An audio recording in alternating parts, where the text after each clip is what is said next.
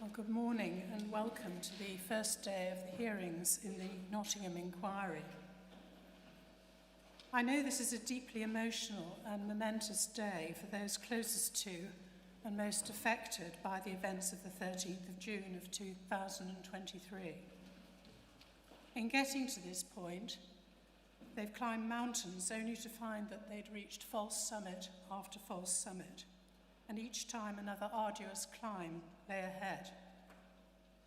Over the next few months, I and the inquiry team will ensure, as far as we're able, that we reach a summit with a clear view of both the past and the way ahead. So with that in mind, I want to set out how we've approached the inquiry and how we intend to proceed over the next few months. As you're all aware, whilst we begin the hearings today, the inquiry has been gathering, analysing and preparing a great deal of evidence, with a wider and deeper scope than has been undertaken in relation to previous reports into these incidents. Shortly, counsel to the inquiry, Rachel Langdale, King's Counsel, will set out an overview of the evidence. Tomorrow, counsel for core participants will make their opening statements. We'll end the hearing day tomorrow with profound and moving film portraits of Barney Webber, Grace O'Malley Kumar and Ian Coates prepared by their families, and films made by Wayne Burkett and Sharon Miller, the survivors of the attacks on the 13th of June 2023. And then we'll start on Wednesday with the first witness. From the start of this inquiry, I've made clear that the inquiry expects prompt assistance and cooperation and adherence to deadlines. For the most part, core participants and material providers have taken that message seriously and have done their best to assist the inquiry in providing statements, documents, and submissions on time, avoiding unnecessary delay. So I thank you for your assistance to date and expect that cooperation and keeping to schedule to continue. The inquiry will use the time allocated to these hearings to the full, and that will mean that we will start promptly in the morning and after breaks. Where it's necessary to sit later to finish off a witness's evidence, we will generally do so. But pace shouldn't be mistaken for superficiality. All necessary questions will be asked by counsel to the inquiry, by core participants where they've been granted permission for time to do so under the Rule 10 procedure, and where required, and I think it appropriate, by me. You'll shortly hear from Ms. Langdale about how the inquiry will address the terms of reference, the detailed evidence to come, the questions which will be addressed, and the issues that the inquiry must determine. Over the period of the oral hearings, evidence will be heard from well over 100 witnesses. But I want to make it clear at the outset that that is not all of the evidence. I can assure you that all of the statements which have been received have been read and form part of the inquiry evidence on which I will be able to draw in preparing a report. I, with the inquiry legal team and taking into account additional views expressed by core participants, have decided which witnesses need to be called to give oral evidence to the inquiry. In addition, there are thousands of underlying documents obtained by the inquiry and disclosed to core participants. Again, all of these will be read and analysed. Some have been summarised and tabulated in inquiry legal team documents and shared with core participants. So be assured that in addition to the witnesses called and the documents referred to during their evidence, there will be a much larger body of underlying evidence which I will also consider. In the event that it becomes necessary to obtain further evidence, I have no doubt that that can be obtained during the course of the hearings without disruption or delay to the timetable. The public will be able to follow the inquiry on live stream where witnesses are live streamed, and for those witnesses who are live linked by reading transcripts provided daily on the inquiry website. Also, should they wish to do so, by reading statements and documents which will be put onto the website in due course. This rigorous approach to evidence gathering has therefore allowed us to focus in these hearings on extracting and testing the evidence necessary to establish a detailed understanding and history in the case of Valdo Calocane, who will be referred to as VC during the inquiry. of his actions, what was done or not done by individuals, by agencies singly, or agencies which could or should have worked together. We'll examine what was, could, and should have been done, why it was or was not done, and the effects of key actions, omissions, and decisions. This inquiry will hear all the evidence in one continuous set of hearings. There are two main reasons for this approach. Firstly, so that the families and survivors don't have to wait any longer than necessary. And secondly, rather than looking at the factual background in isolation, it's important to set what happened in relation to VC in the context of a wider canvas. The principles and practice applied in treatment of those with serious mental illness in relation to health and criminal justice. The evidence of the treatment of, actions taken, and reports on other similar cases involving homicides by mental health patients. The history of, resourcing, and changes in mental health provision, and what's been done in the past. And the community as a concept and as a reality when considering the provision of VCs and others' mental health care. This inquiry comes at an inflection point, a moment of change in areas to be covered by the evidence. The changes made by the Mental Health Act 2025, progress towards the Hillsborough duty of candour, recent extensions of the rights of victims of crime and in mental health tribunals, and proposals for more joined-up policing. In that context, we'll look at complex questions. What more can be done in the understanding and treatment of serious mental illness to identify and manage risk of violence to others so as to protect the public? To look at what more can be done for those closely affected by the serious mental illness of others, and how to ensure clear understanding of how agencies should work together to share information and address risks of violence and homicide. I've had the advantage of being informed in advance what core participants will address in their opening statements. With different perspectives and emphasis, the same concerns and criticisms are raised. These themes and the detailed evidence relied on come as no surprise. It's apparent that all core participants recognise the wide public concern they've attracted. That concern reflects their importance, not only for those so grievously affected in this case, nor only for the people of the City of Nottingham, but also for many other families and members of the public across the country who've suffered over the years in similar cases and who've tried to seek more information or greater understanding of how and why their tragedy occurred.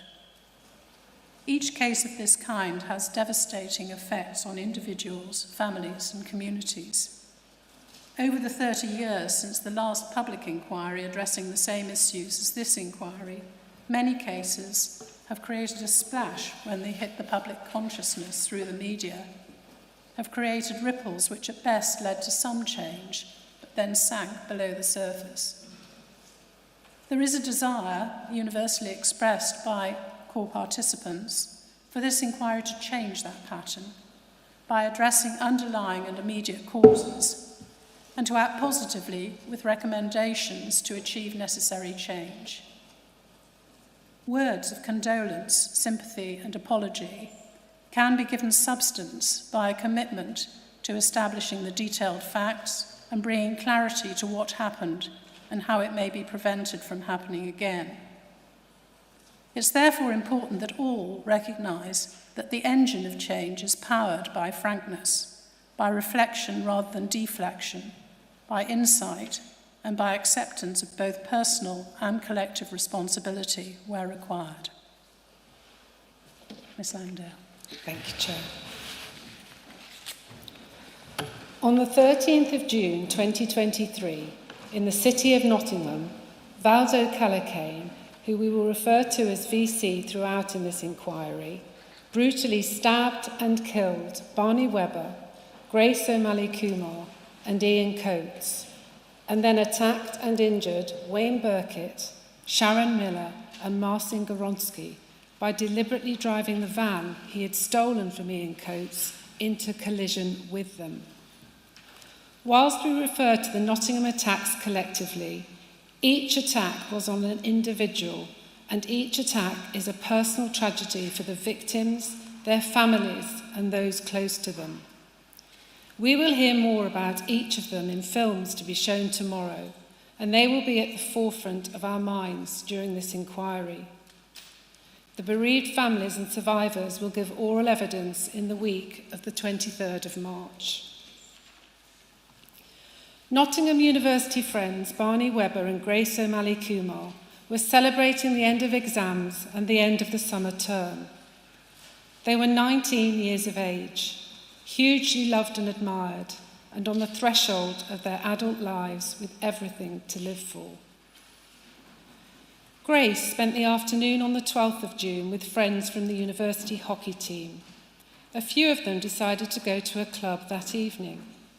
They went to Barney's house first to socialise for a while, and to the club at around 11:30 p.m. After leaving the club and eating pizza in town during the early hours of the morning, at around 3 a.m, Barney and Grace headed back towards their student accommodation. CCTV footage demonstrates that they were chatting, relaxed and happy. On the night of the 12th and the 13th of June, VC travelled from London, where he'd been staying with a friend, to Nottingham. At 11:50 p.m, VC called his brother Elias. During this call, VC said to Elias that he was not mentally ill, but his mind was being controlled. He referred to files he had sent his parents over Christmas 2022, and then sent them over email to Elias at 11:52 p.m. I will return to their contents later. At 3:03 a.m, VC turned off his mobile phone as he walked towards the area of Ilkeston Road. He did not turn his phone back on again until he left the Ilkeston Road area. He had a history of violence and mental health problems. Although it was a summer night, he was dressed in a black top, trousers and a beanie hat, pulled down so as to cover the top half of his face. He was carrying a rucksack of weapons, a Boker dagger, a Gerber survival knife, a large pointed knife and a metal scaffolding pole. At about 3:56 a.m, Barney and Grace crossed Ilkeston Road and Radford Boulevard Junction. Footage recorded what happened next at 4 a.m. VC was waiting in a shaded area on Ilkeston Road. After Barney and Grace passed by, he came out and followed them. VC suddenly stabbed Barney with a dagger repeatedly. The brutal ferocity of the attack forced Barney to the ground immediately. He was fatally wounded.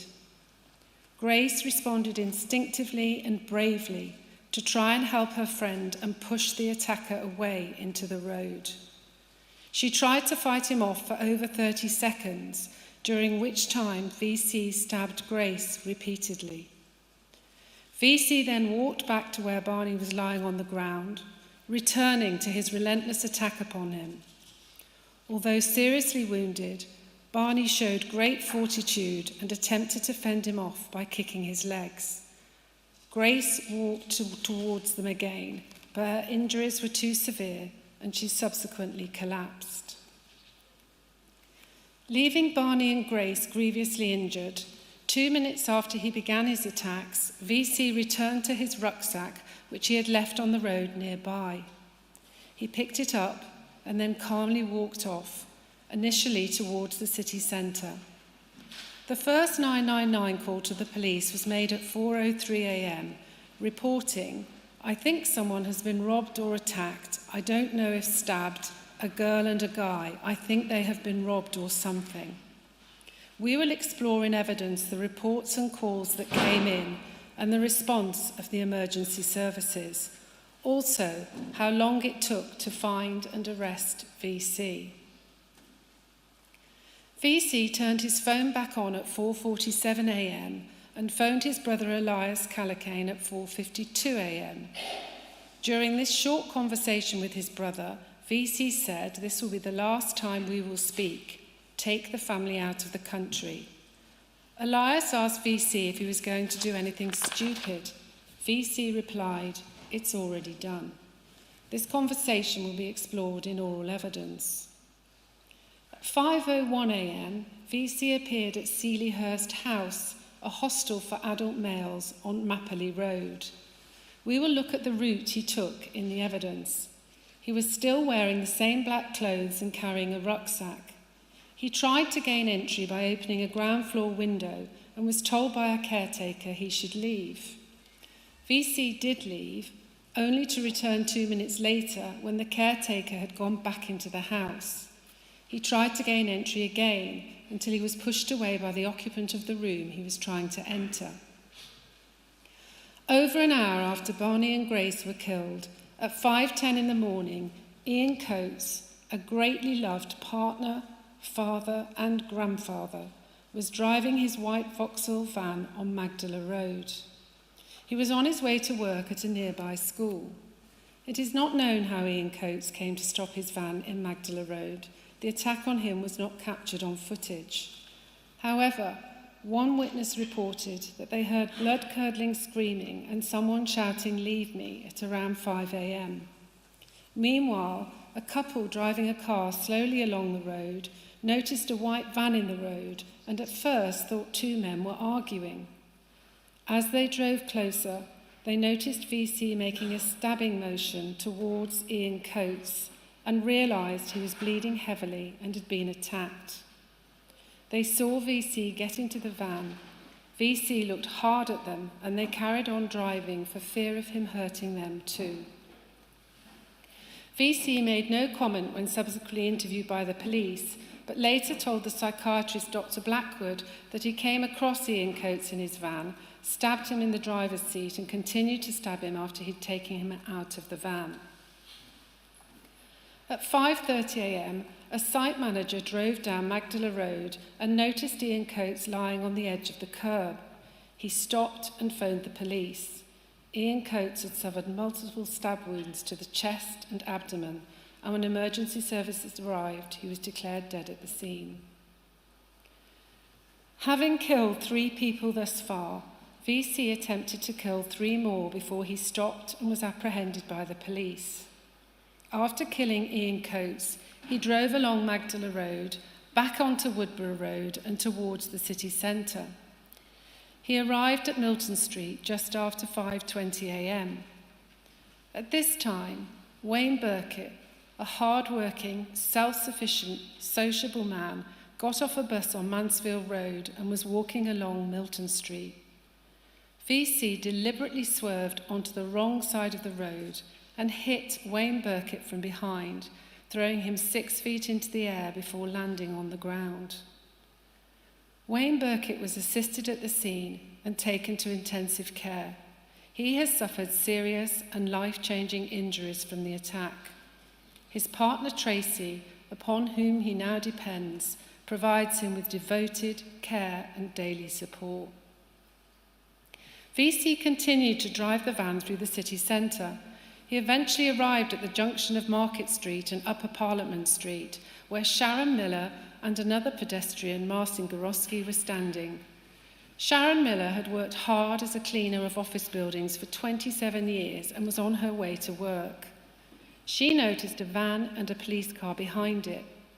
As captured on police dashcam at 5:29 a.m, VC deliberately drove across the pedestrian island and into Sharon and Marcin, his last 2 victims, giving them no chance to avoid his vehicle. Sharon Miller was taken to the major trauma ward at the Queen's Medical Centre. She has been physically and psychologically injured by the attack, and Martin, her long-standing partner, supports her in her daily life. Marcin Gorowski was also injured and taken to hospital. He has chosen not to take part in the inquiry, and the inquiry has respected that choice. In November 2023, VC pleaded guilty to manslaughter by reason of diminished responsibility in relation to the killings of Barney, Grace and Ian Coates. The partial defence of diminished responsibility does not apply in cases of attempted murder. and VC pleaded guilty to attempted murder in respect of each of the 3 driving attacks. The partial defence of diminished responsibility was introduced by the Homicide Act 1957 as an exception to the mandatory death sentence which then followed a conviction for murder. The definition was amended by the Coroners and Justice Act 2009, which now provides that an offender who kills shall not be convicted of murder if suffering from an abnormality of functioning which A, arose from a recognised medical condition, B, substantially impaired the offender's ability to do one or more of the following 3 things: understand the nature of his conduct, to form a rational judgment, or to exercise self-control, and C, provides an explanation for the acts in doing or being a party to the killing. The abnormality of mental functioning provides an explanation for the offender's conduct if it causes or is a significant contributory factor in causing the offender to carry out that conduct. The 2009 Act provides that the burden of establishing diminished responsibility lies on the defendant in a criminal case. In practice, it cannot be established without experienced psychiatric evidence, and in nearly every case there will be an independent psychiatric report obtained by the prosecution. The psychiatric reports obtained in respect of VC resulted in the prosecution accepting pleas to manslaughter rather than murder. The bereaved families disagreed with the acceptance of the pleas of manslaughter, and you will hear evidence, Chair, about how communication with the bereaved families, survivors and the prosecution unfolded. On the 25th of January 2024, and in respect of each offence, VC was made subject to a hospital order and restriction order under sections 37 and 41 of the Mental Health Act 1983. The effect of a restriction order is that the patient cannot be discharged or released on licence unless either the Secretary of State for Justice or the Mental Health Tribunal orders this. The bereaved families and survivors in this case have expressed concern that there was no punitive element on sentence, that is to say a prison term, to reflect VC's culpability. By the terms of reference, this inquiry cannot consider the judicial decision-making in this case and cannot determine matters of criminal or civil liability. The terms of reference also expressly exclude consideration of reform of the law relating to homicide, which is currently the subject of a Law Commission review. Consequently, Chair, whether an offender who kills and is charged with committing murder should have a plea accepted to manslaughter by reason of diminished responsibility is not for you to consider. However, the inquiry can and will examine the underlying factual material in the case of VC relating to the psychiatric evidence obtained for the sentencing hearing and whether or not all factual information now known was known at the time. The inquiry is able to examine other concerns of the bereaved families and survivors, including the adequacy of the response of the police when VC was in custody following the attacks and the Crown Prosecution Service handling of the case. What was the procedure employed and basis of decisions taken as to VC's fitness to be interviewed and detention? What strategy and procedures were followed for toxicology? Were attempts made to take samples, and should further investigations have been carried out? How did the police handle communications with other agencies, the media and the bereaved families and survivors of the attacks? Could or should any improvements be made to such communications? As you are fully aware, Chair, the purpose of this inquiry is to build a clear understanding of the events, attacks, acts and omissions that led up to VC carrying out these brutal attacks. Within the terms of reference, you have been required to provide a report and recommendations by May 2027 so that lessons can be learned to prevent similar attacks in the future. Over a 4-month period, oral evidence will be heard, and Chair, you have, of course, an enormous amount of written evidence for review as well. Before focusing on the Nottingham attacks, I want to step back for a moment and take a longer view of the place of this inquiry in the context of a history of inquiries and recommendations following homicides by those receiving mental health treatment. The Ritchie Report, 1994. This is not the first public inquiry which has been invited to examine the delivery of mental health care in the context of a homicide with a view to making recommendations to avoid harm to others. The Ritchie inquiry was set up as long ago as July 1993 and tasked with reviewing the killing of Mr. Jonathan Zito by Christopher Clunis. In December 1992, Jonathan Zito and his brother were standing on a platform at Finsbury Park tube station when Christopher Clunis struck Jonathan Zito fiercely in the face with a knife. Christopher Clunis pulled the knife from Jonathan Zito's head and without any sign of remorse or concern, walked away. When the next tube train stopped and the doors opened, Christopher Clunis was seen to board the last carriage and sit down. Christopher Clunis pleaded not guilty to murder, but guilty to manslaughter.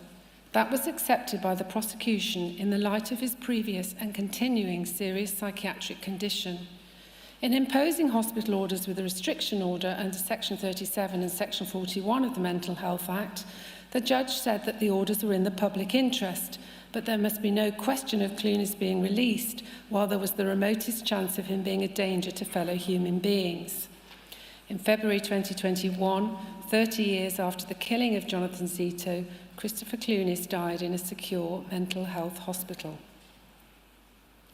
The Ritchie inquiry identified a string of failures by mental health professionals, including failure to assess Clunis's past history of violence and propensity for violence, or to note and act upon warning signs and symptoms to prevent relapse in the community. The Ritchie inquiry found that hospitals and social services failed to contact Clunis's family or GP, repeatedly treated admissions as separate incidents, and discharged Christopher Clunis from hospital because of pressure on beds or to save money. We observe at this point that the Ritchie inquiry made the following general observation. We do not single out just one person, service or agency for particular blame. In our view, it was cumulative. It was one failure or missed opportunity after another. The Ritchie report resulted in increased investment in mental health care. The inquiry has received evidence about the setting up of specialist teams following its recommendations, assertive community treatment teams with a cap of 12 patients per worker in the team. The approach was targeted and intensive, and the evidence at the time from other countries was that this was both effective and cost-effective compared with inpatient care. The Ritchie report recommended that every psychiatric service should identify patients as part of a special supervision group. A nationally based supervision register should be set up. Chair, you will hear evidence in due course in respect of how those recommendations were implemented. The cases of VC and Christopher Clunis are 30 years apart. In the interim, there have been numerous internal review and inquiries into homicides by persons with mental illnesses. As the website 100 Families and other statistical evidence makes clear, mental health-related homicides are far from one in a generation, and many recommendations made in the intervening years cover issues which will be revisited in this inquiry. By way of example, in 2002, qualitative analysis of recommendations in 79 inquiries after homicide committed by persons with mental illness was undertaken. The analysis found that the reports contained numerous recommendations regarding a range of issues: care programme approach, assessment, care planning, risk assessment and management, history taking, the need for improvements in communication between different professional groups and between agencies, improvements to police procedures and liaison between healthcare agencies and the police, mental health care and treatment guidelines, evidence-based practice, monitoring of the use of guidelines or protocols, audit and training.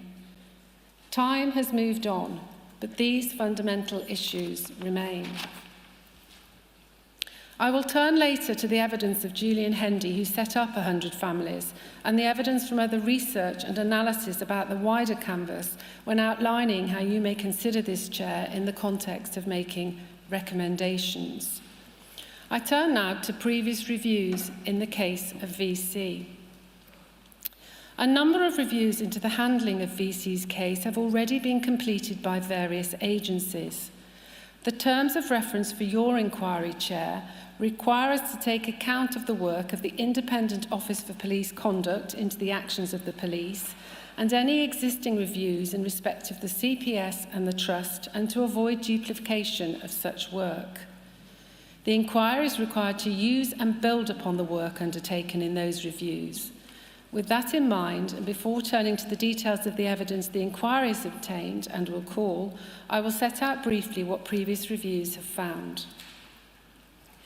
The Independent Office for Police Conduct is the body responsible for overseeing the police complaints system.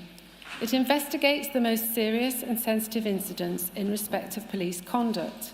It is conducting a number of investigations relevant to this inquiry. Operation Penhallow is an investigation into the handling by Leicestershire Police of an allegation of assault by VC on the 5th of May 2023, considering both the investigation into the assault and the supervision of the relevant officers. The IOPC report had been finalised in September 2024, but the investigation was reopened in March 2025. The IOPC are carrying out further inquiries. Operation Aswell is an investigation into the actions of Nottinghamshire Police prior to, during and following the attacks on the 13th of June, following complaints about their contact with VC and handling of the murder investigation. Operation Copthorne is an investigation into complaints by the families of the victims against the Chief Constable of Nottinghamshire Police, Kate Maynell. Operation Longdale is an investigation into complaints by the families that a briefing given by Nottinghamshire Police to the media on the 22nd of February 2024 was an improper attempt to hide information. A date for the publication of final reports is not currently available. The inquiry is required to and will avoid any action that could prejudice any criminal or police misconduct investigations or proceedings. At the request of the Attorney-General in January 2024, His Majesty's Crown Prosecution Service Inspectorate examined concerns of the bereaved families that justice let them down and had failed them and their loved ones. HMCPSI had access to all of the material relating to the case and were able to interview all who had dealt with the case on behalf of the prosecution, including the first prosecution psychiatric expert. They met with the families to understand their concerns. The inspection considered whether the decision not to proceed to trial for murder and to accept pleas for manslaughter was correct, and whether the approach taken by the CPS engaging with the families during the case met the standards and expectations set out in the Victims Code and the CPS Bereaved Family Scheme. HMCPSI noted that 3 psychiatric reports on VC were prepared, 2 on behalf of the defence and 1 on the part of the prosecution. Each of those reports concluded that VC was suffering from a serious mental illness, namely paranoid schizophrenia, which led to abnormality of mental functioning and substantially impaired his ability to form rational judgments and exercise self-control. As a result, the psychiatrist concluded that the partial defence to murder of diminished responsibility was available. A 4th psychiatric report was commissioned by the prosecution, and this too agreed with the conclusion of the first 3. The HMCPSI report found that the CPS and Prosecution Council considered the relevant law as to the acceptance of the pleas and applied it correctly. Accepting pleas of not guilty to murder but guilty to manslaughter was correct on the evidence and as the law currently stands. The report noted, "It is easy, however, to understand why the bereaved families find the decision difficult to accept. Their loved ones were killed by an offender who knew what he was doing was wrong and intended to kill them." The report made the observation that if Parliament had implemented the recommendations made by the Law Commission in 2006, that there should be 3 tiers of homicide, the deaths of Barney, Grace and Ian Coates would have been categorised as second-degree murders. Elsewhere in the report, it acknowledged that the term manslaughter has the perception to underplay the gravity of what has taken place.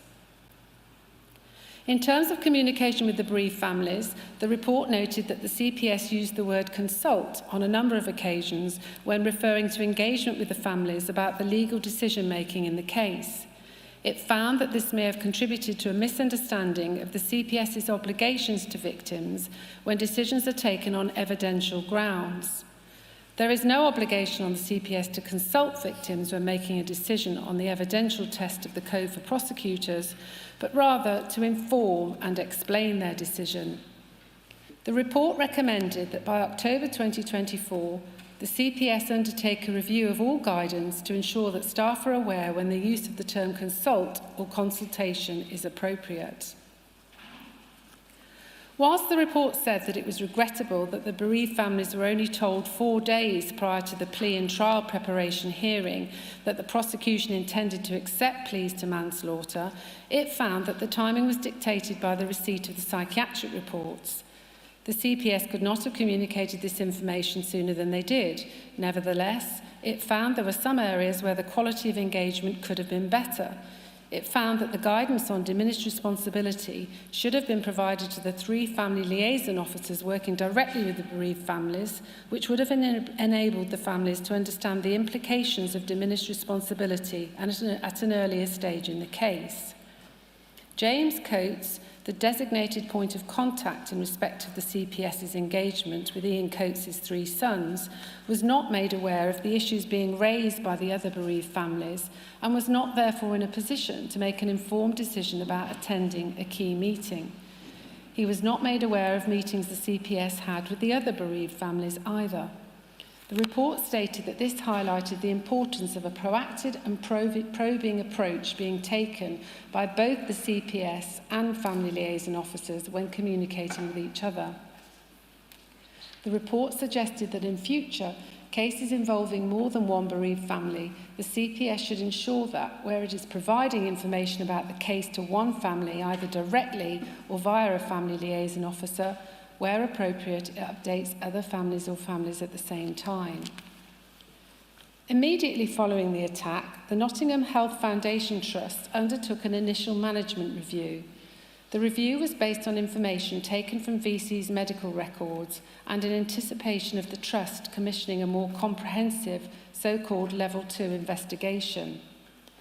The management review set out a timeline of VC's interactions with the Trust, but did not make any significant findings about the care he received. The Trust commissioned an organisation called Psychological Approaches to appoint an independent chair and undertake a comprehensive investigation.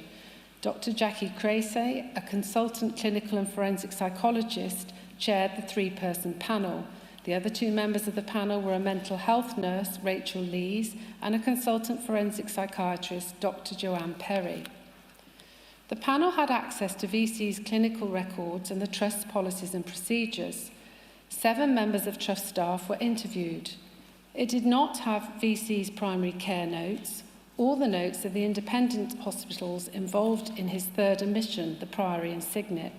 The panel did not meet with VC or his family. The report, dated the 15th of March 2024, found that there were areas of good practice. It noted good communication and handover between the crisis team and the early intervention and psychosis team. It found that the community and inpatient staff communicated extremely well with VC's family and the university. It described the early intervention and psychosis team as being mature and thoughtful. It concluded that VC's risk of violence to others was moderate, not high, and was driven by a deterioration in psychotic symptoms. It asserted that no reasonable risk formulation in September 2022, that is the point when VC was discharged by the Trust to the GP, would have anticipated an attack of the type that occurred in June 2023. Paragraph 29 of the report summarised VC's presentation as follows. In summary, VC appeared to recover quickly from each episode relapse of psychosis when an inpatient, resuming work or attendance at university on discharge. In our view, discharge planning reflected an inpatient focus on VC's presentation in the present as a snapshot view of someone with a recent relapse, and relatively quick short-term recovery rather than taking a longer-term view of VC's pattern of behaviour, risks and needs with consideration of what might be required for successful community management. The report identified 10 learning points, grouped principally into 3 areas: clinical records, discharge and risk management. In relation to clinical records, it was observed that whilst contacts with VC were recorded and core standards were often, though not always, adhered to, there was a failure to make records in a way that reflected professional thinking. The second area was in respect of the discharge process. It would have been particularly helpful, the report observed, to include a clear mandate for the use of depot medication if VC were discharged and became unwell. In respect of the discharge of VC from hospital care to the GP in September 2022, the report concluded that there was significant learning. Prior to the discharge to the GP, the view of the panel was that VC's care plan should have been reviewed, there should have been a cold call to his new address, and there should have been a face-to-face review to determine VC's mental state. A risk formulation and future crisis plan should have been shared with the GP. In relation to managing risk, the report found that the decision to detain VC for his 4th admission to Section 2 of the Mental Health Act rather than Section 3 was not in keeping with the fundamentals of the Act. The report caveated this conclusion with an acknowledgement that it was a finely balanced decision and an area of clinical judgment, where different professionals may reach different conclusions. The panel's view was that there was sufficient criteria for detention pursuant to Section 3, as VC had a known mental health disorder, had been admitted 3 previous times, with the essential elements of the treatment plan to be followed in place. The panel considered that there was sufficient evidence to place VC on a community treatment order and to instigate depot medication, but too much emphasis was placed on complying with VC's priorities for his education, with insufficient weight given to the risks associated with non-concordance. For those unfamiliar with the term concordant, in everyday language it means taking medication as prescribed. Non-concordant means not taking the medication prescribed. The Care Quality Commission, the CQC hereafter, was commissioned by the Secretary of State for Health and Social Care to carry out a rapid review of Nottinghamshire Healthcare NHS Foundation Trust under Section 48 of the Health and Social Care Act 2008. Section 48 imposes an obligation on the CQC to conduct a special review or investigation when the Secretary of State so requests and to publish a report when undertaking such investigation. The CQC was asked to look at 3 specific areas. First, a rapid review of the available evidence related to the care of VC. Second, an assessment of patient safety and quality of care provided by NHFT. And thirdly, an assessment of progress made at Rampton Hospital since the most recent CQC inspection activity.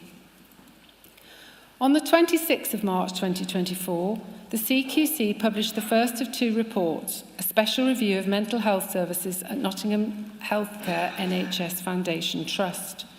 This report considered patient safety and the quality of care provided by the Trust, as well as an assessment of progress made at Rampton Hospital. In this report, it was noted that over the last 5 years, the CQC had raised ongoing concerns about the quality of community and inpatient mental health services at the Trust. All services, except forensic inpatient services, had been rated as requires improvements or inadequate. The March 2024 report concluded that there were enduring areas of concern at the Trust. 3 areas of concern were demand for services, staffing and leadership. Particular issues identified were care planning and risk assessment was inconsistent, discharge planning across community mental health and crisis services was not robust, there were concerns around people being discharged too soon or leaving inpatient services in a worse state than when they arrived. There were not enough staff to keep patients safe across community mental health and crisis services and some inpatient services. People struggled to access the care they needed when they needed it, putting them and members of the public at risk of harm. The quality of care and treatment across the Trust varied and did not always meet the needs of individuals. There were issues with communication between services which affected continuity of care for people. Senior leaders did not appear to have a clear oversight of risks. Action taken to address safety concerns was predominantly reactive. Leaders did not obviously prioritise engagement with people using services. In August 2024, the CQC published its second report, which was a review of the care and treatment provided to VC.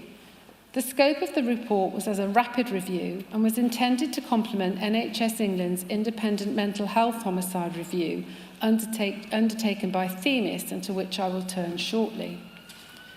As to the CQC's methodology, it had VC's records containing his interactions with the Trust, Trust policies and national guidance. The CQC also engaged with the families of the victims in VC. In addition to VC's case, the review considered 10 other cases for benchmarking involving patients of the Trust's Early Intervention Psychosis Service between April 2020 and February 2024. 4 experts were commissioned. 2 consultant psychiatrists considered VC's records, and 2 senior community mental health nurses reviewed the 10 benchmarking cases. We have obtained statements from these experts. As the report recognises, the CQC did not speak to any members of Trust staff involved in VC's care and did not look more widely at how agencies such as the police and social services work together. We suggest, Chair, that both are necessary to understand the factual background and circumstances of VC's case and to make recommendations for the future. The report concluded that in respect of VC, there was no single point of failure, but a series of errors, omissions and misjudgments, all of which were compounded by the symptoms of VC's illness. It acknowledged that the scope of the review did not allow for further exploration of these failures. This inquiry will do so. Key amongst the errors, omissions and misjudgments identified by the CQC were the decision to discharge VC back to his GP in September 2022, inconsistent approaches to risk management, and, to some extent in contrast to the Level 2 internal investigation, poor care planning and engagement with VC and his family. The CQC's second report observed that the review of VC's case and the 10 benchmarking cases supported the findings in the first report in respect of concerns with the assessment and management of risk in the community, the quality of care planning, the engagement and involvement of families, and poor quality discharge planning. In terms of VC specifically, findings included that risks around VC's capacity and consent may not have been managed adequately, as not all opportunities to assess his capacity to consent to treatment in the community were taken. The report found that care planning was not always approached in a holistic manner. There was no real change to his care and treatment, despite multiple hospital admissions and the evidence that VC was symptomatic. There were large gaps between visits to VC. Information provided by VC's family was not consistently acted upon. There was an obvious pattern of VC not taking his medicine while in the community. The CQC found that there was no evidence of a discussion around the value of depot medicine or a community treatment order until the 4th admission, but as VC was admitted under Section 2 of the Mental Health Act, that was not then an option. There was no updated risk assessment prior to VC being discharged back to the GP in September 2022, with no evidence that VC's family, the GP, police or university were consulted. This CQC report concluded that the evidence over the course of VC's illness and his contact with services and the police indicated beyond any real doubt that VC would relapse into distressing symptoms and potentially aggressive and/or intrusive behaviour. The decision to discharge VC back to his GP in September failed to consider or mitigate adequately the risks of relapse and violence. The report made 9 recommendations to the Trust and 7 to NHS England. The Trust accepted all of the recommendations and developed an action plan, which has been disclosed to the inquiry and which will be explored in oral evidence. Themis review. I turn now to NHS England's independent mental health homicide review. NHS England commissioned Themas Consulting Limited to carry out the investigation into the care and treatment provided to VC by NHS services prior to the 13th of June. The terms of reference were agreed with NHS England and representatives from the families of the victims. They included compiling a full chronology, reviewing VC's interactions with services, describing the approach to the communication of risk across the healthcare system for patients with severe mental health problems, considering the adequacy of risk assessments and risk management processes, and how NHS services identified and managed the risk relevant to VC, determining whether there were missed opportunities to engage, listen to, and support VC and his family. The methodology adopted by Themas was to review publicly available documents, national policies, legislation, mental health review reports, national professional guidance and academic papers. In addition, VC's medical records from the Trust, the private providers and primary care were obtained by Themas. The investigation was undertaken by a multidisciplinary team, including those with expertise in psychiatry and nursing.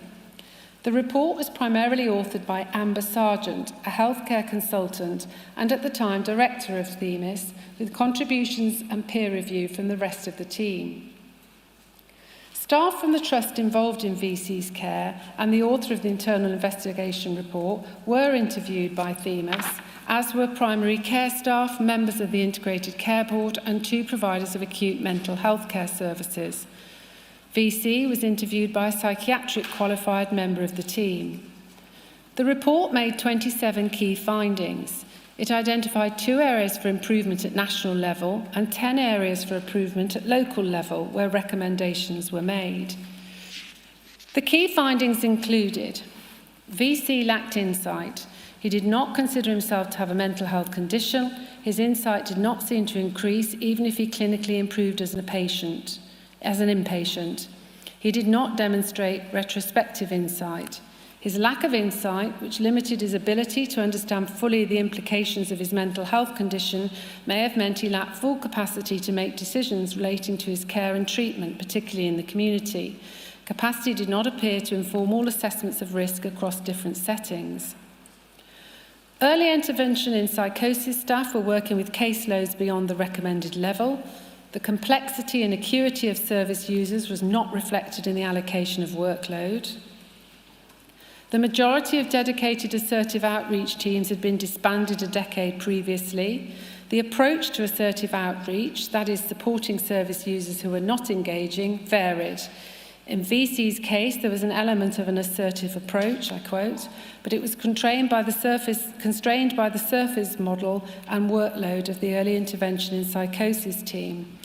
Pausing there, we will question what is meant by assertive approach, Chair, as opposed to assertive outreach, and whether this is a misguided term. The report found the approach to risk assessment did not fully consider all potential hazards in different treatment settings. By failing to consider community risks, the approach to risk assessment was not dynamic.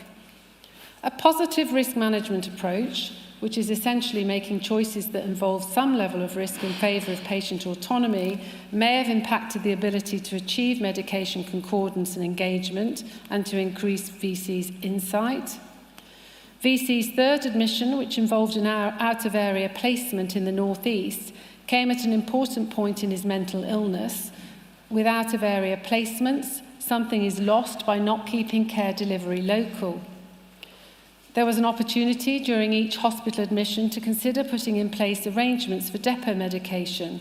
During VC's third admission, which was pursuant to Section 3 of the Mental Health Act, there was an opportunity to discharge VC on a community treatment order, including a condition that he comply with depot medication.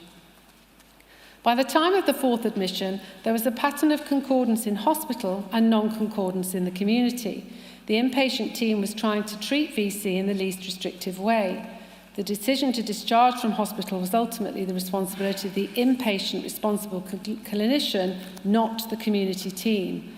Whilst the community team fed into discussion about VC's care, shared decision-making was missing. When VC was discharged from the early intervention and psychosis team to the GP, there was an absence of robust process enabling engagement with primary care and the family, and a lack of meaningful communication and planning to manage recognised risks. Non-engagement had become an accepted reason for discharge. As to oversight at Trust and Integrated Care Board level, Trust process and approaches to managing incident data and reports of specific harm to others did not support effective oversight and provide opportunities to learn. Effective follow-up actions to improve the approach to the management of risk were absent. There were limitations in the assurance and oversight arrangements at the ICB. The ICB were aware of concerns regarding risk and safety at the Trust, but were not fully assured of the ability of the Trust to make or sustain the requirements. The report recommended discussion and debate at a national level amongst NHS England and others as to how the needs of people similar to VC were being met and how they were to be supported to thrive safely in the community. It was recommended that NHS England consider how mental health and social care understand, assess and manage risk and the mechanisms in place to communicate risk across multiple agencies. Again, the Trust accepted the report recommendations and we will explore the action plan for their implementation in evidence. Common themes and building on the reports. Chair, we suggest some key themes emerge from these investigations and reports, and whether described currently as learning points, failings or criticisms, they provide a baseline critique upon which we will build. Unlike the reports which anonymise those involved, evidence will be given by named individuals in this inquiry who have provided detailed written statements in advance. The approach to risk assessment, the dynamic nature of risk, and the need to have a clear and accurate history are all key themes. When should the risk VC presented in the community have been recognised, and what should have been done about it? Was there any attempt to reduce the risk? Was there any attempt at assertive outreach? If not, why not? Whilst depot medication, a long-lasting injection of medication, was considered in relation to VC's non-concordance, it was never instituted. VC's antipathy towards it was given priority over its benefits in risk management. This and the failure to consider depot medication as a condition of a community treatment order on discharge from VC's third admission will be examined in detail. That VC was discharged from the Trust to the GP on the grounds of non-engagement, which had become an accepted reason for discharge, requires further scrutiny. There was no face-to-face review of VC prior to discharge, no engagement with the GP, police or VC's family, and no assessment or communication in respect of management of the risk. Unlike the report cited, this inquiry will take a holistic approach when examining the handling of VC's case to identify where and why information fell through the gaps. The inquiry has analysed a great deal of information about VC himself, including in respect of his time at the University of Nottingham and his interactions with the police. We have obtained over 60 statements from the police. The inquiry sought written evidence from all those mental health professionals who had interactions with VC, obtaining witness statements from the vast majority of them. We have received 169 statements from those working at the Trust, 19 from the Priory Hospital and 29 from Signet. We have obtained 9 statements from Nottingham City Council, who employed approved mental health practitioners. Chair, you are required to produce and review a detailed multifactorial timeline of VC's interactions with health services, social services, Nottingham University, the police and the wider criminal justice system between 2019 and the attacks on the 13th of June 2023. We will turn now to set out those chronology of events prior to the 13th of June and the involvement of police and health services. The treatment VC received for mental health problems was provided predominantly by the Nottinghamshire Healthcare NHS Foundation Trust, which I will simply refer to as the Trust henceforth. Additionally, there was involvement from Nottingham City Council approved mental health professionals, VC's general practitioners and the University of Nottingham Mental Health Services. VC's interactions with the police involved essentially 2 police forces, Nottinghamshire Police and Leicestershire Police. In September 2017, VC began studying towards an integrated master's degree in engineering at the University of Nottingham. You will hear from Nottingham University witnesses in relation to the university's knowledge of and interactions with VC. Upon beginning his degree and moving to Nottingham, he registered with the University of Nottingham Health Service GP based at the Cripps Health Centre on the University Park campus in September 2017. The GP records contain 2 entries prior to his first mental health admission in May 2020, neither of which concerned mental health issues. VC had previously been registered at a GP practice in Wales from September 2007 to September 2017. Despite the inquiry's efforts, it appears scant records survive from that GP practice. There is no electronic sharing of records between NHS practices in England and NHS practices in Wales. Dr. Timothy Baker, the senior GP partner at VC's GP practice, explains that this means there's a limited transfer of medical history in respect of patients previously registered in Wales. All that was received was a summary printout showing 2 entries from 2014 and 2015, neither mental health related. On the basis of all of the evidence the inquiry has received, therefore, it appears VC has no documented mental health issues prior to his presentation in May 2020. At the University of Nottingham, there was a mental health advisory service. This was headed by Eleanor Turner, a mental health social worker who had worked as a community psychiatric social worker. She explains that the mental health advisory service was a specialist referral-only service for students experiencing significant mental health difficulties.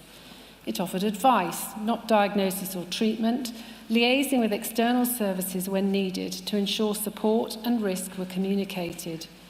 VC was one of the students on Ms. Turner's caseload, and she provided support to him between the 1st of June 2020 and April 2022, albeit she had no contact with him between November 2020 and January 2022. Ms. Turner will be the first witness in this inquiry. The Trust provided care to VC from the 24th of May 2020 until he was discharged by them to his GP on the 22nd of September 2022. In that period of time, VC had 7 Mental Health Act assessments, leading to 4 detentions, one of which, the second, was pursuant to Section 3 of the Mental Health Act, and another, the third, which commenced as a Section 2 detention, but which was converted to a Section 3 during the admission. The remaining 2 were pursuant to Section 2. Each of the detentions was preceded by incidents of violence committed by VC and the involvement of Nottinghamshire Police. Each of the assessments involved City Council-approved mental health professionals. The Trust provides both inpatient mental health services and community mental health services. Between VC's inpatient admissions and when in the community, he received mental health care in the community primarily from the Trust's Early Intervention in Psychosis service, referred as EIP throughout the evidence. The EIP is a multidisciplinary community mental health service that provides care for those with a first episode of psychosis during the first 3 years of psychotic illness, with treatment commencing within 2 weeks of referral. It provides support and treatment, including a range of pharmacological, psychological, social, occupational and educational interventions in accordance with NICE guidelines. It was originally set up in the early 2000s as a standalone team. In 2018, it was integrated into local mental health teams before being uncoupled from local mental health in 2021 when care coordinators were released from local mental health team work. However, the consultants undertaking early intervention in psychosis work remained part of the local mental health team, although there was no dedicated early intervention in psychosis consultant. VC's early intervention in psychosis team was the City South team based at the Stonebridge Centre. His community consultant was Dr. Tahina Lloyd. As we will describe, in the period of over 2 years that the early intervention in psychosis team were involved with VC, Dr. Lloyd only saw him once on the 14th of March 2022. VC had several appointments with Dr. Bill Elbury, who was Dr. Lloyd's speciality trainee, in the period September 2020 to March 2021. COVID restrictions were relevant during this time, and we will explore whether and how they impacted. VC had a care coordinator from the EIP team allocated to him. The care coordinator is the main key worker for a patient, coordinating their care and supporting them to develop and implement their care plan. Care plans ought to cover a number of domains such as housing, employment and welfare support, need for medication, psychological therapy, physical health and family intervention. Claudia Birtles was VC's care coordinator from June 2020 to April 2022, when Gary Carter took over until VC's discharge in September 2022. Other nurses in the EIP team also had interactions with the VC over the course of his treatment from that team. VC also received treatment from the Crisis Resolution and Home Treatment team. This team provides short-term intensive community-based treatment for a period of up to 6 weeks. The aim is to reduce the risk of an individual being admitted to hospital. VC never received treatment from the Trust's Forensic Care Group. No referral to them was ever made, and they were not involved in his care. Forensic services have specialist expertise in assessing the risk of violence and associated treatment interventions to manage future risks. It was the Trust Forensic Services that primarily used a tool called the HCR20 in order to assess and manage the risk that a person might become violent. Forensic psychiatric services fall broadly into 2 categories: those provided in secure units and those provided in community settings. Community forensic mental health services in Nottingham were provided by the Nottinghamshire Community Forensic Team. This team ordinarily worked with patients who had contact with the criminal justice system, but it could accept patients without criminal charges or convictions where there was clear evidence of an emerging danger to others or if there was a pattern of assaults and escalating threats. The inquiry will explore in the circumstances in which referrals are and should be made to forensic services and when treatment advice from forensic services should be sought. Should it have been sought in VC's case? In our chronology, we begin in the academic year 2019-20, the 3rd year of VC's degree. VC completed a group design project with 4 other students. Chair, you will hear from William and Joel, 2 of VC's group members. They will tell you how, in their experience, VC was quiet and calmly mannered. They will say that whilst VC did not contribute to the project in the same way as the other group members, as Joel puts it, VC would always pull through when it came to work at that time.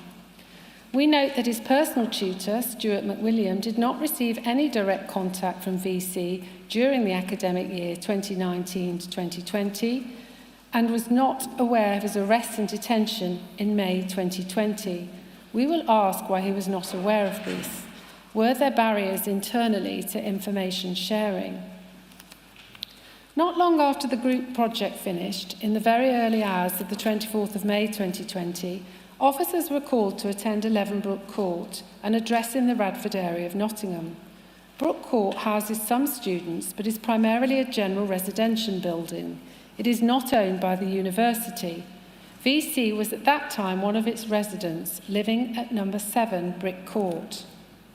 You will hear from Liam, a neighbour of VC's, who heard a loud banging noise and found VC repeatedly kicking and punching a door. He will describe VC as doing whatever he could to get into the flat. He asked VC if he was okay, but couldn't understand what VC was saying in response. VC was, according to Liam, just saying scattered words. VC is said to have turned on Liam, who had to restrain him alongside a second resident. Inspector Eustace was one of the officers attending the scene. You will hear that when she entered the building, she could hear shouting coming from the floor above. She describes VC as shouting that his mother was inside the flat. He was trying to push his way into number 11 and was placed into handcuffs by the officer. He had caused significant damage to the door of number 12 Brook Court and was saying someone was inside that flat trying to harm his mother. The officer formed the view that he was suffering from some sort of hallucination. She arrested him on suspicion of criminal damage at 12:20 a.m. Inspector Anthony Wild was the custody sergeant on the night of the 24th of May. He authorised VC's detention and carried out a risk assessment. During that assessment, VC informed the officer that he'd been at the Queen's Medical Centre the previous day due to chest pain, but he had been discharged. He said he'd been hearing voices over the last 5 days and had not been sleeping. The custody record noted that he appeared to have been having a mental health episode and appeared distant. VC was placed on level 3 observations, which involves constant observations via CCTV and a physical check every 30 minutes. According to Inspector Wilde, the relevant healthcare professional made contact with the NHS crisis team, who had no record of any mental health issue for VC, and he was to go to the Queen's Medical Centre to rule out any issues. VC was taken to the medical centre by officers and brought back to custody by 4:04 a.m. A note on his custody record observed that it had been seen by the senior consultant, who stated that his actions may be more mental health than a physical concern. VC does not appear to have received any mental health treatment at that stage. Inspector Wilde completed a referral to the liaison and diversion team based in custody for them to conduct a mental health assessment later in the morning. On the morning of the 24th of May, at 9:54 a.m, VC was seen in custody by a community psychiatric nurse from that team, Dominic Lloyd. Mr. Lloyd noted that VC had kicked the door into another flat, causing damage. VC was noted to be presenting with mental health issues, hearing voices, appeared vacant, and had not slept for 5 days. Mr. Lloyd does not recall feeling uncomfortable in VC's presence. Mr. Lloyd was unclear as to his mental health needs, and VC did not engage fully with the assessment. Mr. Lloyd was under the impression VC was suffering in a psychotic episode given his short answers and delayed responses, and that he appeared to be responding to stimuli. He considered VC lacked capacity about his mental health. In view of his assessment of VC's behaviour, Mr. Lloyd referred VC for a mental health assessment. That mental health assessment, VC's first, was undertaken by Dr. Gandhi, Dr. Malik, approved mental health practitioner Ben Williams, and Annette Palmer, a psychiatric nurse in the Trust's crisis team. Their assessment obtained a history that VC had heard his mother screaming and other people screaming that his mother was being raped and in pain. He described hearing 2 voices talking to each other. The impression was the first episode of psychosis, which was attributed to sleep deprivation and stresses or university work and exams. The assessing team noted that VC presented with limited insight. They agreed that the least restrictive option needed to be offered instead of inpatient admission.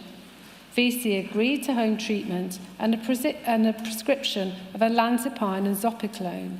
The plan was for the crisis team to visit VC that evening and undertake twice daily visits to assess him and his risk and to consider a referral to the early intervention in psychosis team.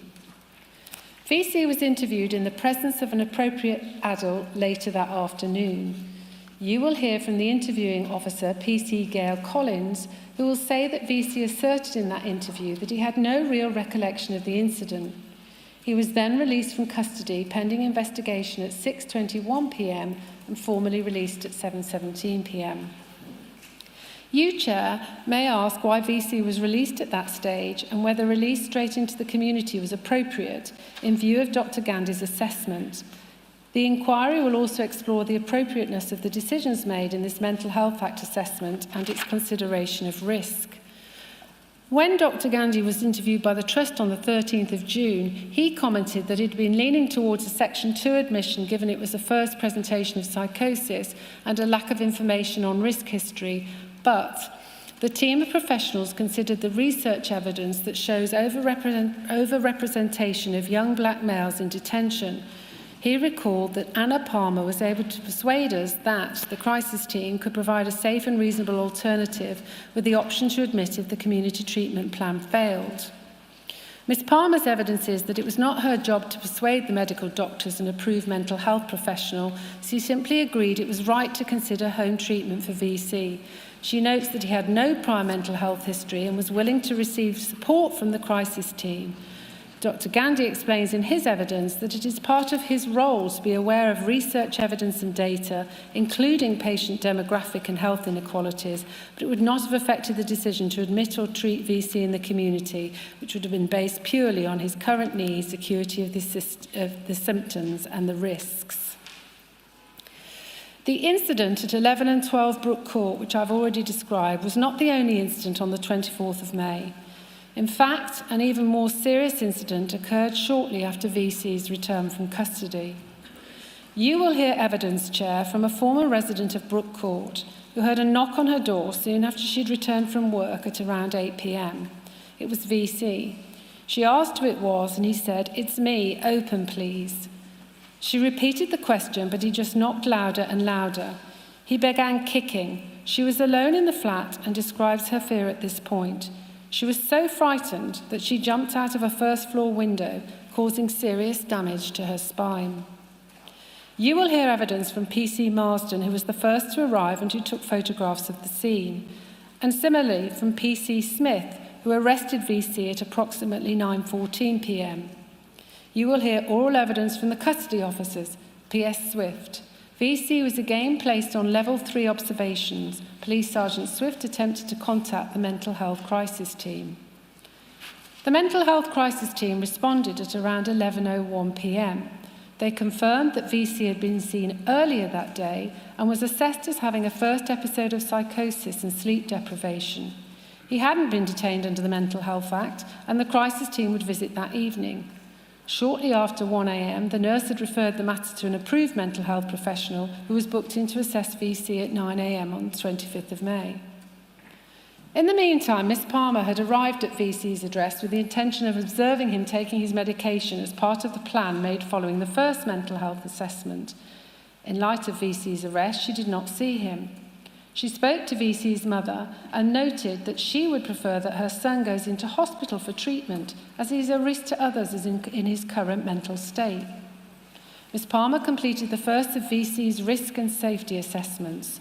The box for risk to others was ticked.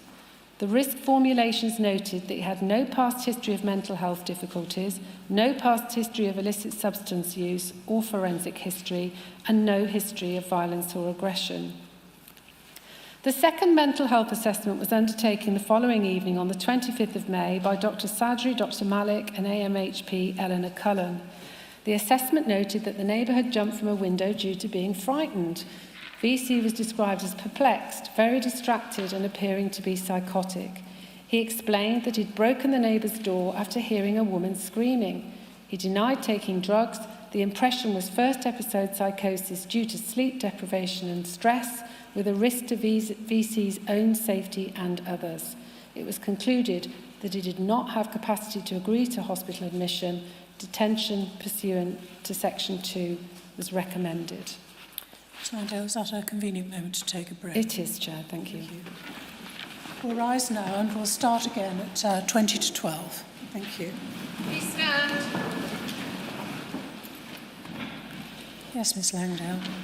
Chair, I turn then to VC's first admission, 25th of May 2020 to the 17th of June 2020. VC was admitted to Rowan 1 ward at the Trust's Highbury Hospital at 11:30 p.m. on the 25th of May. He remained an inpatient there until his discharge on the 17th of June. His consultant during this admission was Dr. Cedar, consultant psychiatrist. Initially, it was noted that VC did not verbally engage with staff, was suspicious and seemed to be responding to unseen stimuli. On the 26th of May, he consented to staff speaking to his mother. Also on the 26th of May, there was a multidisciplinary team meeting. In addition to Dr. Cedar, this was attended by Dr. Ludvigsen, a ward doctor, Dr. Ibrahim, a junior doctor, and Esme Ryder, a nurse. It was noted that the admission was to assess psychosis and due to expire 22nd of June 2020. It noted an arrest for criminal damage and did not expressly refer to 2 arrests or the serious injury to VC's neighbour. We will ask why not. The review was that VC was presenting with an acute psychotic picture and required a period of observation. Later that day, it was noted that VC was seen kicking a glass door. He refused to stop when asked by staff and had to be physically restrained by the response team after an alarm was triggered. He was forcibly administered 2 milligrams of lorazepam as sedative.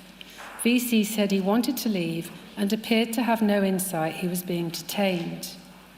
VC's mother, Celeste Calocane, visited the hospital that evening and asked whether VC had been violent in any way. She was assured he had not been. She explained that VC's siblings had raised concern about the content of VC's conversation over the last few weeks. She described him as becoming a little more paranoid within his conversations. VC's brother had kept a journal of conversations, which she offered to pass on to the staff. A ward review on the 28th of May was attended by VC's mother by telephone. The nursing feedback was that he was very unwell, but less chaotic, aggressive and hyperactive. VC's mother said that he had, for some time, been telling his brother he'd been hearing voices since January 2020. Dr. Sedat's view was that he'd suffered a psychotic breakdown, most likely caused by sleep deprivation and stress.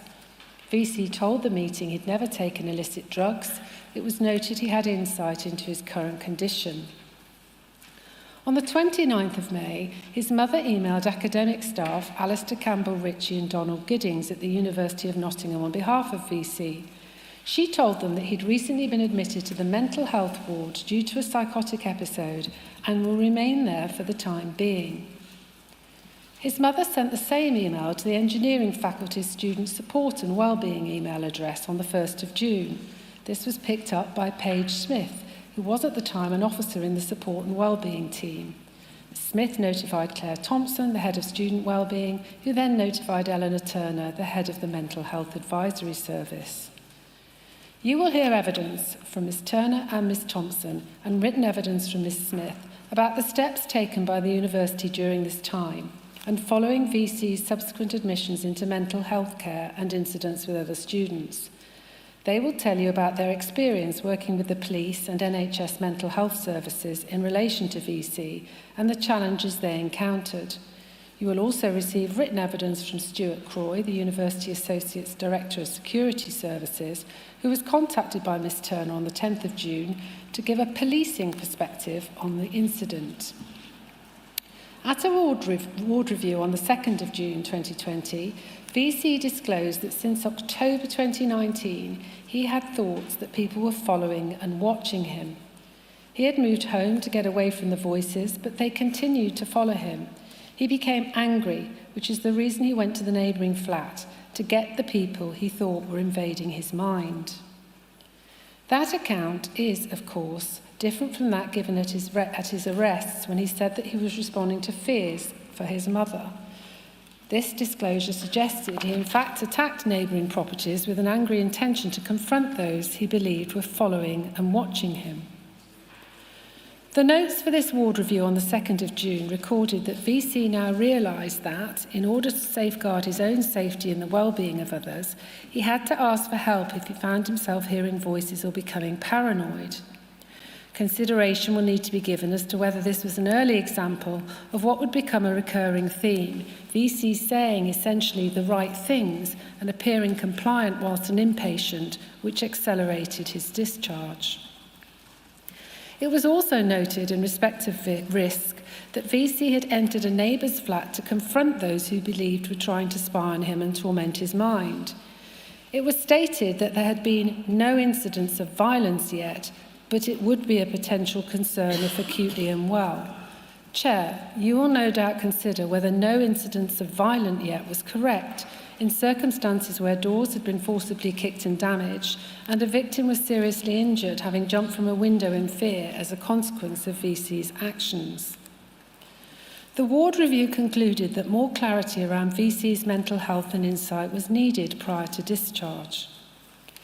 That same day, the 2nd of June, Dr. Sedat emailed PC Marsden following a request from the police about VC's capacity at the time of his arrest at Brook Court. Dr. Sedat reported that VC presented with clear symptoms and signs suggested of an acute psychotic illness. Dr. Sedat stated that VC had informed him that he had no recollection of the events prior to his admission. VC had, of course, given 2 accounts of the incidents prior to this. In Dr. Sedat's view, VC was, I quote, not in touch with the reality around the time of his admission, nor around the time of the incident causing damage to someone's door. Dr. Sedat explained that in his view, it was more likely that he did not have the capacity to be responsible for his actions, as this was not done in a clear, conscious state. You, Chair, will hear how Dr. Sedat's opinion fed into the police's decision not to pursue these 2 incidents further. You will hear from Police Sergeant Katie Sparks, who on the 9th of June filed the incident when the neighbour jumped out of the window as unable to be detected, having formed the view there was a lack of evidence in the case. She will say that this was based primarily on the information provided by Dr. Sedat, stating that VC did not have capacity for his actions. Chair, you will consider whether providing a view that VC lacked capacity to form sufficient criminal intent was something that Dr. Sedat should have done or should have been expected to do in the circumstances. Furthermore, whether the police should have simply accepted Dr. Sedat's email as the final say about the matter. Was Dr. Sedat even aware of the extent of the injuries the victim suffered? Would it have made any difference if he was? You will be aware of CPS guidance, mental health suspects and defendants. It makes clear that mental health conditions do not provide a carte blanche for criminal culpability or an automatic exemption from liability. In the case of serious offending, the relevance of mental health may be to sentencing and disposal rather than the decision to prosecute. 2023 guidance refers to the fact that a thinking approach is required when considering what information is required and in explaining the purpose for which it is sought. No formal capacity assessment was undertaken in respect of VC at this time. As you will be aware, Chair, a caution or criminal conviction would have been highly relevant within any risk assessment from this point onwards. You will consider whether there was a failure to consider the risk VC posed to the public at this point. Furthermore, to adequately address whether he should be prosecuted or not in respect of his actions. By the next day, the 3rd of June, some degree of discharge planning was in motion. A referral to the EIP team had been made. There would also be a referral to the crisis team on discharge. It is clear that a fuller picture of the nature and extent of VC's psychotic symptoms was not volunteered to medical practitioners by VC, but rather was revealed in his communications to his brother. VC's mother provided Dr. Sedat with the text messages VC sent, and Dr. Sedat summarised them in VC's notes on the evening of the 3rd of June 2020. VC said he believed he was being monitored in his previous flat. He heard voices and believed some of the people had followed him to the new flat. He had heard voices in his head, and at times it was like someone was speaking to him outside of his head. He wanted to hurt the people he was hearing. He believed he was being watched. He queried whether there was technology or artificial intelligence that could map his thoughts accurately. He believed the people next door, who he had confronted, used advanced technology. Dr. Sedat concluded that these messages clearly showed psychotic symptoms starting and developing over time, with evidence of auditory hallucinations and persecutory delusional beliefs suggesting more of a functional illness rather than it being precipitated by stress or isolation. The result, however, was the day after giving his opinion to PC Marsden, Dr. Sedat had this information, including that VC wanted to hurt the people he was hearing. On the 4th of June, Dr. Sedat spoke to Eleanor Turner to explain VC's situation. Her advice was that VC should not return to his flat in Nottingham, but instead return to his family in Wales, where he could undertake online learnings and avoid social isolation. The university could support him with his studies. This option was discussed with VC the same day, but VC described going back to Wales as undesirable. He wished to stay in university accommodation and did not want to be on any medication. On the 5th of June, VC was pacing the ward. He reported to staff that he could hear a woman in distress. He led a member of staff to where the voice was coming from. It was, in fact, a linen cupboard. Later that day, Dr. Cedar explained to VC and his family that VC was suffering a first episode of psychosis. VC agreed that things were not right and agreed to start medication. Dr. Cedar explained he'd start him on aripiprazole, a low dose, to be increased as required. He was to be started on 5 milligram daily tablets. Thereafter, VC was described as keeping a low profile on the ward. He largely kept in his bed space. He declined occupational therapy input. He declined escorted leave. There was concern he was not eating. At ward review on the 9th of June, he reported he had no paranoia, suspiciousness, and was not hearing any voices. He reported he had not had thoughts about hurting himself or others, and no side effects from aripiprazole. Dr. Zedat was concerned by VC's isolation, social isolation, and how he would manage on discharge. VC was considered to have capacity. The aim was for discharge on the 16th of June, but more clarity around his mental health, insight and safety planning was required prior to discharge. On the 10th of June, VC reported that he was feeling brilliant. He wanted to live independently on discharge and finish his degree. However, in a telephone conversation with VC's mother that day, she expressed concern about the discharge plan. She felt it was too early and wanted to speak to Dr. Cedar. By the time of the ward review on the 11th of June 2020, VC had been on leave around the hospital grounds and had spoken to Eleanor Turner, who repeated her advice that the best outcome was to go back to Wales. The university were not keen on him returning to university accommodation.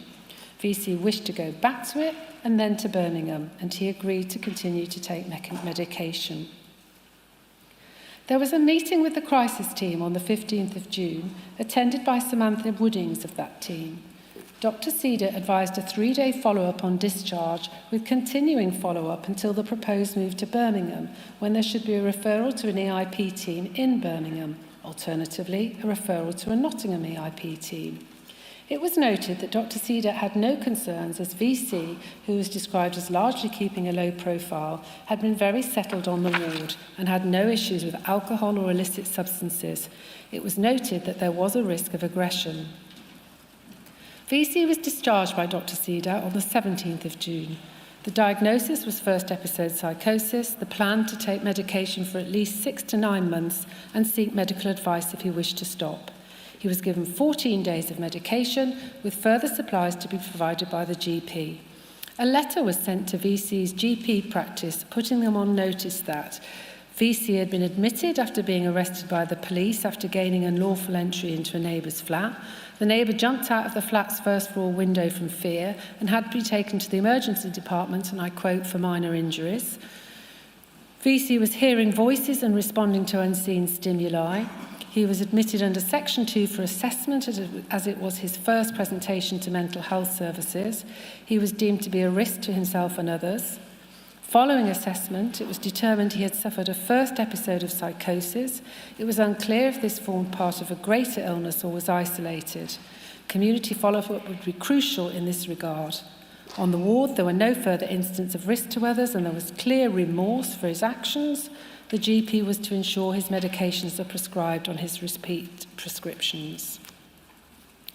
VC was in the community for just under a month until his second admission.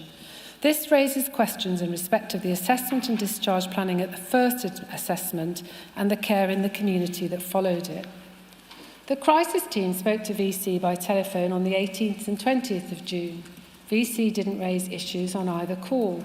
On the 22nd of June, Dr. Cedar sent the crisis team an email asking that VC be seen face-to-face, as he was likely to downplay any symptoms or problems. That is, he was likely to mask them. Daisy Coleman from the crisis team carried out a home visit on the 23rd of June. She noted that VC appeared distracted at times and was staring for long periods. He said his mental state had improved since being admitted. He was able to manage the voices he was hearing. He said he was taking his medication. His intention was to stay in Nottingham until at least the end of July. Ms. Coleman noted that VC had the ability to mask his symptoms, a history of violence and aggression when his mental health deteriorates, and there was a risk of deterioration in his mental state if non-concordant. The plan was to conduct a joint visit with Nottingham Early Intervention in Psychosis. On the 26th of June, Ms. Coleman spoke to VC by telephone. He said he was doing well and that the voices were at a manageable level and dying down. The same day, Claudia Birtles spoke to VC for the first time by telephone in order to introduce herself. He denied any concerns about his mental health. Miss Birtles noted that his responses appeared delayed. Subsequent to the attacks, Claudia Birtles would say of VC that her relationship with him was superficial from the start. She never really knew him, he was hard to engage and was determined to keep EIP at a distance. The joint visit to VC by the Crisis and Early Intervention in Psychosis teams was on the 30th of June, attended by Claudia Birtles and Daisy Coleman. From this point on, the EIP team took over his care. VC was provided with written information on early intervention in psychosis and recovery. He was described as well-kempt during the visit. Miss Birtles noted that he appeared distracted and some of his responses were delayed. He denied auditory hallucinations, contended that they hardly happened anymore. He denied any concerns regarding his mood. He said he was happy to continue taking medication, but wasn't clear about how he'd get a further supply. On the 3rd of July, Claudia Birtles spoke to VC. He had no medication remaining and had not taken any steps to contact his GP. The inquiry will explore what steps, if any, had been taken by the GP to facilitate his prescription and whether there ought to be active steps taken by general practices in these circumstances. The failure of VC to make any arrangements to obtain medication, despite stating only days later he was happy to continue with it, may have been an early indication or warning that whilst VC said he would take medication, he did not have an intention to do so. Arrangements were made for the local mental health team to take VC a 4-week supply of medication later that day. The local team then took over the responsibility for prescribing his antipsychotic medication. There was no face-to-face meeting the following week, but Claudia Birtles spoke to VC by telephone on the 9th of July and he said everything was good. However, on the 11th of July, VC's mother contacted the trust as she believed VC's mental state might be deteriorating. In recent discussions, he was not making much sense. She thought he was not taking his medication as prescribed. Andrew Jackson, the nurse who spoke to VC's mother, felt unable to discuss VC's care without VC's consent. It will recall VC had previously given consent whilst an inpatient for his care to be discussed. Mr. Jackson passed a message on to Claudia Birtles, who tried unsuccessfully to call VC's mother back, but did not in fact speak to her until 3 days later on the 14th of July. During the conversation, VC's mother told Claudia Birtles that she had noticed red flags and was unsure he was taking medication despite her daily prompts. She believed he may mask his symptoms, having denied that he was experiencing auditory hallucinations. In the meantime, on the 13th of July, VC had been taken by the police to a place of safety pursuant to Section 136 of the Mental Health Act, having again forced his way into a nearby property. On the evening of the 13th of July, police were called by a resident of Brook Court who reported VC had broken into the property and assaulted someone. You will hear from PC Michael Plant, who arrived on the scene at approximately 10:16 p.m. to find 3 residents having detained VC on the floor. The street triage team attended and spoke with VC. A street triage team includes both a police officer and a community psychiatric nurse. You will hear from PC Jamie Seven, who was the officer in that team. PC7 and the community psychiatric nurse were able to consider information from the electronic patient record system and from officers at the scene. They were aware from the electronic patient record system that there had been a similar incident in May, which resulted in VC being detained and assessed under the Mental Health Act. CPN Nigel Wade advised that VC needed to be detained under Section 136 of the Mental Health Act, as he was felt to be a significant risk to himself or others requiring immediate care and control. No further police action was taken in respect of the incident, and we'll return to this later. Suffice to say that this was the 3rd display of violence and aggression at Brook Court within 3 months, a pattern which appears to have eluded the police. Dr. Cedar, along with Dr. Manzar and approved mental health professional Jeff Culpin, carried out a mental health assessment of VC on the afternoon of the 14th of July 2020. It transpired during the assessment that VC had stopped taking his medication 2 weeks after his discharge from hospital, believing that he was well, did not have mental health problems, and would be fine. It was noted, in contrast to the letter to VC's GP following his first discharge describing his remorse, that VC minimised the potential risk and did not acknowledge his actions or risk to others. He was not convinced he was unwell or needed to be in hospital. VC was said to accept that he had made a mistake in not taking his medication and asserted he would now do so. The assessment concluded he had poor insight and required treatment and risk management. He was unsuitable for community treatment and needed work on concordance. The recommendation was for a Section 3 detention. He was restarted on his aripiprazole medication at an increased dose of 10 milligrams per day. He was transferred back to the Rowan ward at Highbury Hospital that night and remained detained until the 31st of July, a period of 2.5 weeks. On the 15th of July, Dr. Ackroyd completed a core assessment which documented a plan for VC to re-establish treatment and receive some psychoeducation. On the 16th of July, there was a ward review which described VC as settled on the ward. He had given as his reason for stopping medication in the community the fact that he had read that it could slow the mind. He accepted that this may have made him a little more paranoid. He was described as nonplussed when confronted with the effects of his recent behaviour on his neighbour on the 13th of July and the previous incidents, and demonstrated no signs of remorse or insight into how his actions had affected others. Dr. Cedar is recorded to have stated that there seems to be no insight or remorse, and that the danger is that this will happen again, and perhaps VC will end up killing someone. VC responded it will not happen again. Dr. Cedar's view was that it seemed increasingly likely that VC may have schizophrenia. VC did not accept he had an enduring illness and was hoping it would go away, that he could power through it with his will. It was concluded that given VC did not accept he had a mental illness, he lacked capacity. There was, during this review, the first discussion of depot medication. It was recognised at this early stage that VC takes medication while on the ward, but then stops once discharged. Dr. Cedat explained the pros and cons of depot. VC said he would think about it. On the 18th of July, VC's mother contacted the hospital. She was planning a visit and wanted to be involved in his review. A multidisciplinary team meeting was held on the 20th of July. It was noted that VC had been keeping a low profile, spending most of his time in his room. He'd been settled, calm, with no aggression or hostility. He'd not disclosed psychotic symptoms.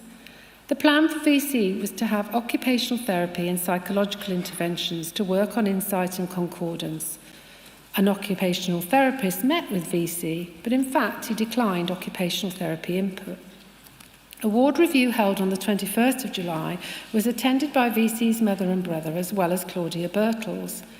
Based on VC's discussion with Miss Purdue, acute psychological interventions practitioner, the feedback was that VC appeared to have developed good insight into his condition. Dr. Cedar explained the importance of VC taking his medication. VC was noted to say he felt better since starting his medication, was not hearing voices on the ward, understood his condition well, and recognised the importance of taking his medication after discharge. VC's mother suggested starting VC on a depot. VC said he did not think he needed to make the decision on depot at that stage, and Dr. Cedat said that VC had time to think about whether he wanted to take a depot on discharge or would prefer to stay on oral tablets. We will ask whether more work could have been done to convince VC of the benefits of depot. VC's mother was clearly supportive. Interestingly, there is no indication that Dr. Cedat doubted VC's capacity to think about this decision. Dr. Cedat noted that whilst VC could remain in hospital for up to 6 months, given it was a Section 3 detention, being in hospital made no difference to VC whilst he was well. The important thing was continuing to take his medication on discharge. It was noted that Claudia Birtles was happy with the plan of oral tablets for now. We note, Chair, that this turned out to be a relatively short Section 3 admission. There was the option, not explored at the time, of discharging VC on a community treatment order, with the requirement that he received his medication by depot to ensure concordance. Given that it was expressly recognised during this admission that VC took medication whilst on the ward but stopped once discharged, we will ask why this was not done.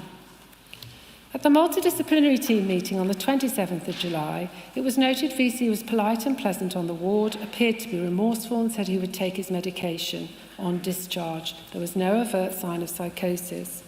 At a ward review on the 28th of July, however, Dr. Cedek explained that although VC was saying the right things, crisis team follow-up was needed to ensure what he was saying was actually the case.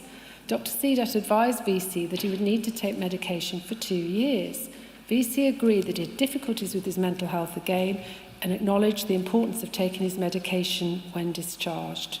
He was discharged on the 31st of July 2020. Returning now to the police investigation of the events at Brook Court, the first, VC kicking the door and trying to gain entry to Liam's flat, was investigated by PC Gail Collins. You will hear from PC Collins that she did not progress the case significantly until January 2021, 8 months after the incident. She spoke with Dr. Cedek 10 months after the incident in March 2021 and Claudia Birtles around the anniversary of the incident in May 2021. By then, of course, the police knew of 3 incidents at Brook Court between May and July 2020. Nevertheless, on the 29th of July 2021, PC Collins met with VC to discuss whether the first case could be resolved by a community caution. VC refused to agree to the caution, and you will hear about the discussions that took place with VC on that occasion and subsequently. It was only on the 29th of July that PC Collins read the police notes from the second incident when the victim was seriously injured jumping out of the window, and the email from Dr. Cedek of the 2nd of June. PC Collins was not previously aware of the diagnosis of acute psychotic illness. You will hear of the circumstances that led to the first incident being closed. In particular, you will hear from Sergeant Power, who decided that the incident should be marked as outcome 12, too ill to prosecute. In what Sergeant Powers accepted was an error, there was also reference to the case being well over the 6-month statutory time limit, but that time limit did not in fact apply to the case. On the 4th of October 2021, almost a year and a half after the incident, the case was closed. Why was it not immediately clear to the officer investigating the first incident that the second incident, which after all happened on the same day, had been discontinued on the basis of an email from Dr. Cedek on the 2nd of June? Why were the 2 incidents not linked? What was the barrier to the sharing of the medical information? As a matter of law and policy, we know that mental health information can be shared when it is proportionate, necessary, and lawful for a specific policing purpose. The College of Policing app on information management includes such purposes as protecting life and property, preserving order, preventing and detecting offences, and bringing offenders to justice. With the information provided by Dr. Cedek, was it right that the second incident was simply closed? With the addition of a third similar incident in July 2020, when VC broke into another flat and assaulted the occupant, was this an identifiable pattern of behaviour? Did it provide a clearer picture for the police and mental health authorities of psychosis and repeated violence? Was there sufficient liaison between the police and mental health services, in particular in relation to risk of violence? Should the cases have been referred together to the CPS? There was a period of just over 13 months that VC spent in the community after his second admission. Immediately following discharge, VC was followed up by the crisis team with a number of visits up until the 15th of August 2020, when he was described as seeming well and said that he was compliant with medication. On the 17th of August, VC had a telephone appointment with GP Dr. Craig Murphy. This was the GP practice's first contact with VC following his first admission. As well as the discharge summary from the first admission, the practice had also received the discharge summary of the 31st of July from the second admission. In August 2020, the practice had sent VC 3 text messages asking him to arrange an appointment. During the telephone appointment with Dr. Murphy, VC said he'd been doing well since leaving hospital and was compliant with his medication. He reported no further intrusive voices or thoughts. Dr. Murphy described VC as calm, well-spoken and focused. His impression was that VC was stable. Following the appointment, Dr. Murphy sent VC a text message asking him to make an appointment with the practice nurse for his weight, height and blood pressure to be measured. It does not appear such appointment ever occurred. It does not appear he was seen or spoken to subsequently in respect of mental health by his GP. He had a telephone consultation on the 10th of September 2020 for an ear infection. We will return to the role of primary care when considering the period following VC's discharge from the EIP team to the GP in September 22. But note at this stage that VC did receive COVID-19 vaccinations by way of injection at his DP practice on the 14th of July 2021 and the 13th of December 21. We highlight this because one of the reasons VC would subsequently give for not agreeing to depot was that he did not like needles. In this 13-month period between the second and third detentions, VC's care was predominantly provided by the EIP team and in particular his care coordinator Claudia Birtles and Dr. Bill Albury. He was not seen by the consultant Dr. Lloyd at all in this period. One of the limitations in the evidence available in this period is that whilst the EIP team had weekly multidisciplinary meetings, notes of these meetings were not routinely made and entries appear rarely to have been made in VC's record about what was discussed and decided, despite evidence suggesting that he was regularly discussed. As the Trust have accepted, that is a significant shortcoming in practice. A summary care plan was created by Claudia Birtles on the 1st of September 2020. This named Dr. Lloyd as being responsible for mental health actions, risk and safety actions, physical health, activities of daily living, medication, social and occupational needs and therapy. The inquiry will explore whether and how Dr. Lloyd could discharge that responsibility in the absence of seeing VC. On the 7th of September 2020, VC saw Dr. Bill Albury for the first time. VC requested a medication-free trial. This request may be thought to conflict with his assurances just prior to discharge from hospital on the 31st of July, when he was told he must continue to take medication, and he recognised the importance of this. The inquiry will explore why, a month later, VC was asking to be medication-free and whether this was evidence of an ongoing lack of insight on his part, an indication of intended non-concordance, and should have been recognised as such. Dr. Bury appeared to think so, as he observed that VC had tried being medication-free in the past and ended up in hospital, so it was not a good idea, and advised him that he needed to be on antipsychotic medication for at least 6 months to a year. Dr. Bury considered VC showed only superficial insight. Dr. Bury was not very confident VC had a deeper grasp of his illness and noticed that there could be some element of minimisation. He was unsure about VC's long-term commitment to taking antipsychotic medication and then considered there might be compliance issues on the horizon. In the weeks that followed, no concerns about VC were detected by the EIP team, but on the 9th of October, VC's mother contacted them as VC had told her not to speak to him for about 2 months. For 2 months. She had been able to contact him. She requested a visit to VC. Abigail Parsonage and Anthony Waltall went to VC's address that afternoon, but he was not in. A housemate said he was in the city centre and was okay. She had no concerns. There were no further entries in the record until almost a week later, on the 15th of October, when VC's mother asked if someone had made contact with VC. 4 days later, on the 19th of October, VC's father told Gary Carter VC had said he was fine. On the 24th of October, VC's mother spoke to Gary Carter as she was worried about VC. He visited VC 2 days later on the 26th and asked him to consider giving his parents a ring. VC said he would, but then went back into his room without another word. This was the first time VC had been seen or spoken to by the community mental health team since his mother first raised concerns more than 2 weeks earlier.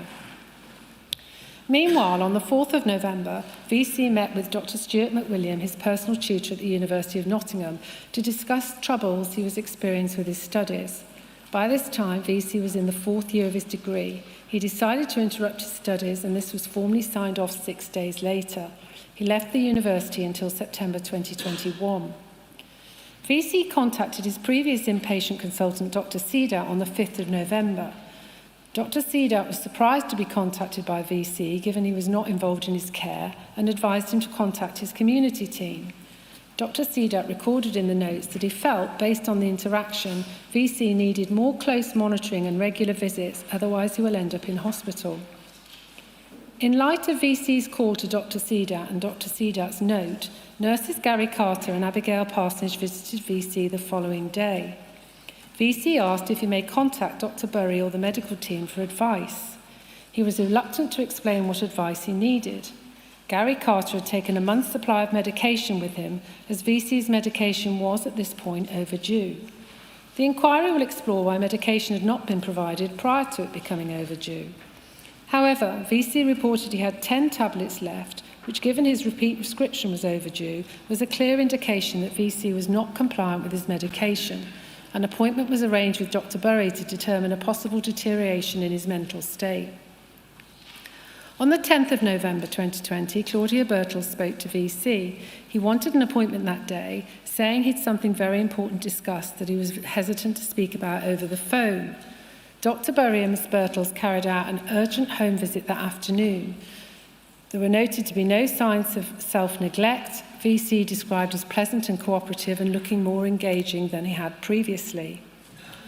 VC told them, whilst he told the inpatient doctor just prior to discharge from his second admission that he could no longer hear voices, that was not the case, and he had only said that because he was tired of being in hospital. In fact, he disclosed that the voices that I hear can see other people as well, and he doesn't want that other people get into the trouble. He described auditory hallucinations from a group of people, men and women, that he did not recognise. They were from a variety of institutions, including the police and MI5, telling him he should be punished for crimes he'd committed in the past. His previous crimes were his violation of lockdown rules. They did not command him, but suggested to him that he prove his power. The voices were telling him that since he had the power to challenge the lockdown rules, he should do something to prove to people his powers.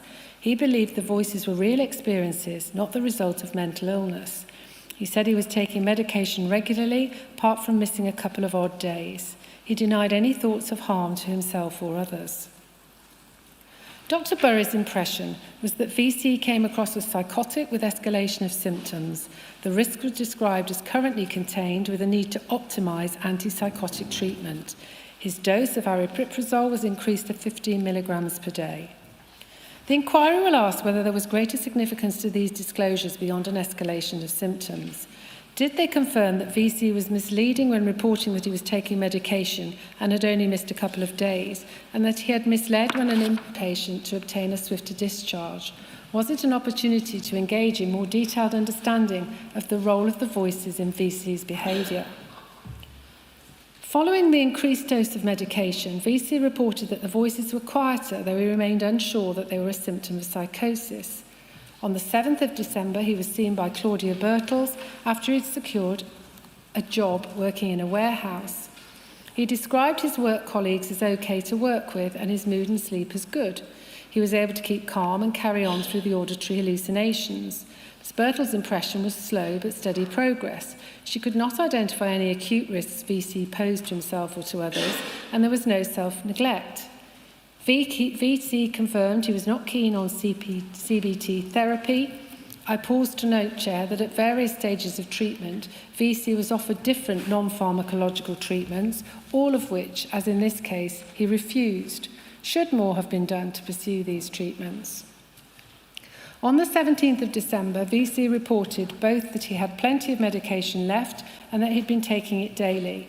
This inconsistency was attributed to him potentially using his previous lower 10 milligram dose of aripiprazole before starting the 15 milligram dose. If correct, that would have been further evidence of him not properly complying with advice on medication. During a home visit on the 21st of December, Ms. Birtles witnessed VC taking his dose of aripiprazole, one of the relatively few times in the records that VC was actually observed taking his medication in the community. There were ongoing daily auditory hallucinations, but despite this, VC was continuing to function and was said to be keen to get on with his life without too much interruption. On the 4th of January 2021, VC raised concern about defects in his memory. On the 18th of January, Ms Birtles worked with VC to identify early warning signs and relapse prevention, developing a relapse plan. VC stated if he became unwell again, he would like people not to be overly judgmental and would like to avoid hospital with the use of the least restrictive practice. We will explore with Ms Birtles whether this was a rehearsed or learned response on the part of VC. Was it, in any event, an appropriate relapse plan? On the 1st of February 2021, VC was seen by Dr Bury when slow but steady recovery was noted. VC agreed in an increase in his aripiprazole to 20 milligrams a day. There was noted to be no acute risk of self-harm, suicide or risk to others. VC's complaint in respect of his short-term memory were attributed to the cognitive deficit of psychotic illness. On the 22nd of February, VC reported being much better. The voices were quieter in the distance, he was able to ignore them. Ms Parsonage, who saw him on this occasion, considered he was low risk to himself and others. On the 15th of March, Dr Bury administered memory tests, which were not particularly concerning. Again, no acute risks were identified. On the 13th of May, visited by Ms Birtles, VC was found to be relaxed and well presented. Voices remained much of the day, but were much more in the background and did not cause distress. He denied any command hallucinations. He was unconvinced the medication had improved the hallucinations, but said he remained concordant. Therefore, in summary, Chair, on the basis of the medical records at least, it would appear that VC was improving in the months following the appointment on the 10th of November, when he had disclosed more troubling hallucinations, leading to an increase in his medication dosage. But that is not the full picture when other sources are considered. On the 29th of May 2021, VC's mother contacted the crisis team, speaking to Juliet Lopez as she believed VC was becoming unwell. She felt he'd not been taking his medication for the last few days and reported that VC had told his brother he'd not been taking his medication for 2 to 3 weeks. She was concerned he would act on his paranoia, observing that previously he'd attacked a neighbour and gone to a neighbour's house with intent. Ms Lopez contacted VC by telephone, who said everything was fine. He was not hearing voices or having any visual hallucinations. He said, in fact, he was taking his medication daily and had no thoughts to harm himself or others. He described his mood as 9 out of 10 and peaceful. Ms Lopez did not see a role for the crisis team, there being no obvious signs of deterioration. She acknowledged she'd not nursed VC before. Just 2 days later, on the 31st of May, an incident occurred which adds support to VC's deteriorating psychiatric state and his mother's concern he was becoming unwell. On that day, VC visited MI5 headquarters in Westminster. You will hear evidence read from an MI5 witness, Witness G. He will explain that VC pressed the intercom, claiming to have information regarding a case and wanting to be arrested. He made the request again at another entrance. 2 police officers attended, PC Foster and PC Nash. You will hear oral evidence from PC Foster about their interaction with VC, and you will be able to see this via body-worn camera footage. VC told the officers that he didn't want to explain why he wanted to speak to a member of MI5 and stated he didn't want to speak with the police. His demeanour in the video appears calm and compliant. He was apparently waiting an Uber taxi. Whether his behaviour was unusual or strange will be a matter explored in oral evidence and for you, Chair. Police checks were completed at the time, and although he was identified as being known to police, there were no warning signals or special checks against his name. It does not appear that the officers were aware that VC had been sectioned twice in the last 12 months. No action was taken by the police at the scene, although information was passed on to the Fixated Threat Assessment Centre, FTAC. FTAC is a joint NHS and Metropolitan Police Service team which manages threats posed to protected public figures and protected sites by fixated lone individuals. The inquiries obtained a statement from Superintendent Lorraine Busby-McVie, who holds responsibility for FTAC within the Royalty and Specialist Protection Command. VC's case did not reach the threshold for further FTAC involvement, but Superintendent Busby-McVie and Dr Frank Farnham, consultant psychiatrist, will provide evidence as to how that centre works. Abigail Parsonage and Adele Pinder, nurses at the Early Intervention and Psychosis team, visited VC on the 2nd of June 21. Ms Parsonage's note, she describes VC as being well kempt, less monosyllabic than he had been in the past. He described voices as being faint. He was able to ignore them. He did not know why his mother was concerned. Miss Parsonage wrote that she didn't think VC had relapsed. He appeared well in himself.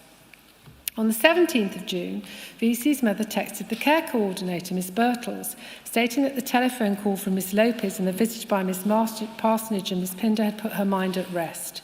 She'd spoken to VC a couple of times and she thought he was okay. On the 18th of June, Miss Birtles visited VC. She noted there was no overt evidence of psychosis. VC reported residual voice experiences but denied they caused him distress. He had a new job working in a warehouse for a medical distribution company. In July 21, just over a month after VC's visit to MI5, 2 further incidents occurred. By way of background, in early 2021, VC had moved back to student accommodation at 48 Salisbury Street near the university campus and Ilkeston Road. He had lived there previously from September 2019 to September 2020. You will hear, Chair, from his former flatmate, Sebastian, who lived with VC between 2019 and 2020, and again when VC returned to the accommodation in 2021.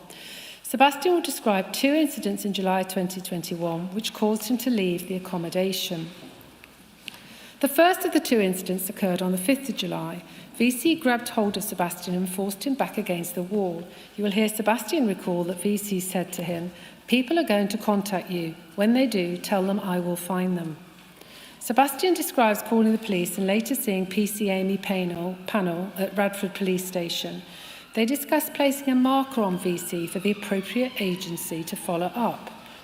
He was advised in the absence of injury, VC was unlikely to be arrested or taken away. The matter was then closed and filed as undetected. It was marked as Outcome 16, Victim Declines, Withdraws Support. You will hear from PC Panel, who will give her account. You will also hear from Police Sergeant Zoe Price, the reviewing sergeant. Through their oral evidence, we will seek to understand whether this was taken seriously enough by police at this stage and whether they should have taken further steps with mental health professionals or the street triage team. On the 8th of July 2021, Ms Birtles saw VC for a home visit after he missed an outpatient appointment. Dr Burry had left the early intervention psychosis team and the next appointment would be with the consultant, Dr Lloyd. VC described himself as being 100% back to his normal self and denied any concerns about his mental health.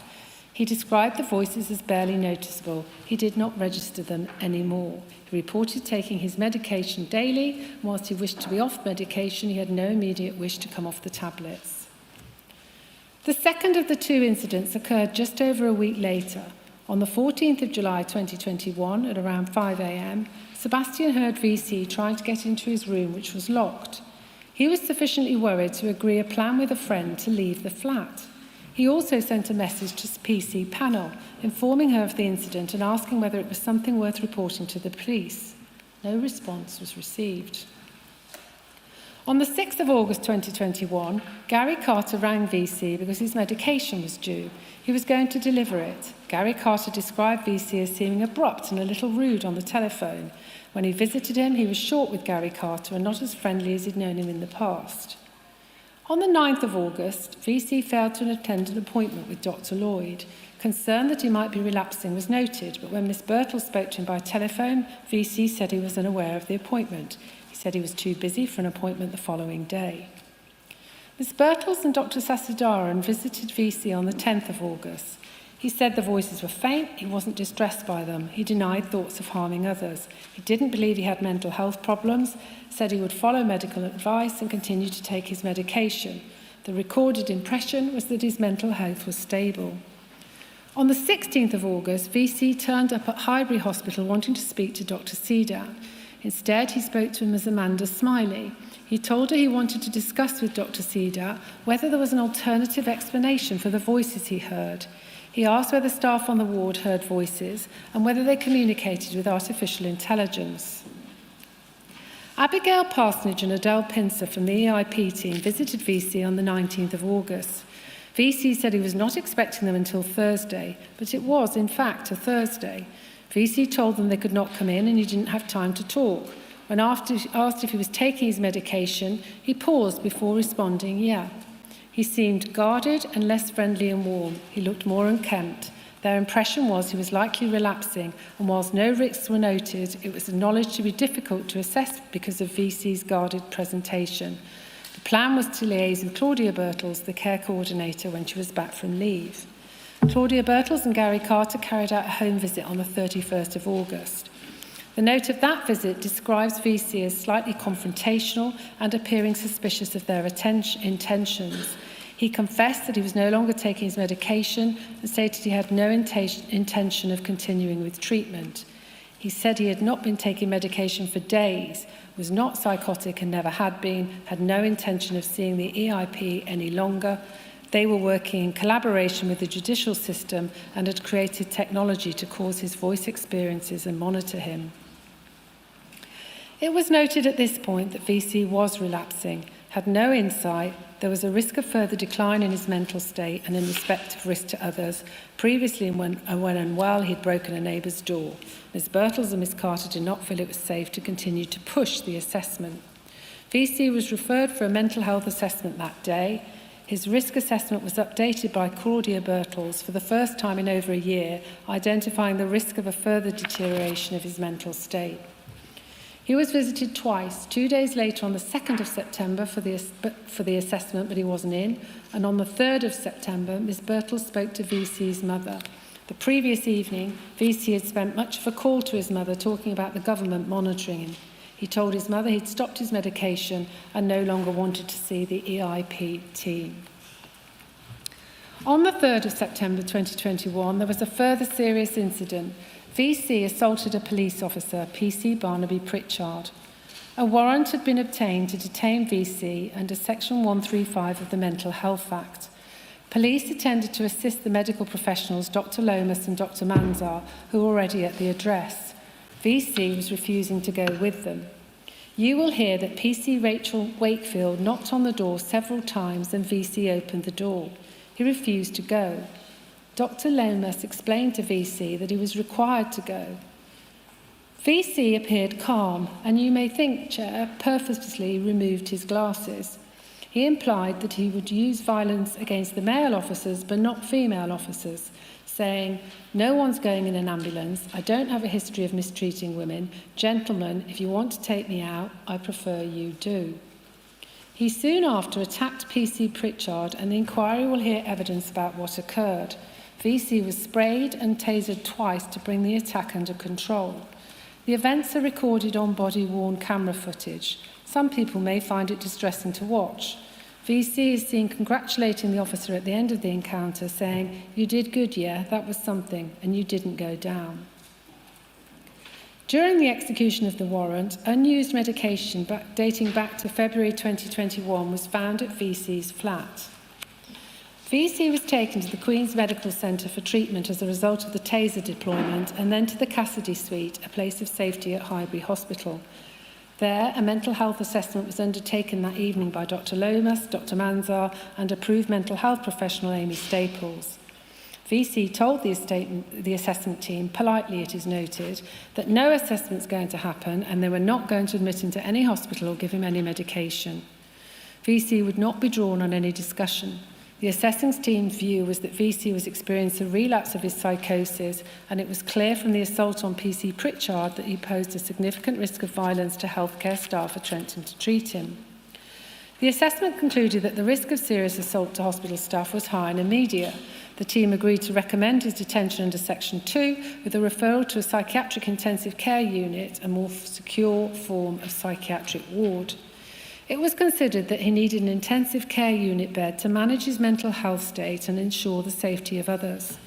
The inquiry will explore in evidence the reasons why a Section 2 rather than a Section 3 detention was recommended by the assessing team, albeit ultimately the detention was converted to a Section 3. From Nottingham Police and in respect of VC's assault on PC Pritchard, you will hear, Chair, from PC's Pritchard and Wakefield. You will also hear from Police Sergeant Louise Ellis, who addresses the subsequent police investigation and difficulties she encountered in obtaining information about VC's mental health from Dr. Lomas, owing to patient confidentiality concerns. You will hear from the officer in the case, PC Matthew Johnson, and the investigating officer, PC David Myers. We will ask why there was a difficulty in the police obtaining medical information about VC. As we've already noted, mental health information can be shared if it's proportionate, necessary and lawful for a specific policing purpose. Why wasn't it shared about VC? VC was kept in seclusion at the Cassidy Suite whilst waiting for a psychiatric intensive care bed. He was guarded and suspicious, refusing medication. The Trust, having no such beds available, sought to refer VC to an independent healthcare provider. On the 5th and 6th of September, it was necessary to give VC antipsychotic medication under restraint. On the 6th of September, Signet Victoria House declined the referral, given the level of VC's violence in light of their predominantly female staff. On the 7th of September, VC's medication was given under passive restraint. The following day, his seclusion was ended, with VC assuring staff he would not attack other patients. He acknowledged an incident with the police, but denied ever confronting neighbours. On 9th of September, he accepted oral medication after a lot of prompting, but had been telling staff he didn't have mental health issues and didn't believe he needed it. With VC no longer being in seclusion and accepting oral medication, he was referred again to Signet for reconsideration, and this was accepted on the 10th. He was transferred there on the 11th. This was an out-of-area placement, being some distance away in Darlington, County Durham, the northeast of England. At Signet, VC accepted medication and was fully concordant. He was described as stable in mood, pleasant and polite. He kept a low profile. At ward review on the 14th of September, he expressed delusional thoughts and ideas about electronic harassment and a desire to stop aripiprazole whilst in the community. The diagnostic impression was paranoid schizophrenia, it being noted that he completely lacked insight. He wished to appeal his detention to the Mental Health Tribunal and appealed the following day. On the 17th of September, Claudia Birtles emailed John Laverick, a senior nurse at Signet, asking whether a depot was being considered. It was noted that it was VC's third admission and concordance remained an issue.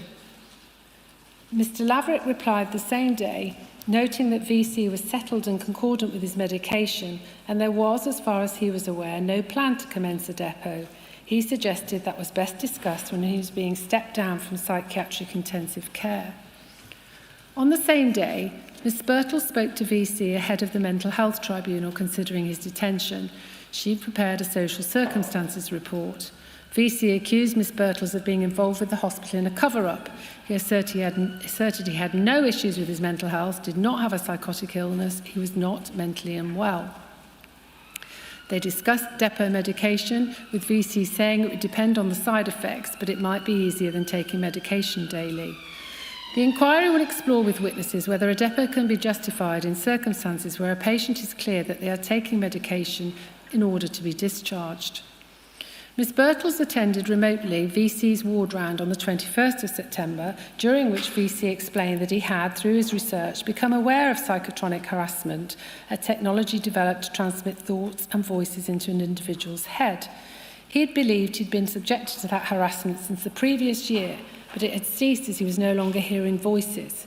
It was noted Ms. Birtles did not believe VC had recovered to his pre-morbid level of functioning since his last admission.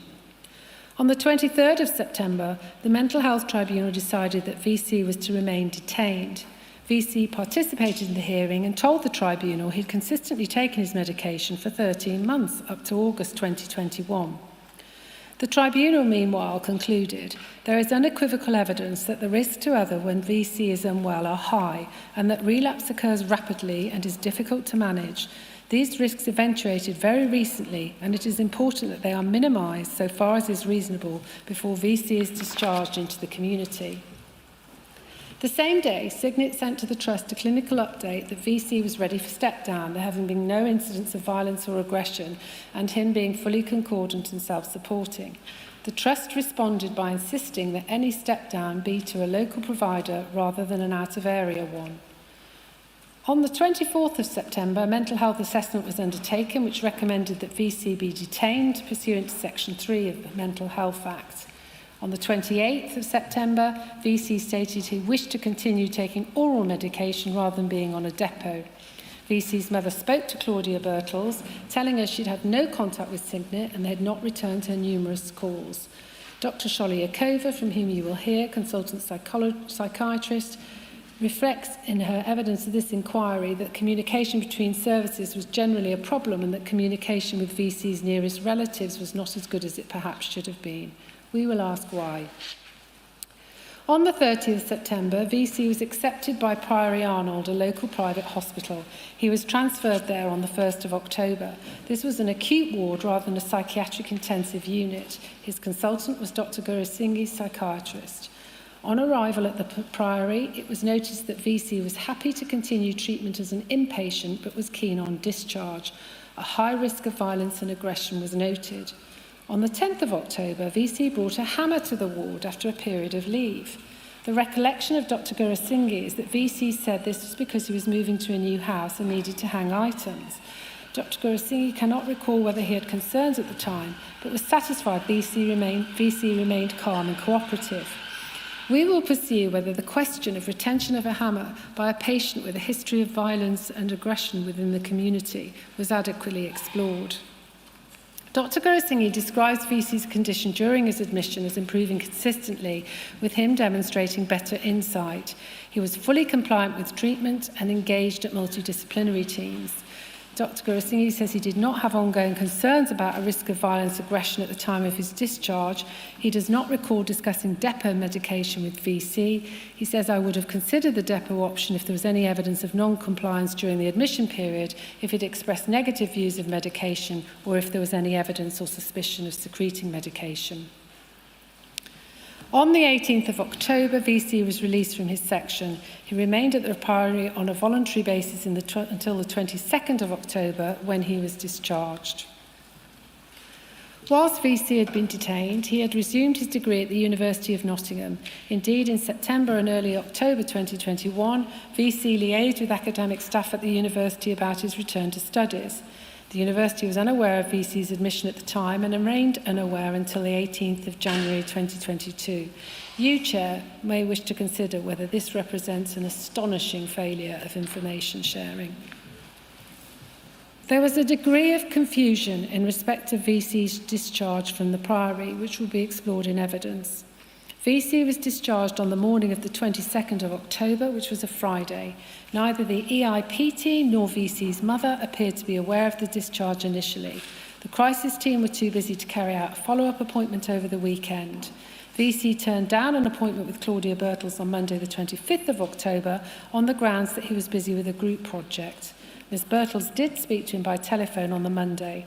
He was monosyllabic and could not recall when he was discharged. He reported he was back to normal and his mental health was perfect. He said he was taking medication. The pattern that then followed was one of disengagement. VC did not attend the EIP as planned on the 1st of November, although his mother spoke to Ms. Birtles on that day, reporting that he seemed okay and told her he was taking his medication. On the 4th of November, VC sent Ms. Birtles a text message saying he had 2 weeks of tablets left, but she noted that the discharge summary indicated he had been discharged with a 2-week supply, which was due to run out on Friday the 5th of November. VC did not attend the EIP on the 5th of November to collect medication. This was the first time he'd been seen following his discharge some 2 weeks earlier. He remained of the view the admission to hospital was unnecessary and did not agree he'd been unwell. He said he was taking his medication, but because he had to, but by oversight had been taking 1 10-milligram tablet per day rather than the 2 prescribed.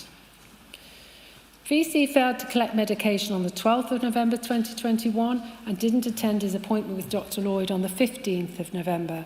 It remained the case at this stage that VC had still not been seen by Dr. Lloyd. VC attended the EIP on the 19th of November, was monosyllabic, hostile and unfriendly. He still appeared to be taking 10 milligrams of medication per day rather than 20 milligrams. Ms. Birtles' view was that VC remained reluctant to engage with mental health services and was doing the minimum required. She wrote, it was unlikely VC will ever open up about his experiences, given this has led to an admission previously and he doesn't trust mental health services. He didn't collect medication on the 29th of November and was not at a home for a visit on the 6th of December 2021. He didn't answer a call on the 14th of December, but did contact early intervention in psychosis in December 2021, when he was described as confrontational and angry throughout the call. His anger seemingly stemmed from attempts by Miss Birtles to contact his mother. VC demanded to know why Miss Birtles had tried to contact him via his mother and said under no circumstances was she to have contact with her, that he was cutting the contact off completely and she was never to speak to his mother again. He agreed that Claudia Birtles could contact his mother to say that he had requested no further contact. Chair, you will be aware that up until this time, VC's mother had raised concerns and provided information in respect of VC to treating doctors. We will explore in evidence the role of the next of kin, including when and how treating teams can receive information from them, irrespective of the views of the patient. The following day, VC attended EIP to collect his medication with his hood up and mask on. He was hostile and fixed in his staring and curt with the receptionist. He left the centre mid-conversation without a goodbye. He did not answer calls on the 31st of December, 6th of January, and was not present or did not answer for a home visit by Claudia Birtles and Abigail Parsonage on the 6th of January 22. He missed an appointment with Dr. Lloyd on the 10th of January 22. Dr. Lloyd noted in her entry that VC had missed 4 appointments, had disengaged from his care coordinator, Miss Birtles, and it was unknown if he was taking his medication. She noted that we will discuss next steps at MDT on Thursday and maybe consider a final attempt at a home visit. VC missed yet another appointment with Dr. Lloyd on the 17th of January. Dr. Lloyd observed this was his 5th missed appointment and consideration will need to be given to discharge as VC has essentially disengaged and we have not been able to monitor him. Perhaps a conversation with his mum and course tutors to see if there are any concerns currently will be prudent before considering discharge. The inquiry will consider the appropriateness of discharge being contemplated in response to a patient who had not been seen by the consultant suggesting it, was not engaging and potentially non-concordant, and in circumstances where he had previously displayed significant violence. Dr. Lloyd saw VC once on the 14th of March, and we will explore the nature of that single meeting in oral evidence. In the meantime, following discharge in October 21, VC had moved into private student accommodation at Raleigh Park with 5 other students. You will hear from 2 of VC's flatmates at this address, Christopher and Thomas. Thomas will tell you about VC's behaviour, which deteriorated over time. Similarly, Christopher will tell you that while VC kept to himself in the beginning, his behaviour began to change around December 21 or January 22. This was echoed by VC's group design partner, William, who saw him again at university around Christmas time of 2021 and noted signs of decline in VC's work. Shortly after this, on the evening of the 15th of January 2022, VC assaulted Christopher after he confronted him about the state of the shared bathroom. Christopher will give evidence as to how VC tried to punch him and how they started wrestling before VC put Christopher in a headlock. You will be shown a video of this incident recorded by another flatmate. You will hear how Christopher called the police twice that night, once when he was released from the headlock and a second time when VC prevented 2 flatmates from leaving the flat. You will also be shown a video that shows VC blocking their exit. Officers PC Zachariah and Sergeant Faulkner were called to respond to the incident at Raleigh Park. You will hear from PC Zachariah, who spoke with Christopher on arrival, who, he says, was undecided about whether to pursue the matter. PC Zachariah will tell you that this, coupled with the view that the situation had calmed down and that it was supported by the other flatmates, led Sergeant Faulkner to make the assessment that an arrest was not necessary. We will explore, Chair, whether it was right or fair to ask Christopher at this point and in these circumstances whether he wished to pursue the matter. There was video footage demonstrating VC's abusive behaviour. Was assessment of that behaviour and any risk posed a matter for the police and not the students? At the request of PC Zachariah, Christopher attended the Central Police Station the following day.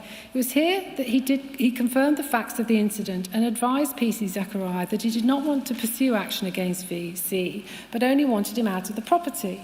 You will hear from PC Zachariah that informed VC of this decision over the phone. PC Zachariah also asked VC if there was any help the police could provide, as he was aware of VC's mental health issues based on comments made by Christopher, but VC did not engage and no further action was taken. The university were made aware of the incident when Christopher emailed the university's off-campus student affairs manager, Jamie Dickinson, to explain what had happened and to seek support. The information was passed to Christopher Hoskins, the university's residential experience manager, and from whom you will hear. You will hear from Mr. Hoskin, who explained his role in supporting VC's flatmates and coordinating next steps with the assistant scheme manager at Raleigh Park, Rebecca Patterson, and the university mental health support team, including Eleanor Turner. The inquiry will look at what actually happened in the circumstances and the role of a university, and ask more broadly what kind of a role a university should play in protecting its students in circumstances such as these. On the 18th of January, Eleanor Turner from the Mental Health Support Services contacted the EIP team reporting the assault by VC. It was decided in light of VC's risks a home visit would not be attended and instead a mental health assessment would be arranged with the police in attendance. Claudia Birtles updated the risk assessment, noting VC had disengaged from community support, didn't have insight, suspected to be non-concordant with his medication. Reference was made to the incident in his flat, though it was noted that details were unclear because the police had declined to share information at that point. A mental health assessment was undertaken by Dr. Mike Skelton, Dr. Manzar, and an AMPH. The decision was not to recommend detention. The assessment team recognised that there had been poor engagement and a recent altercation, I quote, which suggested VC was relapsing. We will ask what they understood had happened in relation to Christopher and his fellow students. University exams were thought to be a stressor. VC reported that he was taking aripiprazole, but a 10 milligram per day rather than the prescribed 20 milligrams. He denied symptoms of psychosis. His insight was thought to be relatively low. Despite VC's history and the events of the previous night, it was concluded that there were no imminent risks to self or others. The plan was for VC to be monitored by the crisis team, with admission being looked at if VC was not engaging. VC was referred to the crisis team. It decided medication concordance meetings would be put in public places as VC didn't want to be visited at home. He missed one such meeting on the 20th of January. Eleanor Turner raised concern that VC was unwell and was not meaningfully engaging with support services. VC did meet with two nurses from the crisis team on the 21st of January 22. He was observed taking 2 10 milligrams of aripiprazole tablets, but did not engage in conversation, and as he walked away, the nurses observed him putting his hand to his mouth and seemingly throwing his medication in the bin. On the 21st of January, Eleanor Turner expressed her view that a mental health assessment should be considered over the weekend if there was another failed medication concordance. VC met with nurses from the crisis team on the 22nd of January and was observed to take 2 milligrams tablets. On the 24th of January, Ms. Turner reiterated her concern that VC was not fully engaging with community support and risks remained. We paused to note, Chair, what is meant by community support in this context and whether, and if so how, it was capable of mitigating any risk of violence and aggression VC posed. On the 25th of January, there was an attempted home visit to VC and numerous attempted phone calls. Ms. Turner informed the crisis team that VC had been asked to leave his accommodation and needed to leave. There were 5 students too scared to return to the flat who only had alternative accommodation available until the end of the month. On the 27th of January 22, VC refused to engage in discussion with crisis team nurses. He wouldn't sit down. He walked off when receiving his medication. When asked about his accommodation predicament, he denied that his flatmates had moved out, saying they were still living with him, which was obviously untrue. It was decided to arrange a mental health assessment. On the 28th of January 2022, PC Matthew Gell and PC Russell Taylor assisted mental health professionals with detaining VC under Section 135 of the Mental Health Act warrant. You will hear oral evidence from PC Gell, who was aware that VC had previously assaulted an officer and had a warning marker for violence on the police national computer. PC Gell spoke with VC, who agreed to go with officers on this occasion and did not display any violence. Yes, thank you. We'll stop there and we'll start again at 2 o'clock. Thank you. New care coordinator, preferably 2. The trust report found that the rationale for this change was primarily based on VC's prior history of violent and unpredictable behaviour when acutely mentally ill. The new care coordinator was Gary Carter. There is some suggestion that he was chosen in light of the risks around violence and aggression because he was a male. Claudia Bertels explains in her statement that by this time her relationship with VC had broken down. He had lost trust in her. Moreover, she was pregnant, which meant that she should be removed from working with people with a known risk to others. For his part, Gary Carter explains in his statement to the inquiry that he was not at the MDT meeting on the 28th of April when it was agreed to change VC's care coordinator. He believes that none of his colleagues were willing to work with VC unless they had to, and as the only man on the team, he was made VC's care coordinator. He describes his colleagues as frightened of what VC could do. He feels VC was delivered to him as a fait accompli, the decision being made whilst he was on annual leave. He does not recall any formal handover. Meanwhile, VC's unusual behaviour on campus was brought to the attention of Claudia Bertels. On the 26th of April, the university forwarded an email to Ms Bertels which described VC having attended his old university accommodation, Raleigh Park, on the 21st of April, giving a false name when approached by security. The email described VC following someone into the block of flats, entering his old flat and asking his former housemate about mail. He was not confrontational and VC left when asked. It is here where we return to the evidence of Sebastian, one of VC's former flatmates. You will recall, Chair, that Sebastian was a flatmate who VC assaulted in July 2021. The fact that there had been medical intervention in the summer of 2021 did not bring to an end the pursuit of Sebastian by VC. There were subsequent phone calls and, in 2022, VC approached Sebastian at the gym. On another occasion, on the 26th of April 2022, Sebastian recalls VC trying to follow him home. Sebastian went back to Radford Police Station and spoke to an individual at the reception, but they didn't take a statement. You will hear from the neighbourhood policing sergeant, Police Sergeant Langham, who was first notified of this on the 9th of May 2022. This was some 13 days after the incident, and it had not yet been allocated to an officer to deal with it. Police Sergeant Langham's evidence will be that he spoke with Sebastian but was not completely convinced that the matter amounted to stalking. His assessment was that it was low risk, although he left the incident marked as remaining open. He was not aware of the previous incident involving VC and did not check the relevant system.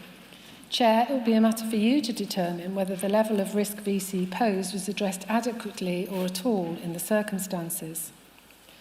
On the 12th of May 2022, the case was assigned to PC Beardsmore.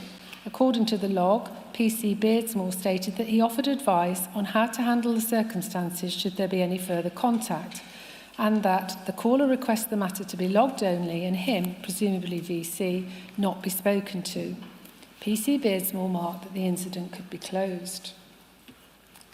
3 months later, on the 28th of July 2022, VC again tried to follow Sebastian home. Sebastian called the police once more, and PC Sarah Barnes told him that she wanted to talk to VC and ask for his consent, which he gave. Sebastian heard nothing further. You will hear from PC Barnes as to what steps she took in this regard. You will also hear from Police Sergeant Ashley Small, who formally closed this incident as outcome 16. Victim does not wish to support a prosecution. Once again, we will interrogate the apparent reliance on a victim's response and the failure to formally question VC.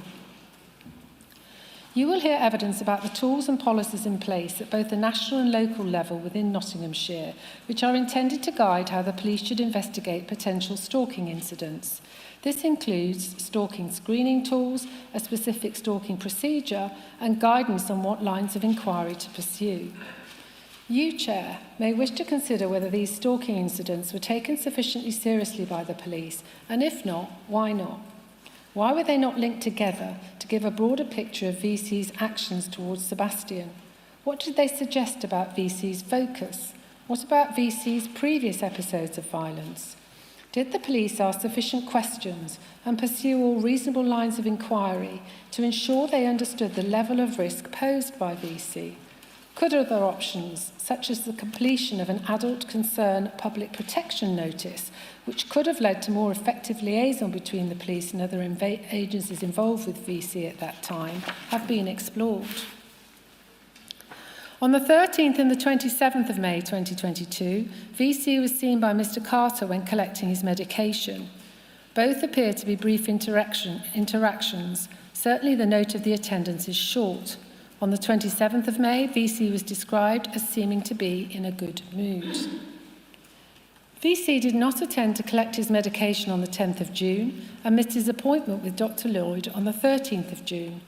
VC did attend to collect his medication on the 15th of June when he was described by Miss Parsonage as well kempt but with overgrown facial and head hair. He looked suspicious and walked off after collecting his medication. On the 24th of June 2022, when he was asked to collect his medication, he reported he had enough medication until the 1st of July 2022, which is unlikely to have been consistent with him being fully concordant. He collected a 2-week supply of medication on the 4th of July. He was due to collect further medication on the 18th of July, but when contacted by text to see if he was coming to collect, he replied that he was not in the UK at the moment and would probably be back in Nottingham in October. In response to the question, "What about medication?" he replied, "Still have some, won't make much difference." Gary Carter phoned VC's mother, who said she had not heard anything to suggest VC was abroad.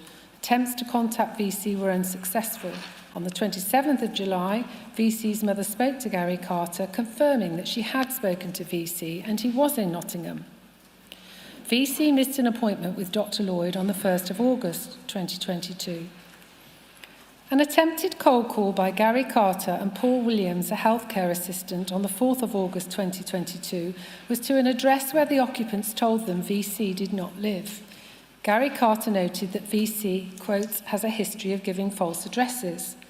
Gary Carter wrote that he would take the situation back to Dr. Lloyd and Emma Robinson to consider discharge to GP or report as a missing person.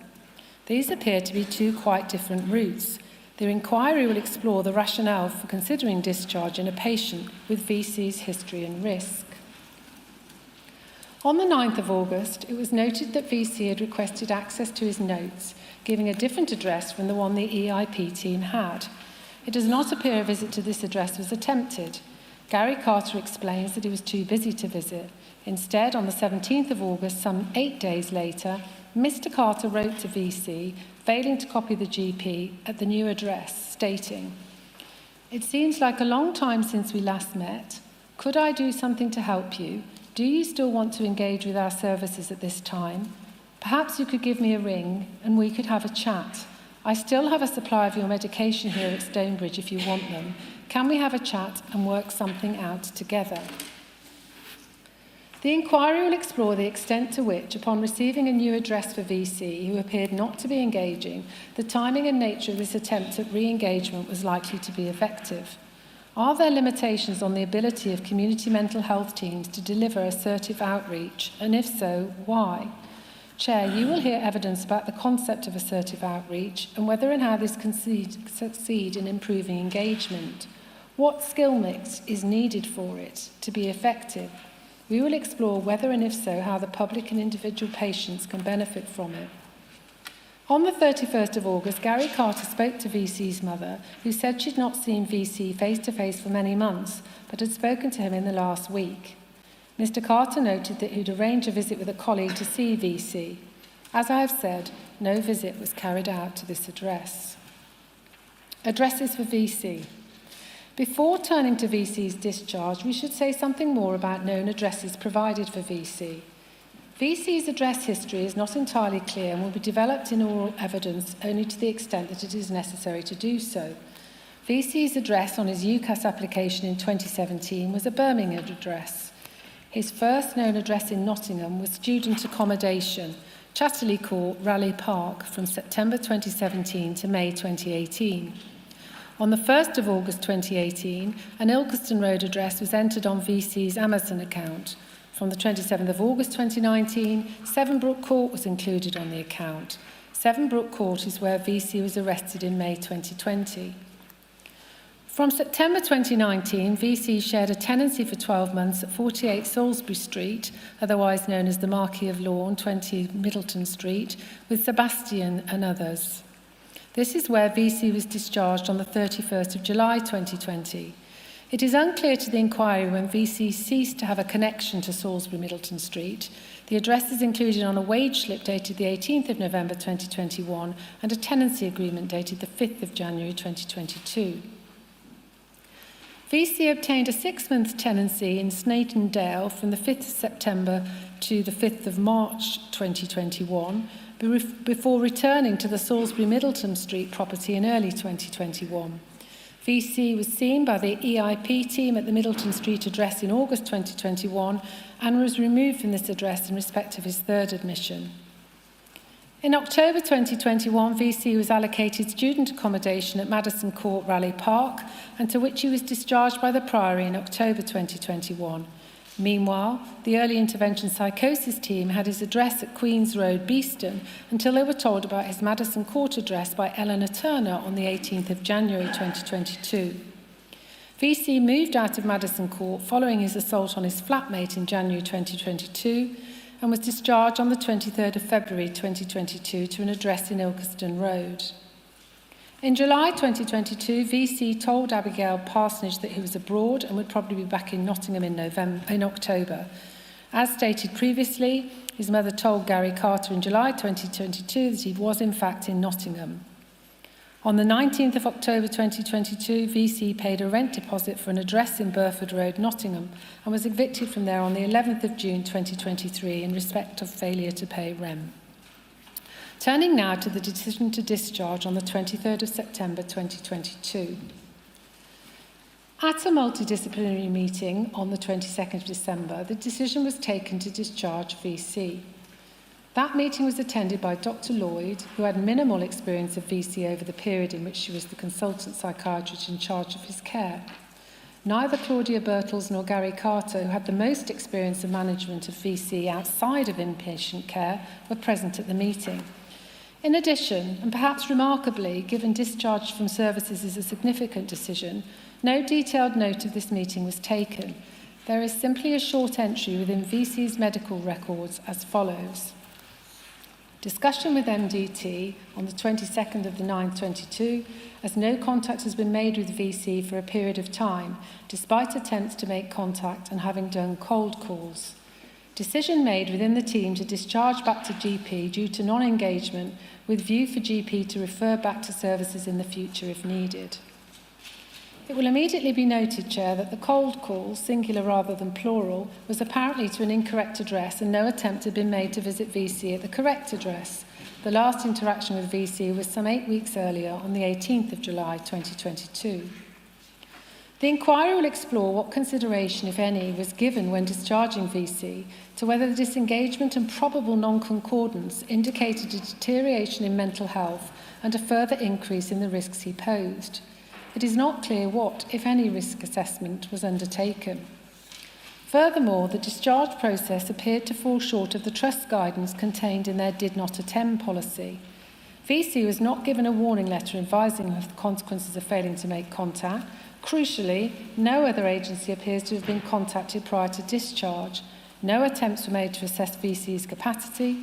VC's family were not involved in the decision to discharge. Discharging VC to the GP, the discharge letter written by Sharon Heath stated, following a discussion in our MDT meeting on the 22nd of September, the decision has been made to discharge VC from our services due to non-engagement. No contact has been made with VC for a period of time, that not being specified, Chair, despite attempts to make contact and having carried out cold calls. A letter was sent to VC dated the 17th of August 2022, inviting him in contact the team if he still wanted support with his mental health. However, there was no response to this invitation. Therefore, at this time, we are closing his referral and transferring his care back to yourselves.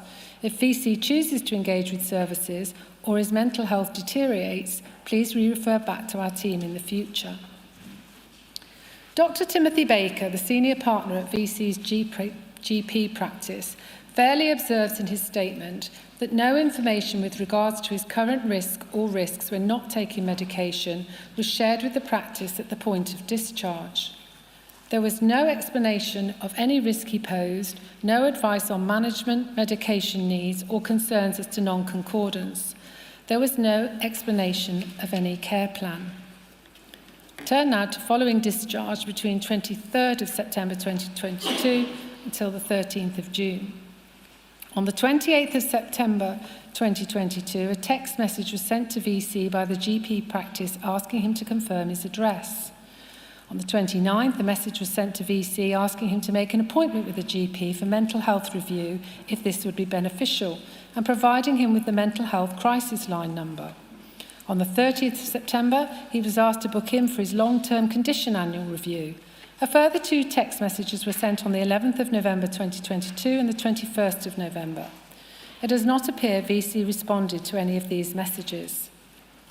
Sam Bailey, a local mental health team improvement worker, recorded in the GP records on the 1st of March 2023 that she'd spoken to VC to book him in for a physical health check, but he declined, saying he was all right and did not need any health checks. In short, VC was not seen and was not provided with any medication. Senior partner of the GP practice, Dr. Timothy Baker, comments in his statement that discharge by secondary services for non-engagement is a wholly secondary care decision, and he would expect it only to be made after careful appraisal of the patient's safety, the safety of others, their capacity and mental stability. The inquiry will explore the reasonableness of this expectation. The discharge letter appears clear that VC was being discharged for non-engagement. Whilst the discharge letter did not provide a detailed account of VC's risk or treatment needs, the GP practice had received correspondence from the Trust over the course of VC's treatment. We will consider in oral evidence if this was considered on discharge and whether it would or should have alerted them to the challenges of VC's presentation. The inquiry will consider the role of primary care services following discharge of non-engaging patients, especially whether non-engagement may be an indication of deteriorating mental health and increased risk. The inquiry will explore whether the role of primary care services is appropriately limited to sending a text message. There certainly appears to be a lacuna in respect to provision of medication, in that Dr. Baker, in his statement to the inquiry, appears to consider that monitoring concordance of medication provided by secondary care teams is the responsibility of those teams.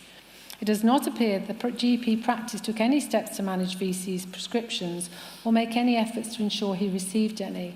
VC was essentially in the community, disengaged from any health service and unmedicated. Meanwhile, the preparation of the case against VC in respect of his assault on PC Pritchard was belatedly gathering some pace. PC Myers will describe the charging process and the CPS's decision to charge VC with what was classed as an assault on an emergency worker. VC was summoned to attend Nottingham Magistrates Court on the 22nd of September, at a time when he was in hospital. What does that say about interagency working? He failed to appear and a warrant was issued for VC's arrest. The warrant was flagged to PC Myers at least by the 20th of January 2023, but came through the niche computer system as a low priority. PC Myers will describe his belief that the warrant would be taken forward by another team. Chair, you will no doubt want to consider in due course whether this was a significant opportunity missed, whether there are failures in the process by which warrants are acted upon by the police, a failure of liaison, and what improvements can be made. Temporary Deputy Chief Constable Rob Griffin will address this in his oral evidence. He has described it as a serious systemic operational failure on the part of Nottinghamshire Police. On the 5th of May 2023, there was a further serious incident. VC attacked 2 people at work. Only 4 days earlier, on the 1st of May, VC had started work as an agency warehouse operative with a company called Avato. He was based at a distribution centre in Derby. On the afternoon of the 5th of May, VC approached a male colleague who was training another operative. According to the colleague, VC said, "Why are you talking to me?" To which VC was told that the operative was being trained. VC proceeded to assault the male, punching his face and head and kicking a female colleague who'd come to his defence. Both victims required medical care and sought hospital treatment. When questioned by fellow employees about the reason for the unprovoked assaults, VC only said, "I was pushed." The police were called at around 5:50 p.m. and Leicestershire police officers PC Libby May Taylor and PC Connor Amos Perkins arrived at the scene approximately 25 minutes later. By this time, VC had been escorted from the premises. Initial witness accounts and a recording of the CCTV footage covering the incident were captured on PC Taylor's body-worn video camera. You will hear from both PC Taylor and PC Amos Perkins that this footage was automatically deleted due to an administrative error by PC Taylor in the recording of the video on the police system. You will hear evidence from 3 employees of Avato who were present in the warehouse at the time of the assault and intervened. From Louisa, the training coordinator who spoke to the police and provided first aid to the victims. You will hear her describe VC's behaviour as extremely strange, with his eyes glazed over and staring completely blankly at the injured male. Similarly, you will hear from Matthew, the operations manager, and Volodymyr, the operations supervisor, who both expressed concerns that the police did not take the incident seriously. PC Taylor, at this time only a probationary constable, was put in charge of and responsible for the investigation. She was supervised by PC Amos Perkins, and the investigation was subject to review by Police Sergeant Reid. You will hear how PC Taylor entered VC's details into the police database and, while doing so, failed to register that VC was already recorded on the system. Had PC Taylor done so, it would have become apparent that there was an outstanding warrant for VC's arrest in relation to the assault on PC Pritchard. You will also hear evidence from PS Reid, the supervisor on duty at the time of the incident. Police Sergeant Reid will describe how he was mandated to conduct a review of the incident at 28-day intervals, but failed to do so. He will explain that had he conducted a review, he would have provided PC Taylor with a more structured investigation plan and would have likely advised background checks be conducted on VC. You will hear how PC Taylor progressed the investigation and attempted to contact the victims of the assault over the following month. She will describe how, on the 10th of June, she emailed the Avato employees stating that if contact was not made by the 15th of June, the investigation would be submitted for filing, a decision that PC Taylor describes as being taken by or in conjunction with supervising officers. No contact was made with VC by the police in relation to the assault until the incident was taken over by Nottinghamshire Police following the Nottingham Attacks on the 13th of June. The actions of PC Taylor, PC Amos Perkins and PS Reid are the subject of an investigation by the Independent Office of Police Conduct, and you will hear from Rachel Watson, the Director General of the IOPC, on this in due course. As I said earlier, as of today's date, the investigation remains ongoing. David Sandell, the temporary Chief Constable of Leicestershire Police, will give evidence to the inquiry in relation to the policies and procedures governing the officer's conduct and lessons learned by the force. You, Chair, may want to consider whether the assault at Avato was a serious missed opportunity, whether an arrest of VC under the existing warrant or in respect of this assault might have triggered a different chain of events. The inquiry will investigate how such errors can be avoided in the future and how best to ensure that all relevant crime and mental health information is available to those investigating offences. Furthermore, the inquiry has recently unearthed evidence of an earlier episode of violence on the 15th of February 2023, and CCTV footage is said to have shown VC punching a man at another warehouse where he was working. The inquiry is seeking to establish if the CCTV footage is still available, and statements are being sought in respect of this matter. It does not appear that this episode was reported to the police.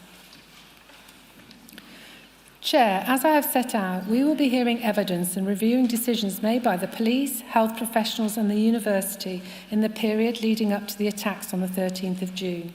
You will wish to consider what information was available to those involved with VC, what information should have been available to them, and what should have happened if that information had been shared. You may wish to consider, for example, when community care is being examined, what account was taken within risk assessment, if any, of VC's community? When taken overall, do the incidents involving neighbours living close to VC, such as those in Brook Court, the incidents involving Christopher, Sebastian and other students living with VC, and VC's repeated return to university accommodation when excluded, indicate a pattern of risk to students who lived with VC? In short, did VC represent a risk to what might be seen as his immediate community at the time? Chair, I turn now to mental health framework and inquiry evidence in respect of assessment of risk. Following the chronological approach we have taken, and therefore completing the consideration of VC's treatment prior to 13th of June, we turn now to the law and mental health framework before moving to the attacks and the response of the police. The Mental Health Act 1983 contains provisions on the assessment, treatments and rights of those with a diagnosis or suspicion of a mental disorder, and its focus is the assessment and treatment of detained patients. Its purpose is to ensure that those with severe mental illness receive necessary care and treatment, even in the absence of consent. Accompanying the Act is a statutory guidance contained in a code of practice. This came into force on the 1st of April 2015. Doctors, clinicians, managers and staff, approved mental health professionals and local authorities must have regard to the code. The code contains the guiding principles that should inform any decision under the Mental Health Act. There are 5 overarching principles, and these are as follows. First, least restrictive option and maximising independence. Where it is possible to treat a patient safely and lawfully without detaining them under the Act, the patient should not be detained. Secondly, empowerment and involvement. Patients should be fully involved in decisions about care, support and treatment. The views of families, carers and others, if appropriate, should be fully considered when taking decisions. Third, respect and dignity. Patients, their families and carers should be treated with respect and dignity. Fourth, purpose and effectiveness. Decisions about care and treatment should be appropriate to the patient with clear therapeutic aims. 5, efficiency and equity. Providers, commissioners and other relevant organisations should work together to ensure that the quality of commissioning and provision of mental health care services are given equal priority to physical health and social care services. When considering whether it is necessary for a person to be detained under the Mental Health Act, consideration needs to be given to whether the person has capacity to consent to or refuse admission and treatment in accordance with the Mental Capacity Act 2005. A person lacks capacity if they are unable at the material time to make a decision for themselves in relation to any issue because of an impairment of or disturbance of the mind or brain. They will be unable to make a decision where they cannot understand, retain or weigh the information relevant to the decision, or they cannot communicate their decision. Where a patient lacks capacity to give or refuse consent to admission or treatment, they are extremely unlikely to be admitted informally. A decision needs to be made as to whether detention ought to be pursuant to the provisions of the Mental Health Act 1983, or whether instead reliance should be on the Mental Capacity Act and deprivation of liberty safeguards. We will consider the interaction of these pieces of legislation and their impact or otherwise in VC's case. 2 of the most significant legal powers relevant to the care received by VC are Sections 2 and 3 of the Mental Health Act. Both of these sections provide for the detention of a mental health patient, even in the absence of consent, although the basis for detention and the implications of each differ. Section 2 of the Mental Health Act provides for an admission to hospital for a period of up to 28 days for assessment, or for assessment followed by treatment. The grounds for admission are that the patient is suffering from mental disorder of a nature or degree which warrants their detention for assessment for at least a limited period, and that the patient ought to be so detained in the interest of their own health and safety or with a view to the protection of other persons. The Code of Practice states that Section 2 should only be used if the full extent of the nature and degree of a patient's condition is unclear, there is need to carry out an initial inpatient assessment to formulate a treatment plan or to reach a judgment about whether the patient will accept treatment on a voluntary basis following admission, and if there is need to carry out a new inpatient assessment to reformulate a treatment plan or reach a judgment as to whether a patient will accept treatment on a voluntary basis.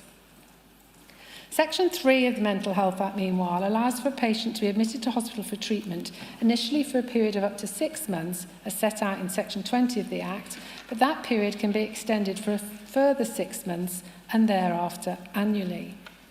Section 3 should be used where the nature and degree of the patient's mental disorder, the essential elements of the treatment to be followed, and the likelihood of the patient accepting treatment as an informal patient are already sufficiently established to make a new assessment under Section 2 unnecessary.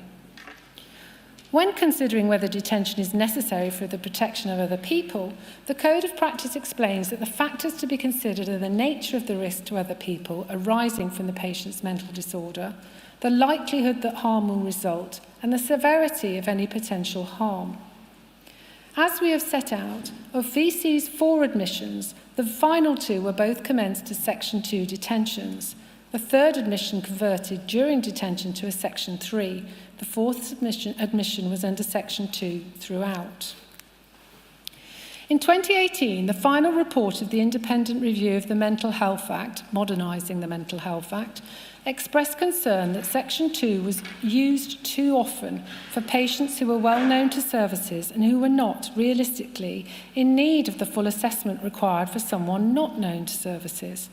It was observed that the overuse of Section 2 could disadvantage patients, in particular by denying them rights under Section 117 of the Act, which imposes a duty on integrated health boards and social services to provide aftercare services following detention. The independent review recommended that Section 2 should only be used where it is truly necessary to assess someone, not because it is perceived as the least restrictive option. It recommended change to the Code of Practice to make clear that Section 3 should be used where there has been a Section 2 detention in the last 12 months. Where there has been a Section 3 admission in the last 12 months, a material change should be demonstrated before an application under Section 2 can be made. If such approach had been taken to VC, his 4th admission should certainly have been pursuant to Section 3, given it was only 3 months following his 3rd admission. A significant difference between Sections 2 and 3 are the options available to treating clinicians upon discharge. Pursuant to Section 17A of the Mental Health Act 1983, a patient admitted pursuant to Section 3 can be discharged subject to recall under a community treatment order. As we've set out, VC was never the subject of a community treatment order. The inquiry will explore the reasons for this and consider whether and if so when there were grounds for making one in his case. Of particular significance, a community treatment order could have been used to impose a condition that his medication be provided by way of depot injections, failing which he would be subject to recall. During his 3rd admission, VC was repeatedly given intramuscular treatment under active or passive restraint after he refused oral medication. This is because when a patient is detained under the Mental Health Act, Part 4 of the Act allows for them to be provided with treatment non-voluntarily. Section 63 provides that the consent of the patient is generally not required to give medical treatment for mental disorder. The courts have interpreted this section to include the ability to use restraint, including physical force, in order to administer such medical treatment. Where a patient is not detained, Part 4 of the Mental Health Act does not apply. The circumstances in which a non-detained patient can be compelled to receive treatment, including medication, are limited. For a patient with capacity who is not in hospital and not subject to the Mental Health Act 1983, there is generally no power to provide non-voluntary medical treatment. Whilst a condition of a community treatment order can be to take a certain medication, this does not provide a basis for compulsion or restraint. Instead, there's the power of recall for failing to comply, as I have stated previously. The Mental Health Act 2025. On the 6th of November 2024, the Government introduced the Mental Health Bill in the House of Lords. The bill received royal assent on the 18th of December 2025, becoming the Mental Health Act 2025. The Act is intended to implement the policy approaches in the independent review of the Mental Health Act, chaired by Professor Sir Simon Wesley and referred to above. Sir Simon Wesley has provided a witness statement to the inquiry and will give oral evidence on the work of the review. its conclusions and the reforms introduced by the government. Of particular relevance to the work of the inquiry are the reforms to the threshold for detention and the use of other powers in the Act. In the introduction to the final report of the review, Sir Simon Wesley states that a substantial reason for the increase in detentions under the Mental Health Act is the issue of risk and risk aversion. The fear of making a faulty risk assessment influences many professionals who are increasingly risk averse. He states that there is no such thing as zero risk and that it would be absurd to detain every person with a mental disorder. Any probability judgment will be wrong sometimes without being faulty. The report notes that rates of compulsory detentions in psychiatric hospital have more than doubled since 1983, with the steepest rise in the last decade. The report finds that the basis for detention, that it is necessary in the interest of the patient's health or safety or for the protection of others, sets the bar too low. A person could be detained to avoid any deterioration in their mental health or relapse, even if there was not other risk, which may have allowed professionals to become risk-averse and afraid of consequences that may never happen and probably would not happen. The report proposed new detention criteria, requiring there to be a substantial likelihood of significant harm to the health, safety or welfare of the person or the safety of any other person. The intention of this increased threshold was to reverse the trend of raising detention rates and to give professionals the backing they need to take more risks with risk. It is said in the report that the Act needed to be more explicit about how serious the harm has to be to justify detention and/or treatment, or how likely it is that the harm will occur. The report does not, however, provide a definition of substantial likelihood or significant harm, other than saying that the detention will only be permitted in the most serious cases. The reform of the detention criteria in the Mental Health Act 2025 do not go as far as the independent review proposal. Instead, the new threshold will be that serious harm may be caused to the health or safety of the patient or of another person, and that it is necessary, given the nature, degree and likelihood of the harm, the patient ought to be so detained. The Act does not explain what is meant by serious harm or the term may be cause. Dr. Lade Smith will give evidence that the wording of this requirement is ambiguous and may have a wide breadth of application. Maybe, she observes, is a highly inclusive verb phrase. Her concern is that this may drive defensive practice. She also highlights difficulties with predicting the likelihood of harm and whether this simply means greater than 50%, which may be difficult to quantify in individual cases, and in any event, some serious harms may justify detention even if the probability is lower than 50%. The explanatory notes to the Acts explain that the Code of Practice will provide guidance on what is meant by serious harm. The Code of Practice is something upon which you, Chair, may wish to make recommendations. The period of detention provided for a Section 3 admission is to be reduced from an initial period of 6 months to 3 months, followed by renewal after 3 months, then 6 months, then a year. Reforms are also made to CTOs.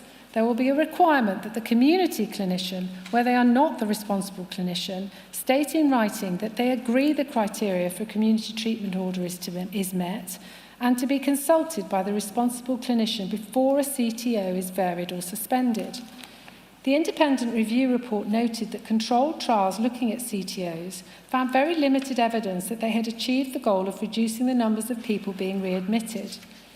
They were experienced as coercive and restrictive by people subject to them, but there were a small number of people for whom CTOs represent the least restrictive option.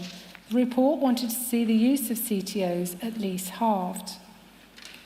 What was described as the cornerstone of the independent mental health review was a statutory care and treatment plan to be developed soon after detention, and which would be the responsibility of the responsible clinician. The recommendation was that it would be in place within 7 calendar days, signed off by the responsible clinician and reviewed by a clinical director or delegated officer at 14 calendar days. It would be required to set out how the wishes and preferences of the patient, their families and carers informed the plan. The Act also replaces nearest relative, thought to be outdated, with a nominated person and confers new functions on them. Turn now to the test for sharing information under current law for the rights of the next of kin. VC had initially consented to his community care coordinator, Claudia Birtles, having contact with family members. He withdrew consent in a telephone conversation on the 16th of December 2021. In the medical records, it is noted that VC was very confrontational and quite angry throughout the call, and that he went on to say that under no circumstances could I have any contact with his mum as it was stressing her out. He went on to tell Miss Birtles that he was cutting this contact off completely and I was never to speak to her again. Contact between mental health services and VC's family thereafter was much more limited. The second CQC report observes that it could be argued that the Trust could have continued to engage with the family while still maintaining his confidentiality. The starting point is that information provided by patients to clinicians is provided in confidence. Clinicians owe a common law duty to maintain that confidence. A breach of confidence is a breach of a duty of care and potentially of the patient's Article 8 rights and data protection legislation. The Mental Health Act 1983 does not contain powers or duties to disclose information about risk to third parties. Whether there is a duty to disclose depends upon whether there is a common law duty to disclose or the disclosure is necessary to discharge an obligation imposed by the European Convention of Human Rights, such as the duty to secure life pursuant to Article 2. In accordance with General Medical Council guidance, clinicians can, in appropriate circumstances, disclose personal information, which would include the risk that the patient poses to themselves or others, without breaching duties of confidentiality. In his evidence of the inquiry, Chris Hart, who has written extensively on the practice of risk assessment, notes that risk overrides the patient's right to confidentiality, and if the patient is unwilling for information about their risk to be shared with others, that must be acknowledged, but the information shared nonetheless with agencies if relevant. He notes a history of public inquiries going back to the 1990s in which poor interagency working and the sharing of information have been identified as key failures. The Royal College of Psychiatry has published guidance on information sharing which sets out a number of principles. These recognise that patients have a right to the privacy and confidentiality of their health information, but information can be disclosed without breaching confidentiality where the patient consents, disclosure is of overall benefit to a patient who lacks capacity to consent, disclosure is required or permitted by law, or disclosure can be justified in the public interest. This guidance will be considered in oral evidence. The guidance advises a discussion on confidentiality and information sharing with the patient at an early stage, ensuring that the patient understands the benefits of sharing healthcare information with their family or carers. The Code of Practice provides that local authorities, NHS commissioners, police forces and ambulance services should have in place a clear joint policy for safe and appropriate admission of people in their local area. Furthermore, that it is good practice for the parties to that local policy to meet regularly, to discuss its effectiveness and to decide what information about specific cases can be shared between relevant parties for the purposes of protecting the person or others. For patients who are the subject of the use of powers under the Mental Health Act 1983, there is certain information that must be shared with the nearest relative. The approved mental health professional is required to attempt to identify the patient's nearest relative and to take practicable steps to inform them that an application under Section 2 is being made, and also to communicate the outcome of an assessment. Before making an application under Section 3, the AMPH must consult the nearest relative unless it's not reasonably practicable or would involve unreasonable delay. The nearest relative must be told of discharge from detention or a community treatment order. Paragraph 4.48 of the Code sets out the duty on hospital managers to ensure that nearest relatives of detained and community patients have been informed about their legal situation and rights, albeit this duty is not absolute and information should not be shared with relatives if the patient objects. The Code of Practice provides that where the Act allows steps to be taken in relation to patients without their consent, it is implicit that confidential patient information can be disclosed to the extent necessary to take those steps. The Code also makes clear that professionals may need to share information to manage any serious risks which certain patients may pose to others. The Code recognises that even where there is no overriding public interest in disclosing detailed clinical information about a patient's health, there may nonetheless be an overriding public interest in sharing more limited information about the patient's current and past status under the Act, if that will help to ensure properly informed risk management by the relevant authorities, families and carers. It is important to note that the duty of confidentiality attaches to the health information of the patient. The Royal College guidance explains there is nothing to prevent mental health practitioners receiving information from family members and carers or actively seeking information even without patient consent. Receiving information is different from disclosing information, albeit it's recognised that listening to the views or concerns of others might be a breach of trust where the patient has made a request not to listen to specific people.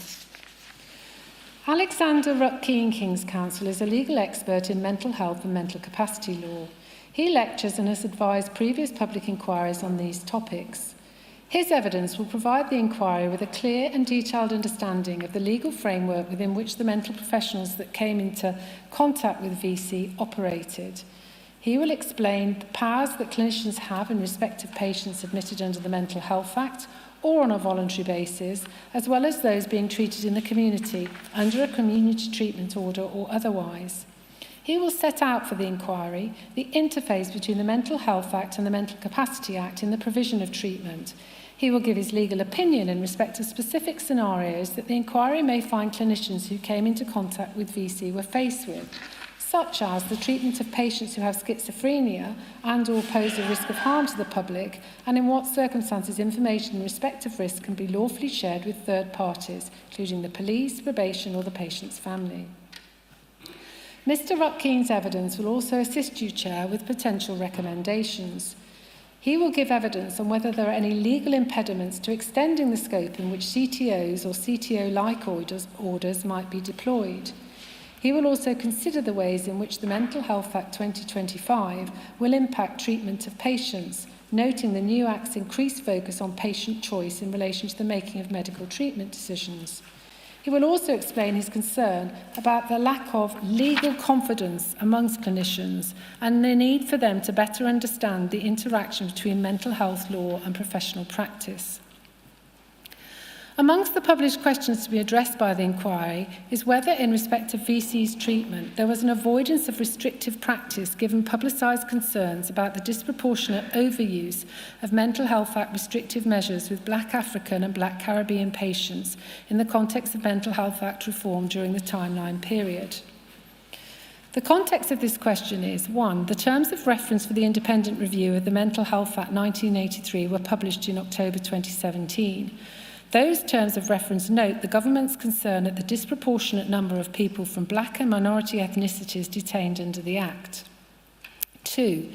The independent review report was published in December 2018. It too expressed concern at the excessively poor experiences and outcomes of black people who were disproportionately more likely to be detained under the Mental Health Act. It noted that Black African and Caribbean men were also seriously overrepresented in the use of community treatment orders. VC's treatment postdates both of these, spanning the period 2020 to 2022. It predates the Mental Health Bill, the first reading of which was in November 2024. As to whether in general terms there is evidence of an avoidance of the use of restrictive practices due to publicity in respect of mental health reforms, Dr. Lade Smith, President of the Royal College of Psychiatrists, explains in her statement that recent statistics show that black people are four more times likely than white people to be detained under the Mental Health Act and 8 times more likely to be placed under a CTO. The Royal College of Psychiatrists is not aware of any evidence that suggests concerns about the disproportionate use of restrictive measures in respect of black patients impacts the approach taken by practitioners. There's no evidence that psychiatrists are not admitting patients because they are black. The rates of admission are the same as at the time of the publication of the independent review, and recent evidence shows that detentions are going up. As to whether specifically in VC's case there is any evidence that restrictive practices were not used because he was black, this question has, in accordance with the published questions, been put to a significant number of the professionals who are dealing with him. The inquiry may wish to consider further in oral evidence whether race was a factor in restrictive practices not being used as a result of publicity about mental health reforms in the period 2020 to 2022. The evidence thus far received by the inquiry does not suggest it was. It is to be observed that he was detained on 4 occasions and 5 of his 7 mental health assessments recommended detention. Assessing risk, experts and professional opinion. Following consultation with core participants, the inquiry is instructed and will hear from 2 experts relating to the understanding, assessment and management of risk. Dr. Sina Faisal, Professor of Forensic Psychiatry, and Dr. Ruth Tully, Consultant Forensic Psychologist. Dr. Faisal has provided an expert report based upon his academic and clinical experience on the relationship between mental illness, violence and risk assessment. He provides an overview of the literature in the area which suggests, he says, a clear relationship between mental illness, particularly schizophrenia, and the perpetration of violence. Dr. Faisal will address the inquiry on the various risk assessment tools that exist in this area. In his view, the use of such tools should be strongly encouraged. He considers that standardisation of tools would improve risk communication between services. He will say that training for clinicians working in general adult psychiatry in the risk assessment of violence is currently limited and should be improved via, in his view, the Royal College of Psychiatrists. He will also give his opinion as a psychiatrist in respect of specific scenarios that may have been relevant to the clinicians that came into contact with VC, such as treatment of patients who have schizophrenia and pose a risk of harm to the public, but do not want to engage with treatment or depot injections. In what circumstances can information about risk be shared with third parties, such as the police, probation, or the patient's family?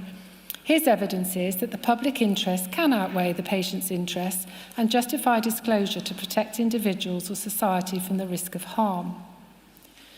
Dr. Faisal will tell the inquiry that risk assessment should be undertaken in general adult psychiatry when people are first taken on by mental health services and whenever there is a clear change or escalation in risk, such as when someone has been arrested by the police.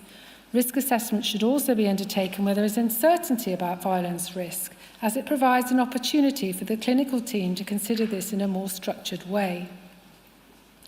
In terms of how risk assessment should be done, he will highlight 3 main areas. First, taking a comprehensive personal and clinical history that includes information about previous violence towards people, history of substance misuse, and triggers for any psychotic relapses.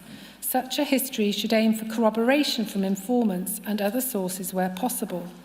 Second, this should be followed by a clinical examination that covers the main areas of mental state, appearance and behaviour, speech, mood, thought and perception, cognition and insight, and investigation of the presence of delusions and their impact on mood and anger. Finally, the structured violence assessment tool should be administered to provide a baseline risk evaluation and provide a means to communicate risk consistently within and between services. Dr. Faisal will identify the key risk factors that should be analysed in a risk assessment, in particular sex, age and any previous history of violence, as well as the lack of compliance with treatment plans, medication and co-occurring substance misuse issues. Dr. Ruth Tully has been instructed to provide an opinion on risk assessment tools, in particular the HCR 20 version 3, Structured Professional Judgment Violence Risk Assessment Tool, which is recommended by the Royal College of Psychiatrists in their 2016 guidance. Dr. Tully will provide expert evidence on risk assessment approaches. She will walk the inquiry through the HCR 20 version 3 tool and explain its design, use, benefits and limitations. She will assist with how training is given on the ground. She will suggest that every trust should have a policy for non-forensic services with procedures for considering if a formal risk assessment tool is needed in a given case. Like Dr. Faisal, she considers that the use of risk assessment tools should be strongly encouraged. She will agree with other witnesses that confidentiality concerns should not be a barrier to information sharing in high-risk cases. We will also hear from Professor John Morgan, who has provided the inquiry with evidence about the work of the Royal College of Psychiatrists Patient Safety Working Group. In 2016, the group published a report and good practice guide on the assessment and management of risk to other people. The report emphasised that risk cannot be eliminated, but it can and should be rigorously assessed and managed. It stresses that most patients with mental illness pose a greater risk to themselves than others. It notes, similarly to the independent review, that risk is dynamic and requires regular review, particularly at times of transition between services, discharge, or when clinical presentation changes. The guide identifies factors likely to increase violence, including sex and age. Men in late adolescence and early adulthood have a higher statistical risk of violence than women or older adults. Substance misuse, personality disorder, previous history of violence, impulsivity and environmental stressors are also contributory. The guidance outlines different approaches to the assessment of risk. One is unstructured clinical judgment, where the psychiatrists use their training, experience and intuition to weigh up information. Professor Morgan explains that this approach is prone to bias, inconsistency and limited reliability. Chris Hart will provide a psychiatric nursing overview. He will outline the importance of nursing in the overall assessment and treatment of mental health patients. In his view, nurses are the core of mental health service provision. He will discuss the role of nursing in the community and in hospital settings. Because of the nature and frequency of their contact with patients, he will say that nurses are expected to assess the ongoing risk with the patient and note any changes in the patient's mental state, behaviour or overall situation over time. He advises on best practice.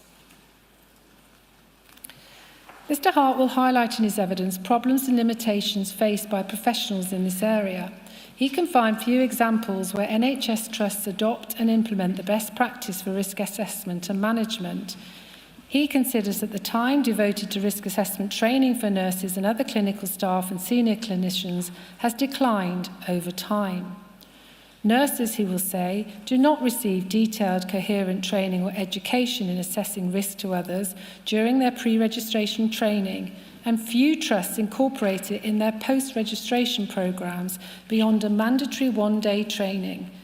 Even fewer trusts assess the competency of nurses in this area. If it is clear, he suggests, that an individual nurse or team of nurses are struggling, it has to be incumbent on the organisation to analyse the problem and address it before there is tragedy. It is unrealistic to imagine that services and nursing care can be improved without improving the knowledge, skills and experience of nurses. He notes a dramatic loss of clinical leadership roles in mental health nursing. A number of risk assessments were completed in respect of VC between May 2020 and February 2022. The Trust promoted positive risk-taking as a fundamental principle in the best practice of managing risk. The theory is that overly defensive practice is bad practice because avoiding all possible risks is not good for the patient or society in the long term and can be counterproductive. Positive risk management identifies that risk can never be entirely removed, and so management plans will always involve choices that carry some level of risk, which should clearly be acknowledged within the decision-making process. Positive risk management involves encouraging clinicians to support reasonable autonomy and community participation with proportionate safeguards in place. The report of the independent review of mental health referred to earlier concluded that the way risk assessments are carried out and how the concept is framed requires a fundamental rethink. Risk changes over time, assessments needed to be frequently redone but are not carried out consistently.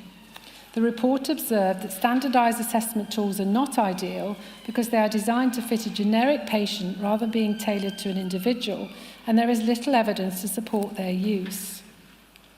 The inquiry will hear from Professor Louis Appleby in relation to his role as the Director of the National Confidential Inquiry into Suicide and Safety in Mental Health. He will inform the inquiry of the systematic collection and analysis of clinical and offence-related data on all people convicted of a homicide offence in the UK up until 2018, when funding was ceased, save for the collection of data on suicides. Funding for the collection of data on homicides was later recommenced by NHS England in 2025, following the Nottingham attacks. Professor Appleby will summarise the key findings from that extensive body of work, including from a study in 2020 that 94% of those convicted of homicide had either a history of drug or alcohol misuse or were not in receipt of planned treatment. In his view, the key area for recommendation should be maintenance of treatment in the community, the response of services to sign of relapse or risk or relapse, and the oversight of evidence-based safe care. He supports the greater use of community treatment orders and outreach teams and considers that patients' families should have a right to request assessment and a second opinion because they are often in the best position to identify deterioration and risk. He also suggests a new national oversight body is needed to ensure that evidence-based and safety-critical mental health interventions are implemented, maintained and monitored. Professor Tim Kendall, NHS England National Clinical Director for Mental Health from 2016 to 2023 and Clinical Lead for New Models of Mental Health since 2023, will provide evidence in respect of new community mental health schemes being piloted in England at the present time. Witnesses from the Royal College of Psychiatrists and the Royal College of Nursing will be giving evidence about learning, practice and training for clinicians in their respective areas. Witnesses from the relevant regulators, the GMC and NMC, have also provided evidence in respect of their roles in overseeing training. Finally, Chair, Dr. Nuwan Disengagement, Consultant Psychiatrist for the Assertive Outreach Team for Leeds and York Partnerships NHS Foundation Trust since 2003, will give evidence as a national expert in assertive outreach. He describes the clinical need for assertive outreach, a whole team approach with a shared caseload rather than individual case management. The keys to engagement include consistency of contact and treatment and practical support with issues such as housing and finances. He explains constructive as opposed to restrictive principles of support. Ms. Langdale, that seems a good point to stop. We're going to take a shorter break this afternoon and we'll come back at 3:30. Thank you. Please stand.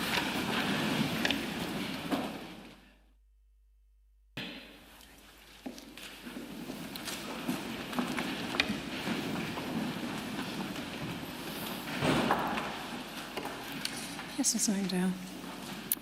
Having set out the legal framework and evidence relating to treatment of VC prior to the attacks, I turn now to the immediate period in the run-up to the attacks on the 13th of June and the response of the police.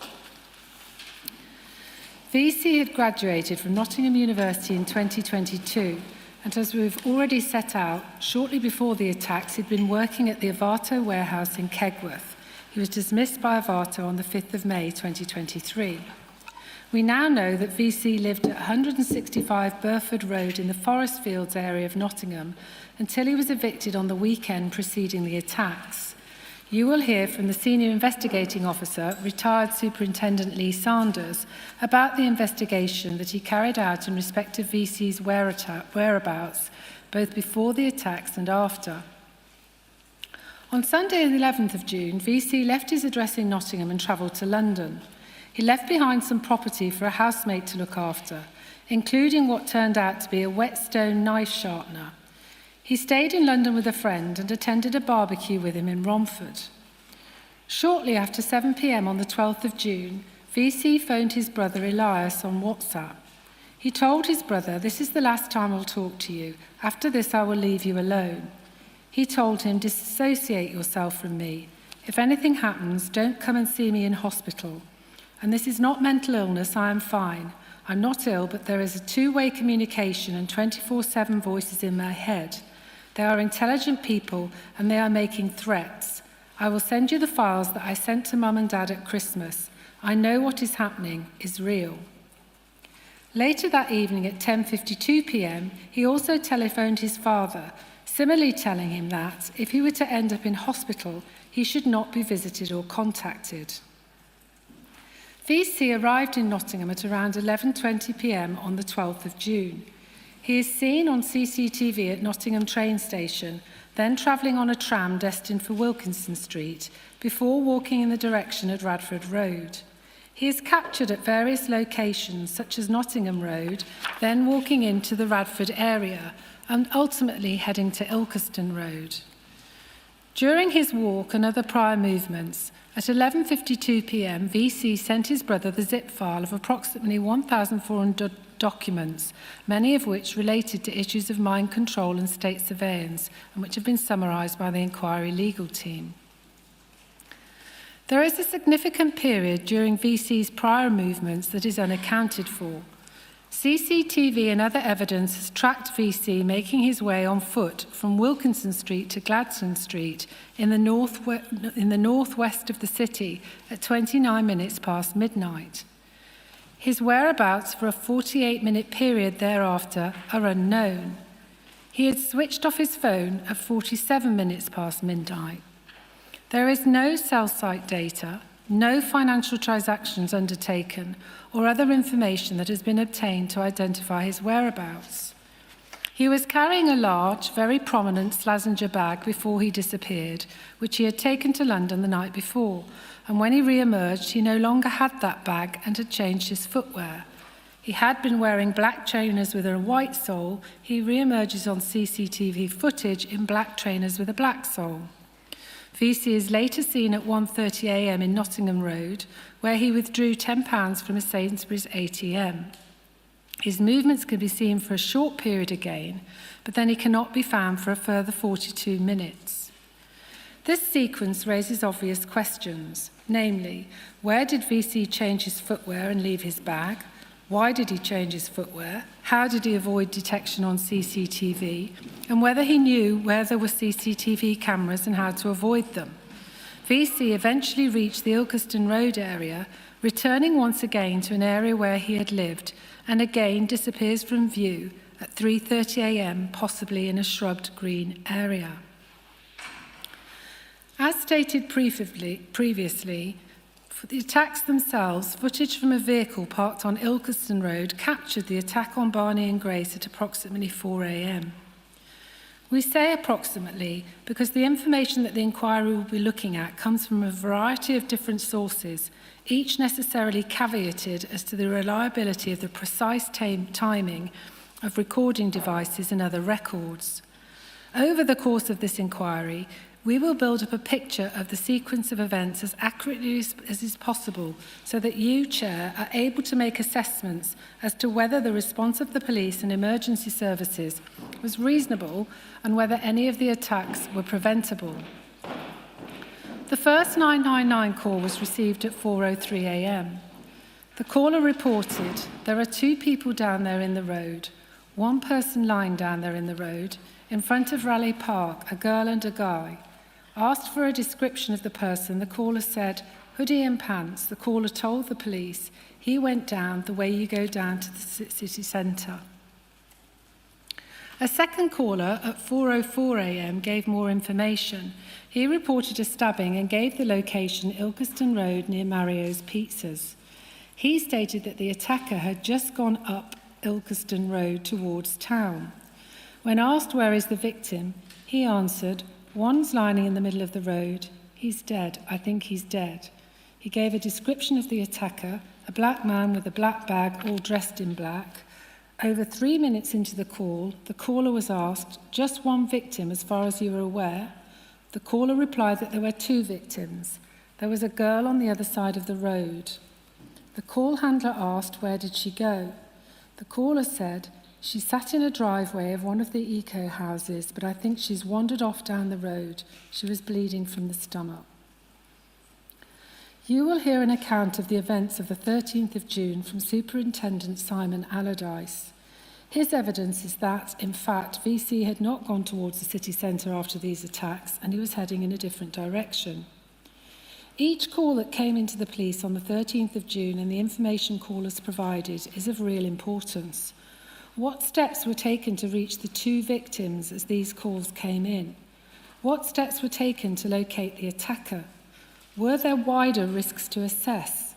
Was a threat assessment undertaken to develop the police response, and if so, when? A threat assessment refers to the analysis of potential or actual harm to people, the probability of it occurring, and the consequences or impact should it in fact occur. Judgments made and decisions taken in this period are of enormous significance to the bereaved families and survivors. Was everything done that could be done within the first responses to prevent the deaths of Barney, Grace and Ian? Given the time to apprehend VC, were the later attacks preventable? The inquiry will examine what judgments were made in the circumstances faced. The College of Policing approved professional practice makes clear that threat and risk assessment is necessary to develop a working strategy for the response to any attacks. As an incident progresses, regular review of available information and intelligence is necessary.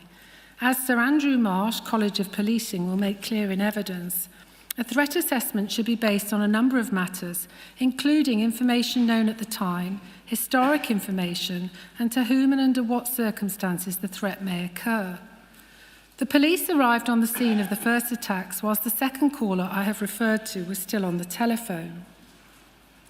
You will hear from Superintendent Allardyce that at 4:04 a.m, recordings from a radio system known as Airwave show operational support officers being informed of the incident and multiple officers being dispatched, including firearms officers and dog handlers. You will hear from the Force Incident Manager, Chief Inspector David Mather. The Force Incident Manager, or FIM, is a police officer usually in the rank of Chief Inspector, responsible for the operation of the Force Control Room and who coordinates the response and effective management of certain incidents. The actions and decisions taken by Chief Inspector Mather will feature heavily in the assessment of the immediate response to the attack and its adequacy. At approximately 4:05 a.m, a call was made from the police control room to the East Midlands Ambulance Service requesting assistance. Also at 4:05 a.m, a further 999 call was made from a taxi driver, but that call has not been recorded. Chair, you will hear of several other instances where the audio of 999 calls were not properly recorded, and that is something that you may wish to understand further. The police had graded the incident as Grade 1, which is an immediate emergency incident. The target attendance time for such incidents is within 15 minutes for urban areas. There is evidence that officers had arrived by 4:08 a.m. and engaged in first aid to Barney. That is a response time of approximately 5 minutes. What about Grace? Notwithstanding the 999 calls referred to, it appears that it was not until 4:08 a.m. that officers were updated by a dispatch that a female had also been stabbed. An officer already at the scene was also alerted by a member of the public to Grace's whereabouts. By 4:07, Force Incident Sergeant Gavin Berry, had considered what are called Golden Hour Principles. These principles are set out in the College of Policing's Authorised Professional Practice on Investigation Process. This golden hour is the period immediately following the report of an offence or incident when positive action should be taken. Effective action during the golden hour is intended to and will increase the opportunity to identify suspects, protect victims and witnesses, and help to secure positive criminal justice outcomes. The College of Policing guidance states that everyone involved in investigating a crime or incident must help to preserve life, secure material, minimise the amount of material that could be lost to the investigation, and maximise the chance of securing material that would be admissible in court. Preserving life surely includes, Chair, ensuring dangerous suspects are apprehended as soon as possible. The incident log sets out the immediate steps that were communicated by Sergeant Gavin Berry, namely officers to attend and activate body-worn video, obtain account from the victim, secure accounts from witnesses, early CCTV inquiries to be conducted, search to be conducted for any weapon, locate and secure a scene if necessary, early observations for potential offenders, considering cross-contamination. By 4:07 a.m, PC Dean Reynolds, from whom we will hear evidence, had offered to head towards the incident location from the city to see if they could see anyone matching the suspect's description. Surprisingly, you will hear that the only information passed to the officer was that it was someone wearing a hoodie. Another officer, PC Marshall, asked if there was any known direction of travel and told that there was not as yet, despite the information given in the 999 calls. At the same time, Operational Firearms Commander PC Speeden asked whether armed authority was being considered to search for the attacker. That will be of particular importance to the family of Ian Coates and the survivors of the later attacks. Chief Inspector Mather informed PC Speeden that the priority was the victims, as they had reports of a second victim. Authorised firearms officers, known as AFOs, have greater first response training and equipment, which is why they had been sent to the victims of the first attacks. When the ambulance service arrived, however, was it necessary for these officers to remain at the scene? PC Speedon has told the inquiry that he and other firearms officers were frustrated that no authority to deploy firearms officers had been granted in response to the first attacks. This special authorisation is given where the authorising officer has reason to suppose that officers may have to protect themselves or others from a person who is so dangerous that the deployment of armed officers is considered appropriate.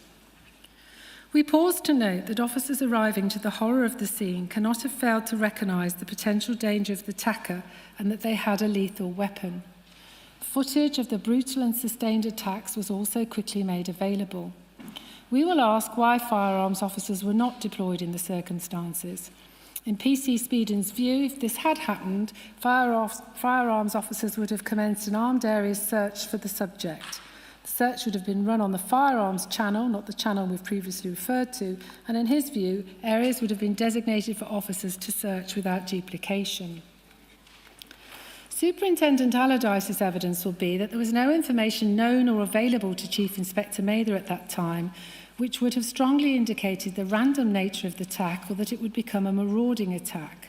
The inquiry will test the sufficiency of that explanation and whether in any event suitable emphasis was placed on identifying and finding the attacker. By 4:09 a.m, officers had asked for a Cat 1 response from the ambulance service, that is the fastest possible attendance. A firearms sergeant and firearms officer arrived at 4:10 a.m, by which time Grace had been found, and the firearms sergeant, P.S. Hallam, had started to provide first aid and engaged in CPR until the ambulance arrived. By 5:10 a.m, the response policing inspector, Inspector Shaw, had been informed of the incident and the first ambulance crew had arrived. At 4:11 a.m, the operational firearms commander, PC Speedon, raised concerns about the whereabouts of VC. He said over the radio system, "I know our priority is the victims at the moment. My only concern is the offender. We have unknown whereabouts for him. It's unknown if there will be future victims or that the offender might return to the scene." You will hear from PC Speedon and his recollection of this issue. You will hear from Superintendent Simon Allardyce that there is no evidence that a review took place as to the risk posed to future victims at this stage, something that Chief Inspector Mather will plainly have to address. By this stage, or soon after, why wasn't there central coordination from the control room of who was searching and where? Were those responsible directing a search in a structured manner? If not, why not? At 4:12 a.m, two officers, PC Clark and PC Brady Johnson, passed a further description of the suspect over the radio.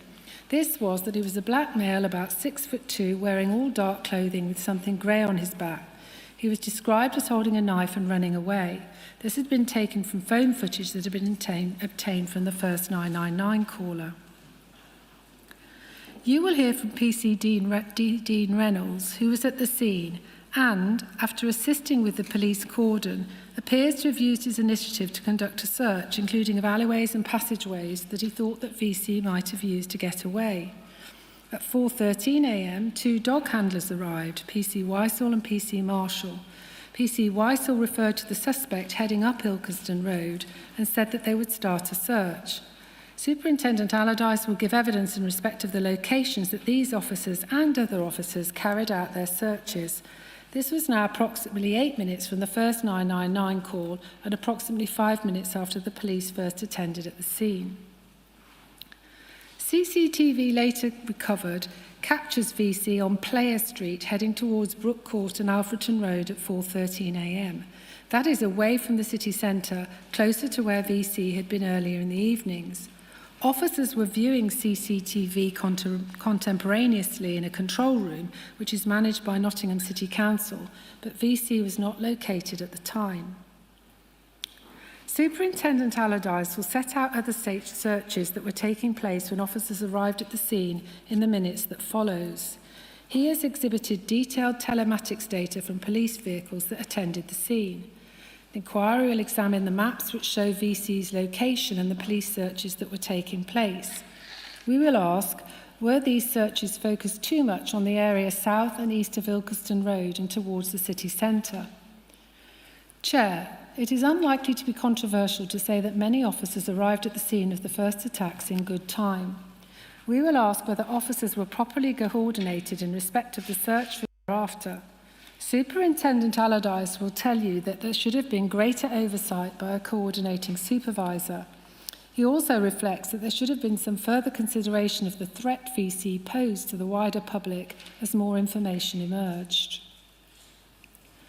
As new descriptions and location information was passed to the police by witnesses, were the police provided with sufficient information on talk channels to carry out effective searches? You will hear, for example, PC Speeding asking again for further information on progress in identifying the suspect at 4:24 a.m, but not being updated on a sighting slightly north of Ilkeston Road. In the absence of that information, he directed other officers towards the city centre to the east. Detective Inspector Pan Dowson, the on-call murder investigation senior investigation officer, had been briefed by 4:18 a.m. and was en route to the scene by 4:25 a.m. That signals the beginning of the formal investigation, with formal scene examination, forensic inquiries and evidence recovery taking place. By 4:30 a.m, CCTV, which was later recovered, captured VC emerging from an alleyway between Maple Street and the Forest Park and Ride tram stop. He had been continuing north, somewhat away from the city centre. Chair, there is an important radio discussion at 4:32 a.m. between Chief Inspector David Mather and Inspector Peter Shaw. Inspector Shaw observed that, in his words, "We've got some cops looking for the suspect, haven't we, if not many?" Chief Inspector Mather responded, "He's going to be long gone now," and asked him to concentrate on the victims at the scene. The search for an attacker did not actually stop at that point. Other searches continued by officers and soon after by drone. These other searches were again principally focused towards the city centre. A significant search occurred around Derby Road to the south following a report of a female shouting, "Get off me," but it was ultimately not linked to VC.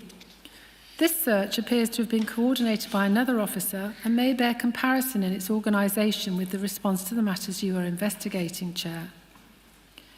Grace was taken away in an ambulance at 4:36 a.m. to the Queen's Medical Centre. Barney was transported there at 4:45 a.m. Grace was declared life extinct around 4:48 a.m. and Barney at 5:20 a.m. The inquiry will obtain evidence from a medical expert in pre-hospital emergency care, through which we will explore whether there was a prospect that Barney, Grace or Ian could have survived the attacks upon them. By 5:01 a.m, Chief Inspector Mather contacted the on-call Chief Officer, now temporary Deputy Chief Constable Rob Griffin.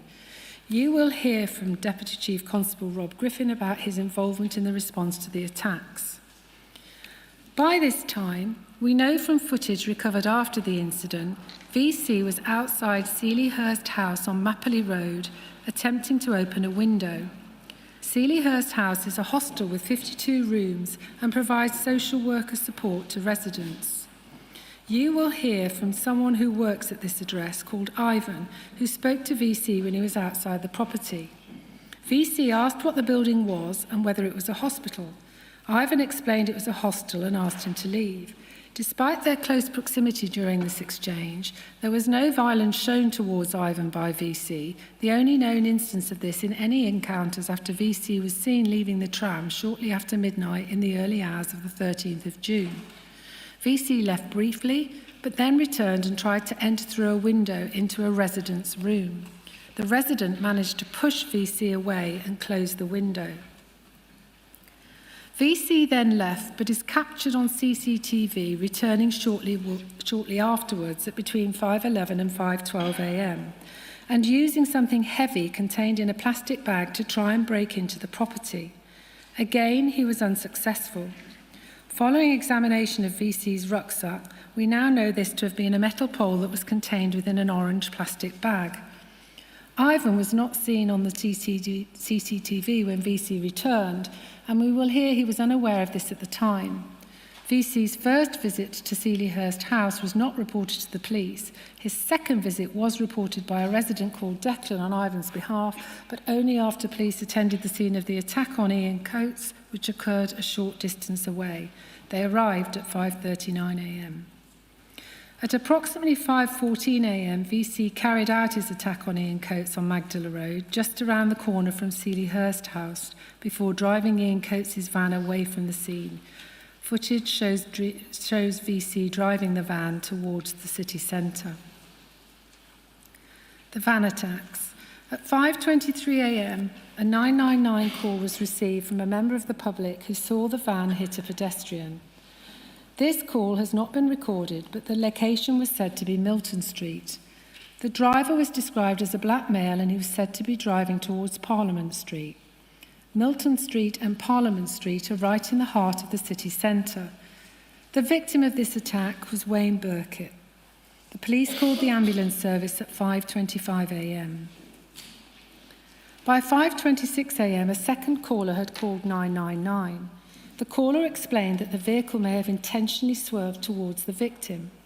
He also described a white van going quickly to Parliament Street.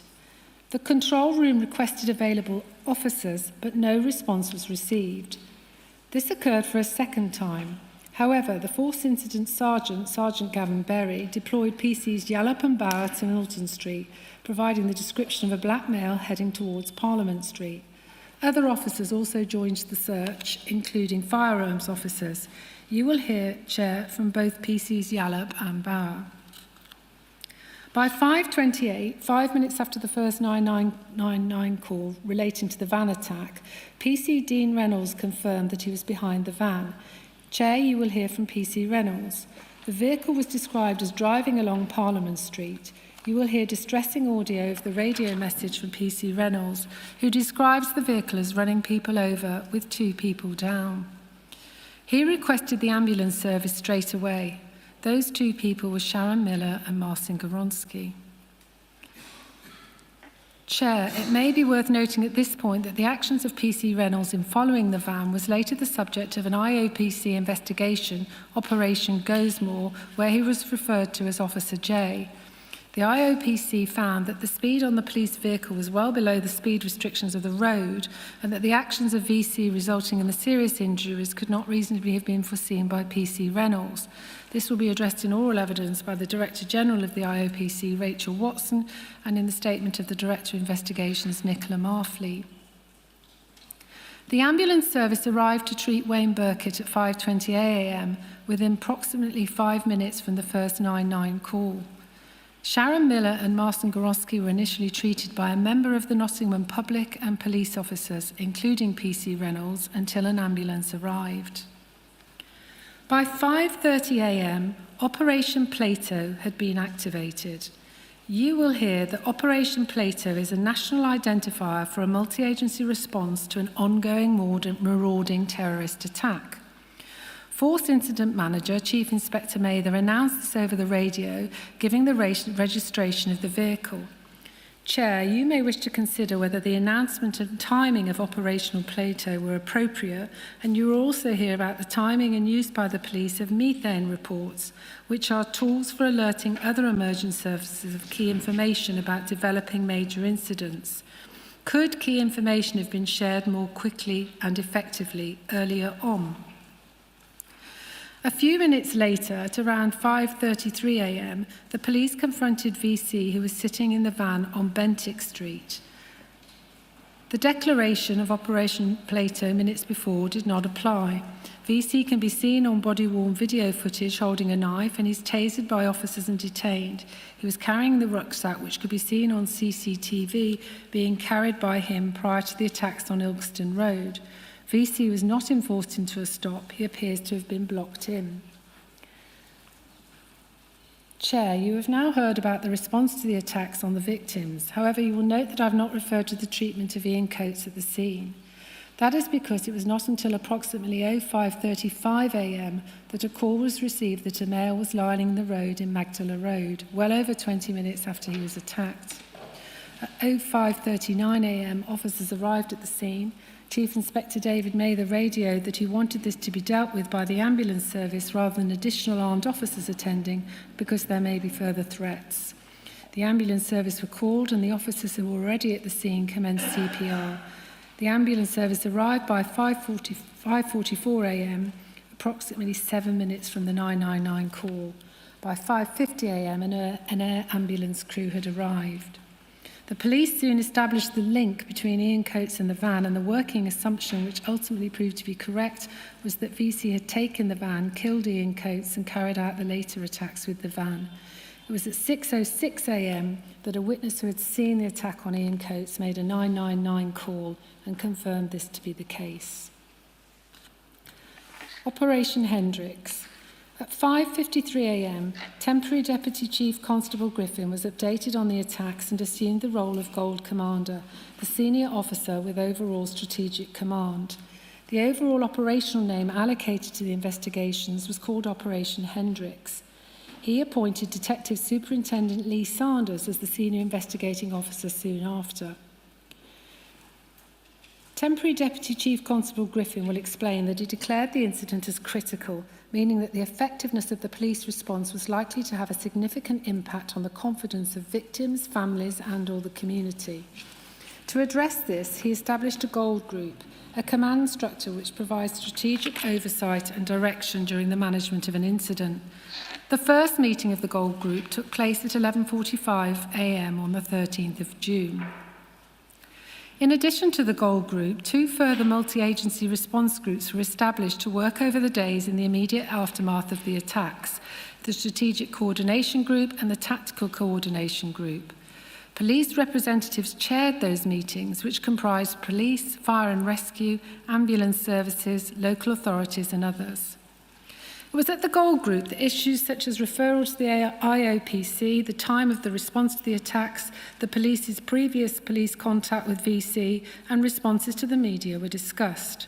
The Gold Group had a series of strategic objectives. These included minimising the risk of harm to people living in or visiting the area of the reported attacks, the wider area, and to keep people safe. Ensuring that effective engagement, communication and support is provided to the affected families, providing reassurance to affected individuals and communities through an effective and proportionate support, engagement, media and communications plan, ensuring a professional and effective investigative response to the murders and incidents to identify the suspects and effect their arrest and prosecution and secure justice for the victims and their families, working in partnership with the local Resilience Forum, other strategic partners, both locally and nationally, and the Counter-Terrorism Network to maintain the trust and confidence of communities in the response and actions of Nottinghamshire Police, to ensure that Nottinghamshire Police discharge their responsibilities fully in relation to policies, guidance and governing notifications to scrutineers such as the IOPC, to provide welfare support to affected officers and staff from all agencies. This inquiry will assess whether these were the right objectives and, if so, whether they were adequately addressed. There is one area in particular that is likely to be a focus of the inquiry's investigation, and it concerns the issue of communication, both with the families and victims and with the media. Chair, we set out earlier the issue of the outstanding warrant for VC, which had not led to any significant action over the 8 months that preceded the attacks on June the 13th.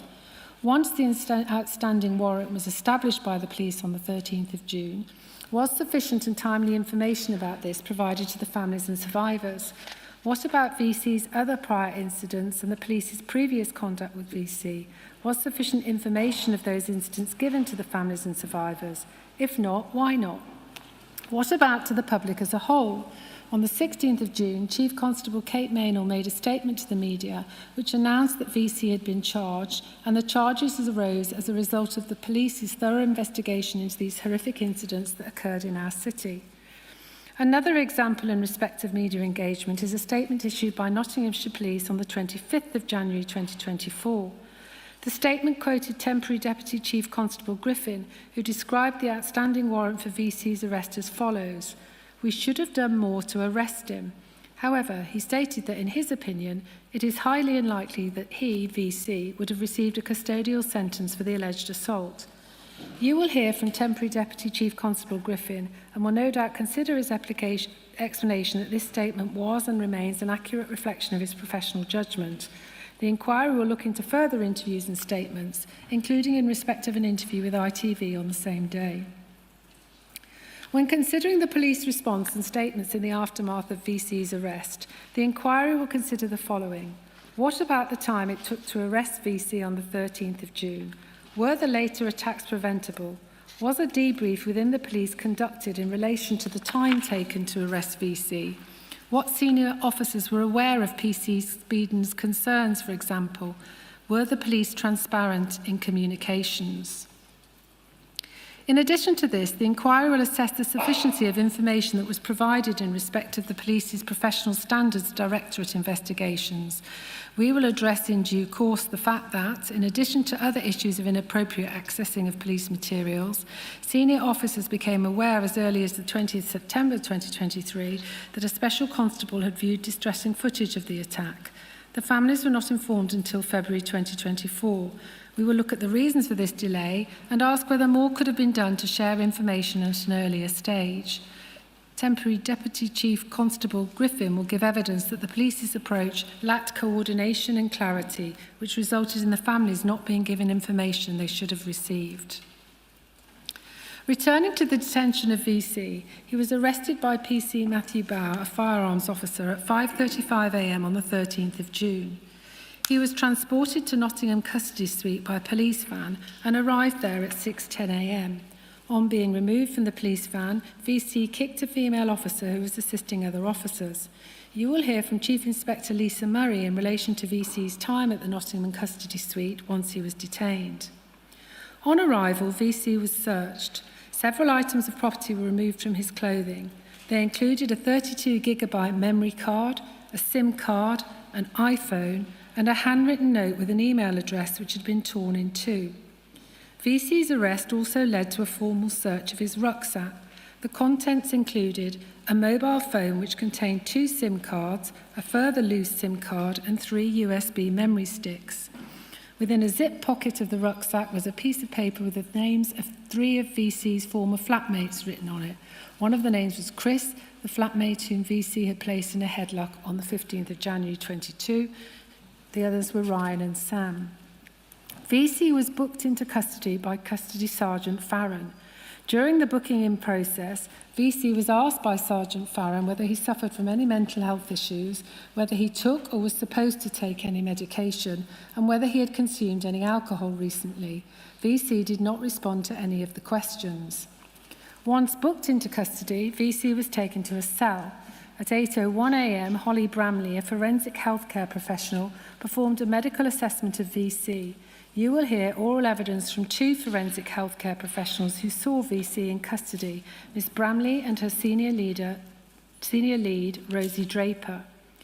The record of Ms. Bramley's assessment noted that VC was fit to be detained, did not require an appropriate adult, but was not yet fit to be interviewed or fit to be charged, pending a period of rest following arrival.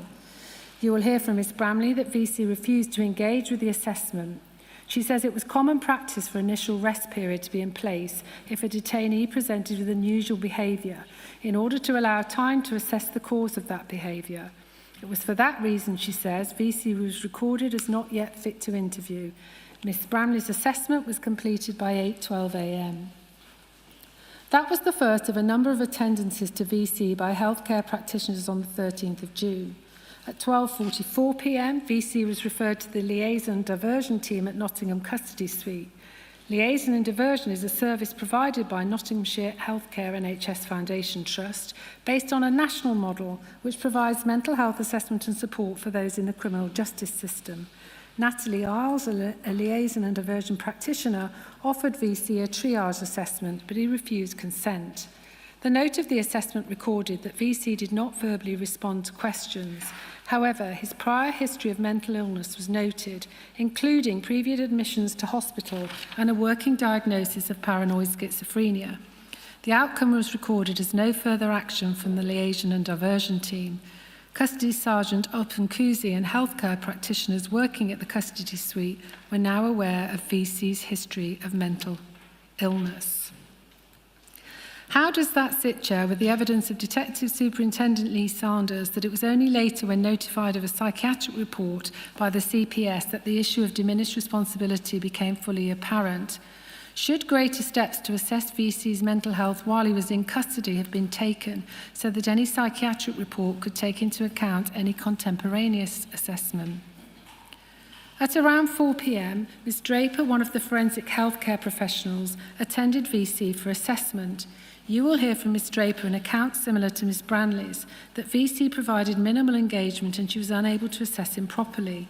At this stage, Ms Draper sought advice from the liaison and diversion team as to whether a mental health assessment ought to be carried out. You will hear from Louisa Hagen, a service manager for the liaison and diversion team. She advised Ms Draper that referral for a mental health act assessment should not be made due to the serious and indictable nature of the offences for which VC had been arrested. Was this a missed opportunity for a fuller psychiatric assessment of VC, regardless of his suitability for the liaison and diversion programme? What changes to policies and practice might address any concerns in this respect? Whilst in custody, VC was asked whether he would consent to having non-intimate body mapping photographs and swabs of his hands taken. VC refused consent. Authority was subsequently given for body mapping and hand swabs. As non-intimate samples, they could be taken even in the absence of consent.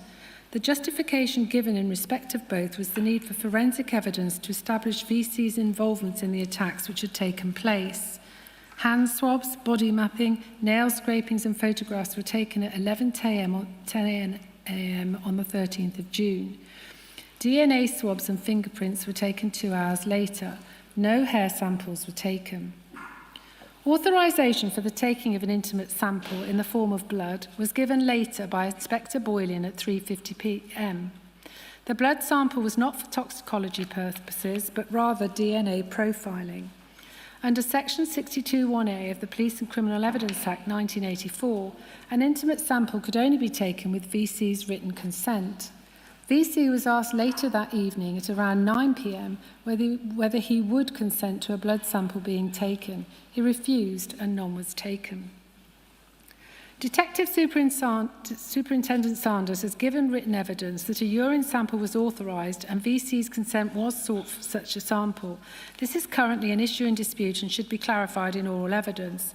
Whilst the evidence recovery plan dated the 13th of June 2023 did mention the need for a urine sample, there is no evidence in the custody record that such a sample was ever authorised or requested.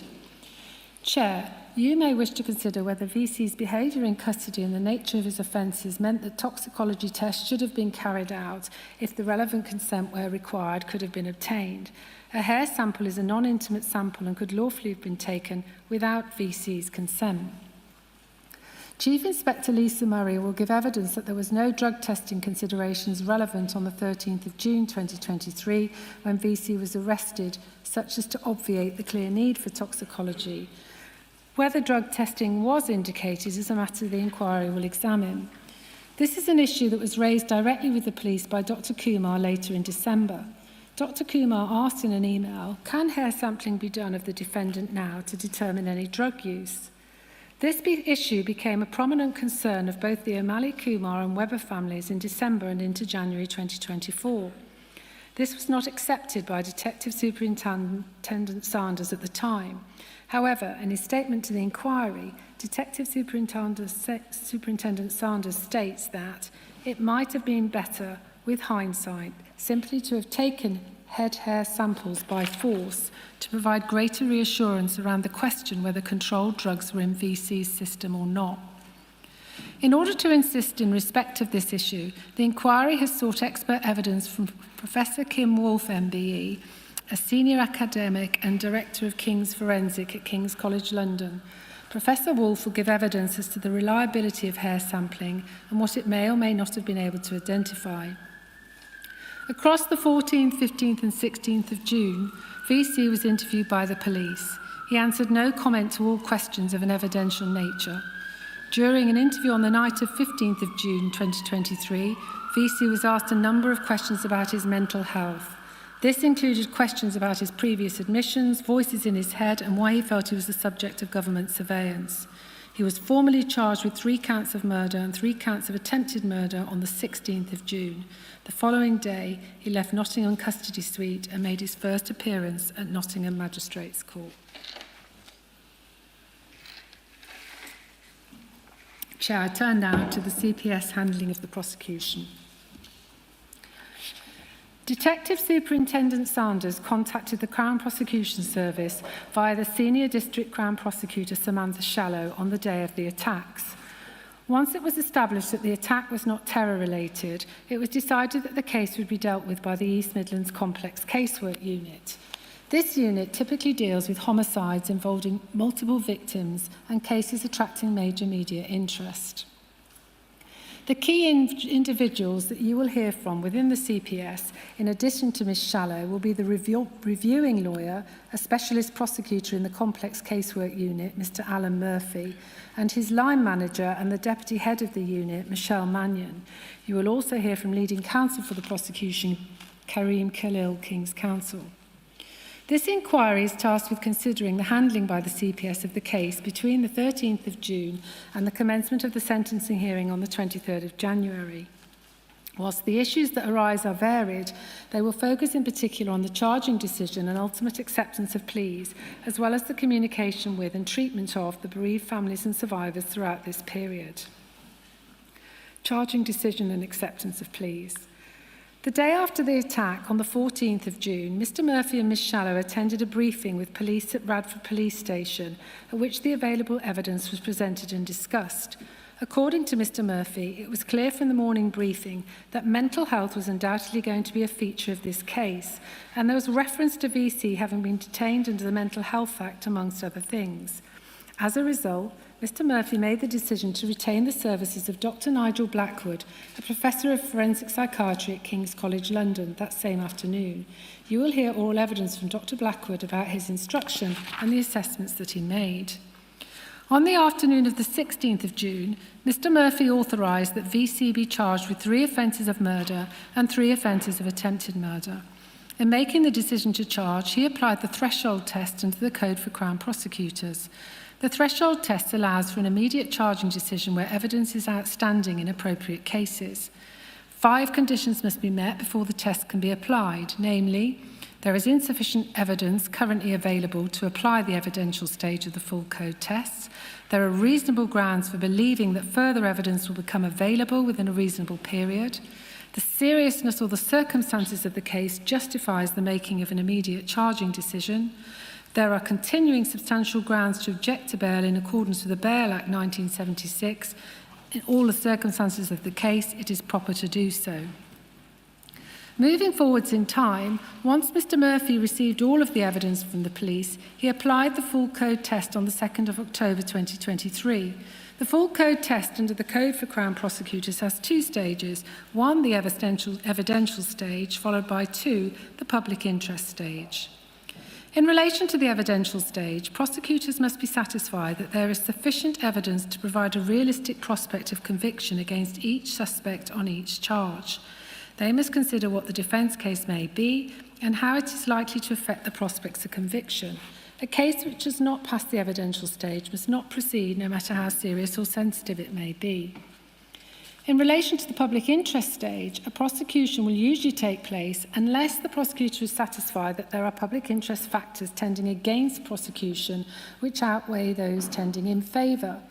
When considering the public interest stage, the Code for Crown Prosecutors sets out a number of questions which the prosecutor should consider, including how serious the offence is, the level of culpability of the suspect, and the impact on the community.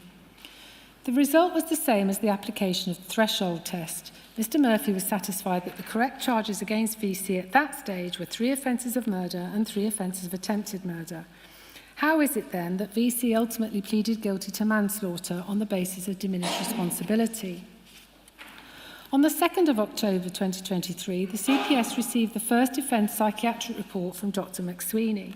The report stated that, whilst VC was fit to plead and stand trial and that he was not insane, the partial defence of diminished responsibility was available to him.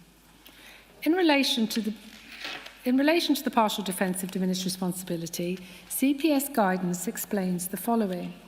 As the onus is on the defendant to establish diminished responsibility on the balance of probabilities, they are likely to need to obtain expert evidence in support.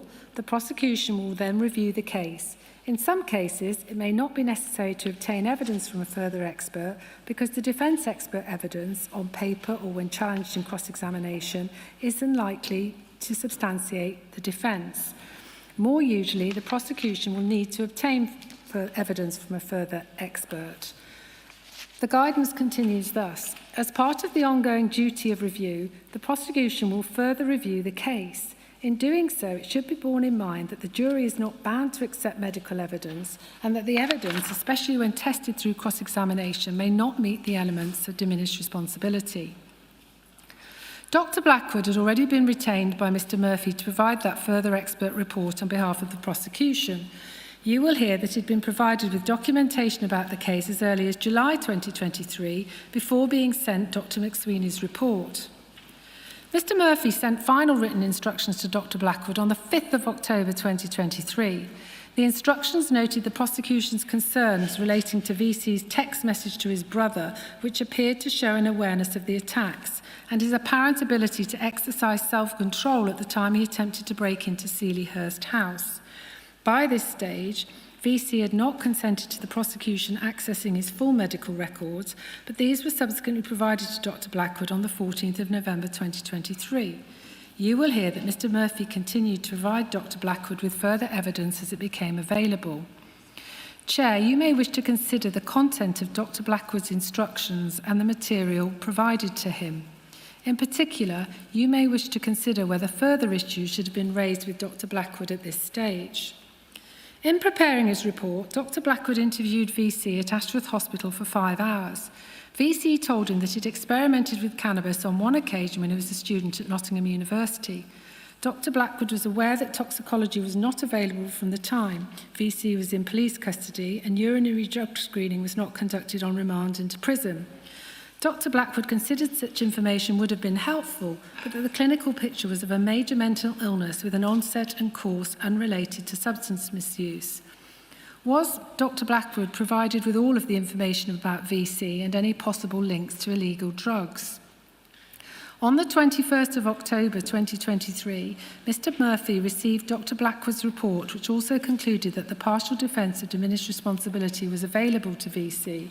You will hear that on the 23rd of November 2023, the first 2 psychiatric reports were discussed in conference with leading and junior counsel before Mr. Murphy conducted a full review of the case. At that point, the prosecution's view was that these 2 reports provided evidence to support the partial defence of diminished responsibility, and that, subject to anything contrary in a 3rd report, if pleas were offered on that basis, they would be accepted. On the 24th of November 2023, a 2nd defence report was also available from Dr. Shafrullah, who similarly concluded the partial defence was available to VC. On the same day, there was a meeting between the prosecution team and the O'Malley Kumar and Webber families. Also in attendance was Julian Hendy from the 100 Families Organisation at the request of the bereaved families. You will hear that both bereaved families were opposed to the CPS accepting pleas to manslaughter on the grounds of diminished responsibility. Following the meeting, Dr. Kumar contacted Detective Superintendent Lee Sanders to highlight concerns in relation to the psychiatric reports, particularly in relation to VC's presentation on the 13th of June. The inquiry will consider these concerns and whether delay in carrying out psychiatric assessments may have impacted the accuracy of the assessments. Following these concerns, the CPS decided to instruct a 4th expert, Dr. Latham, and a letter of instruction was sent to him on the 27th of November 2023. Dr. Latham will similarly be giving evidence to this inquiry. The instructions referred to concerns raised by Dr. Kumar, and the new expert was asked to consider the 3 available psychiatric reports and evidence in the case, particularly regarding VC's presentation on the 12th and 13th of June, and to provide an expert opinion as to whether the conclusions reached by the psychiatrist on the issue of diminished responsibility had been properly reached. He was also asked if he was able, in the absence of an interview with VC, to provide an expert opinion on whether, at the time of the offences, VC's mental health was such that he had available to him the partial defence. Following those instructions, you will hear that Mr Murphy also sent Dr Latham an email from Dr Kumar raising a number of discrete points so they could also be addressed in his report. Chair, you may wish to consider the content of Dr Latham's instructions and the manner in which concerns from the bereaved families were put to him, should he have seen VC and conducted a further independent assessment. By that stage, VC had already been assessed in person by 3 expert psychiatrists. Should the prosecution experts have met with or interviewed the survivors of the attacks, the bereaved families, or the family of VC to inform their reports? This was something that was raised by the Amali Kumar and Webber families. Are there improvements that might be made to improve the rigour of these kinds of reports, even if they are not presently adopted, including speaking with third parties in order to better test the account given by a defendant? After Dr Latham's report was received by the CPS, Prosecution Counsel was asked to provide an advice concerning the acceptance of pleas and did so on Saturday the 16th of December 2023. You will hear Counsel advised the evidential test in the Code for Crown Prosecutors was no longer met in respect of the counts of murder. In those circumstances, the pleas to manslaughter should be accepted. The next day, Mr Murphy conducted a further review of the case.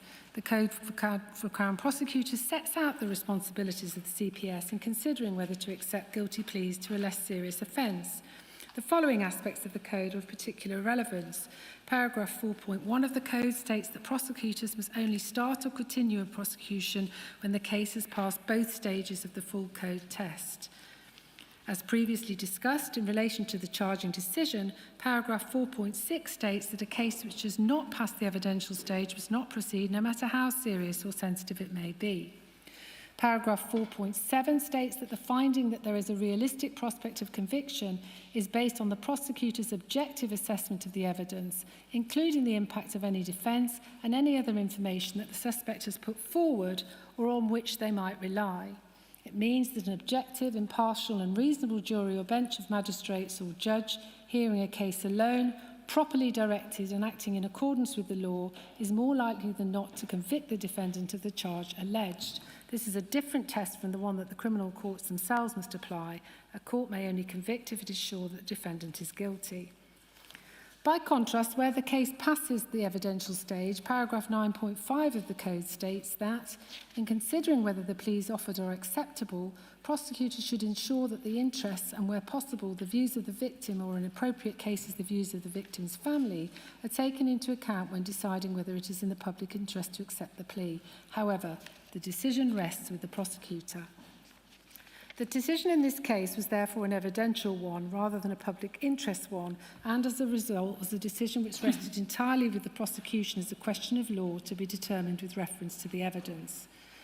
Chair, you will be taken to the applicable CPS guidance on prosecuting homicide and on accepting pleas in reviewing these decisions, and in particular how the psychiatric evidence is to be used and assessed. You may wish to consider whether the process adopted by the prosecution complied with those policies and best practice. Furthermore, whether there is or can be any role that victims and families of the bereaved may usefully play in such a process now or in the future. We have touched upon some concerns raised by the families in respect of the expert evidence. I will now address the prosecution's communication with and treatment of the families and survivors more broadly during the course of the prosecution.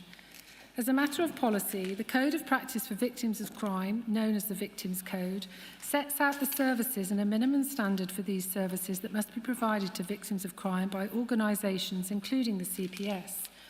The Victims Code contains 12 rights which apply in different circumstances. The rights engaged in this case included the right to be able to understand and be understood, the right to have services and support tailored to your needs, such as special measures at court, the right to be provided with information about the investigation and prosecution, the right to make a victim personal statement, the right to be given information about the trial process and role as a witness, the right to be given information about the outcome of the case and any appeals, and the right to be able to make a complaint.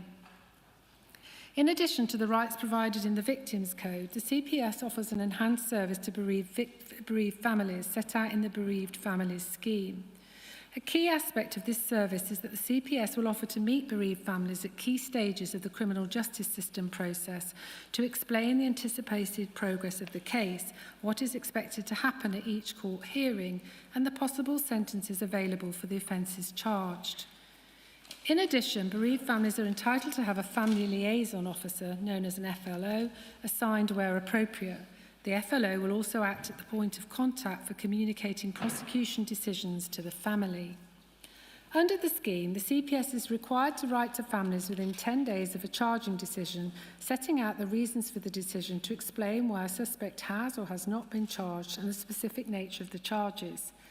In addition, in cases where a charge is substantially altered, for example in circumstances where the prosecution accepts pleas to a lesser offence, the CPS will write to the bereaved family within 1 day explaining the decision and to offer a meeting. You will hear that each of the bereaved family groups, as well as the survivors, were allocated a FLO, or in some cases two, who acted as the conduit between them and the prosecution. You will hear oral evidence from the family liaison advisor, Detective Chief Inspector Claire Gould, who appointed those officers and who coordinated their deployments. You will also hear from one of the FLOs, DC Raj Johal. You will also hear about the CPS's engagement through correspondence and face-to-face meetings. An important consideration may, in due course, be whether the role of a FLO, which is governed by the College of Policing's authorised professional practice for family liaison and is primarily a police investigator, is suited to act as a conduit between the CPS and the families or survivors. Might, for example, an additional dedicated CPS officer be more suited to that role in the most serious or legally complex cases? Is a police investigator best placed to give advice on, for example, the issue of diminished responsibility? The issues arising. Initial contact was made with the bereaved families in the form of a letter dated the 16th of June from the Chief Crown Prosecutor Suzanne Llewellyn. The letters offered meetings at the first appearance at Nottingham Magistrates Court on Saturday the 17th of June 2023, the preliminary hearing at Nottingham Crown Court on the 20th of June 2023 or at any point thereafter. Although the bereaved family scheme does not specifically apply to the survivors of the attacks on the 13th of June, you will hear that the scheme was explained to the survivors who confirmed that they did not wish to meet the prosecutor at that stage, and if they changed their minds, they would inform the FLO. While none of the bereaved family members or survivors attended the first appearance, the family of Ian Coates attended the preliminary hearing on the 20th of June 2023 and spoke to Mr Murphy and Junior Prosecution Counsel. On the 4th of July 2023, the CPS was notified that the Amali Kumar family would like to meet the Prosecution Counsel. No meeting took place over the summer in 2023, and on the 2nd of October 2023, the FLOs informed the CPS that the Amali Kumar and Webber families did not intend to attend the pre-trial and preparation hearing and did not feel able to hear any level of detail relating to the attack on the 13th of June at that point. On the same day, the defence, representatives for VC, served their first psychiatric report. This was a key moment in the case as it made clear for the first time what the likely issues concerning diminished responsibility were going to be. On the same day, the report was sent to the police with a request from Mr Murphy to let the FLOs know so they could inform the bereaved families. You will hear that the CPS did not suggest a form of words to be passed to the bereaved families or survivors in relation to the communication of this significant issue. Chair, you may wish to consider whether it may have been helpful for the FLOs to have specific wording to support that discussion and whether communication could have been improved in this respect. On the 13th of November 2023, the CPS was informed that the Webber family had requested a remote meeting to discuss the issue of diminished responsibility, and it later became clear the Amali Kumar family wanted to join the meeting. Shortly before the meeting on the 22nd of November, the police explained to the CPS that at this stage the Coates family do not wish to meet with the CPS specifically. However, it should be noted that the family of Ian Coates was not invited to the meeting on the 24th of November 2023. By the time of that meeting, the prosecution was in receipt of the expert report from Dr Blackwood, which similarly concluded that the partial defence of diminished responsibility was available. The meeting on the 24th of November 2023 was attended by a leading counsel. You will hear from Mr Khalil KC the matters that were discussed, including that the CPS intended to accept pleas to manslaughter on grounds of diminished responsibility and the possible sentencing options. On the same day, the family of Ian Coates and the survivors were informed of the intention to accept pleas. Following the meeting, as we've already set out, concerns were raised by the Webber and O'Malley Kumar families and Dr. Kumar in particular about the psychiatric evidence, including in relation to the focus on VC's mental state a considerable time after the attacks took place. The plea and trial preparation hearing ultimately took place on the 28th of November 2023. At that hearing, VC entered guilty pleas to 3 counts of manslaughter on the grounds of diminished responsibility and 3 counts of attempted murder. A meeting took place between the prosecution team, including Mr. Khalil KC, the O'Malley Kumar family, and the family of Mr. Coates. You will hear that following the final decision to accept pleas to manslaughter on the grounds of diminished responsibility, on the 17th of December, a letter was sent to the bereaved families by the Chief Crown Prosecutor, Janine McKinney, which was delivered by the Flows on the 19th of December. The next day, the O'Malley Kumar family requested a further meeting with Mr. Calocane's counsel in the new year. A similar request was received from the Webber family. A meeting took place on the 15th of January 2024.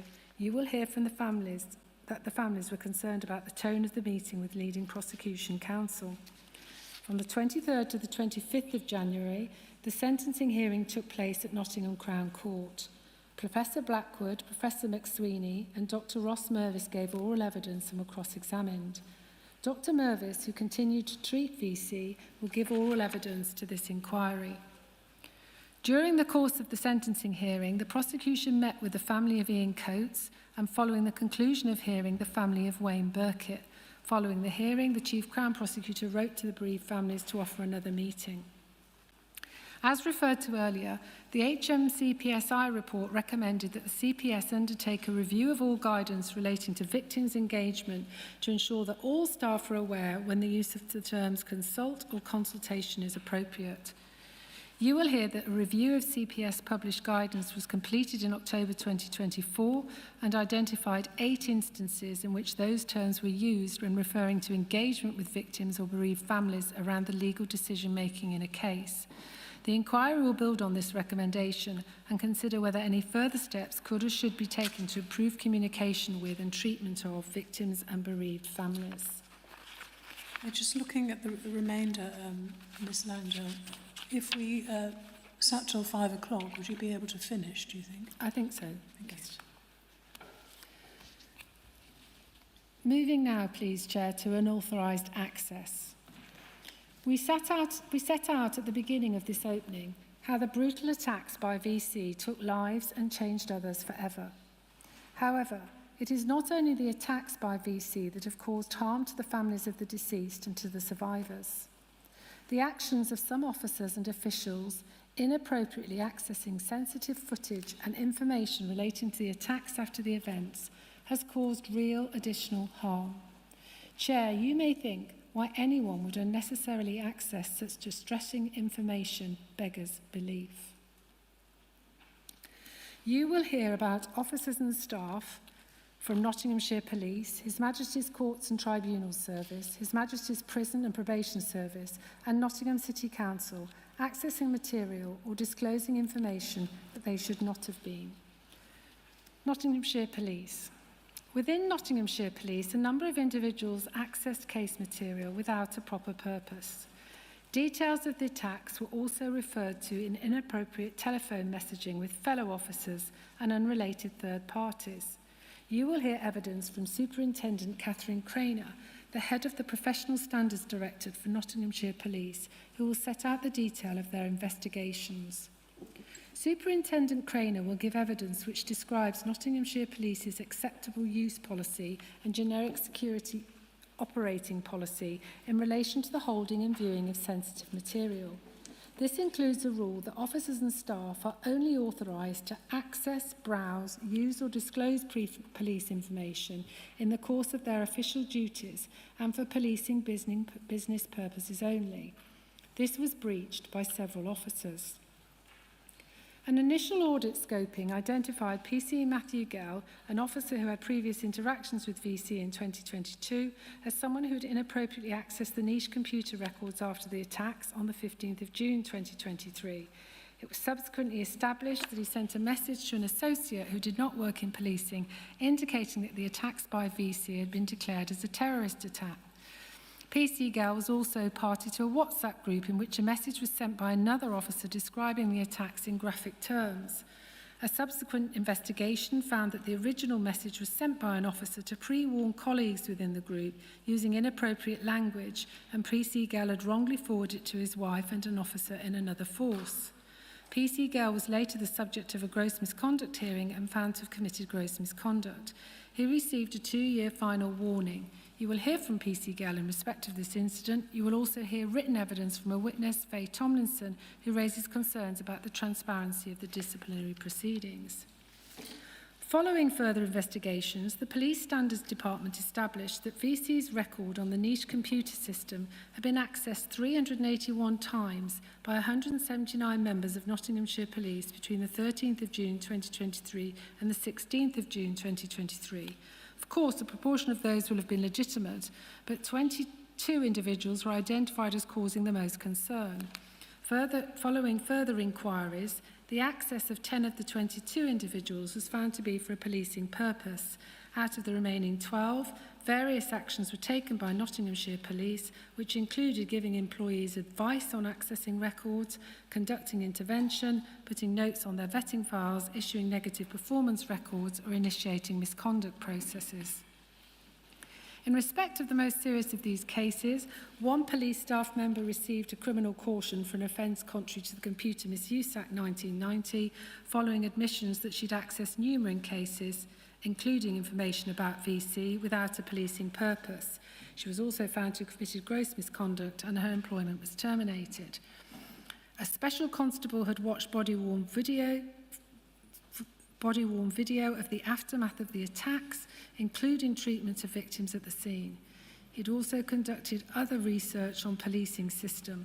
The constable resigned, was the subject of an accelerated misconduct hearing and placed on a barred list in respect of future employment. Chair, you will hear that the Special Constable admitted watching the body-worn video footage, and that is how it came to be known by the police.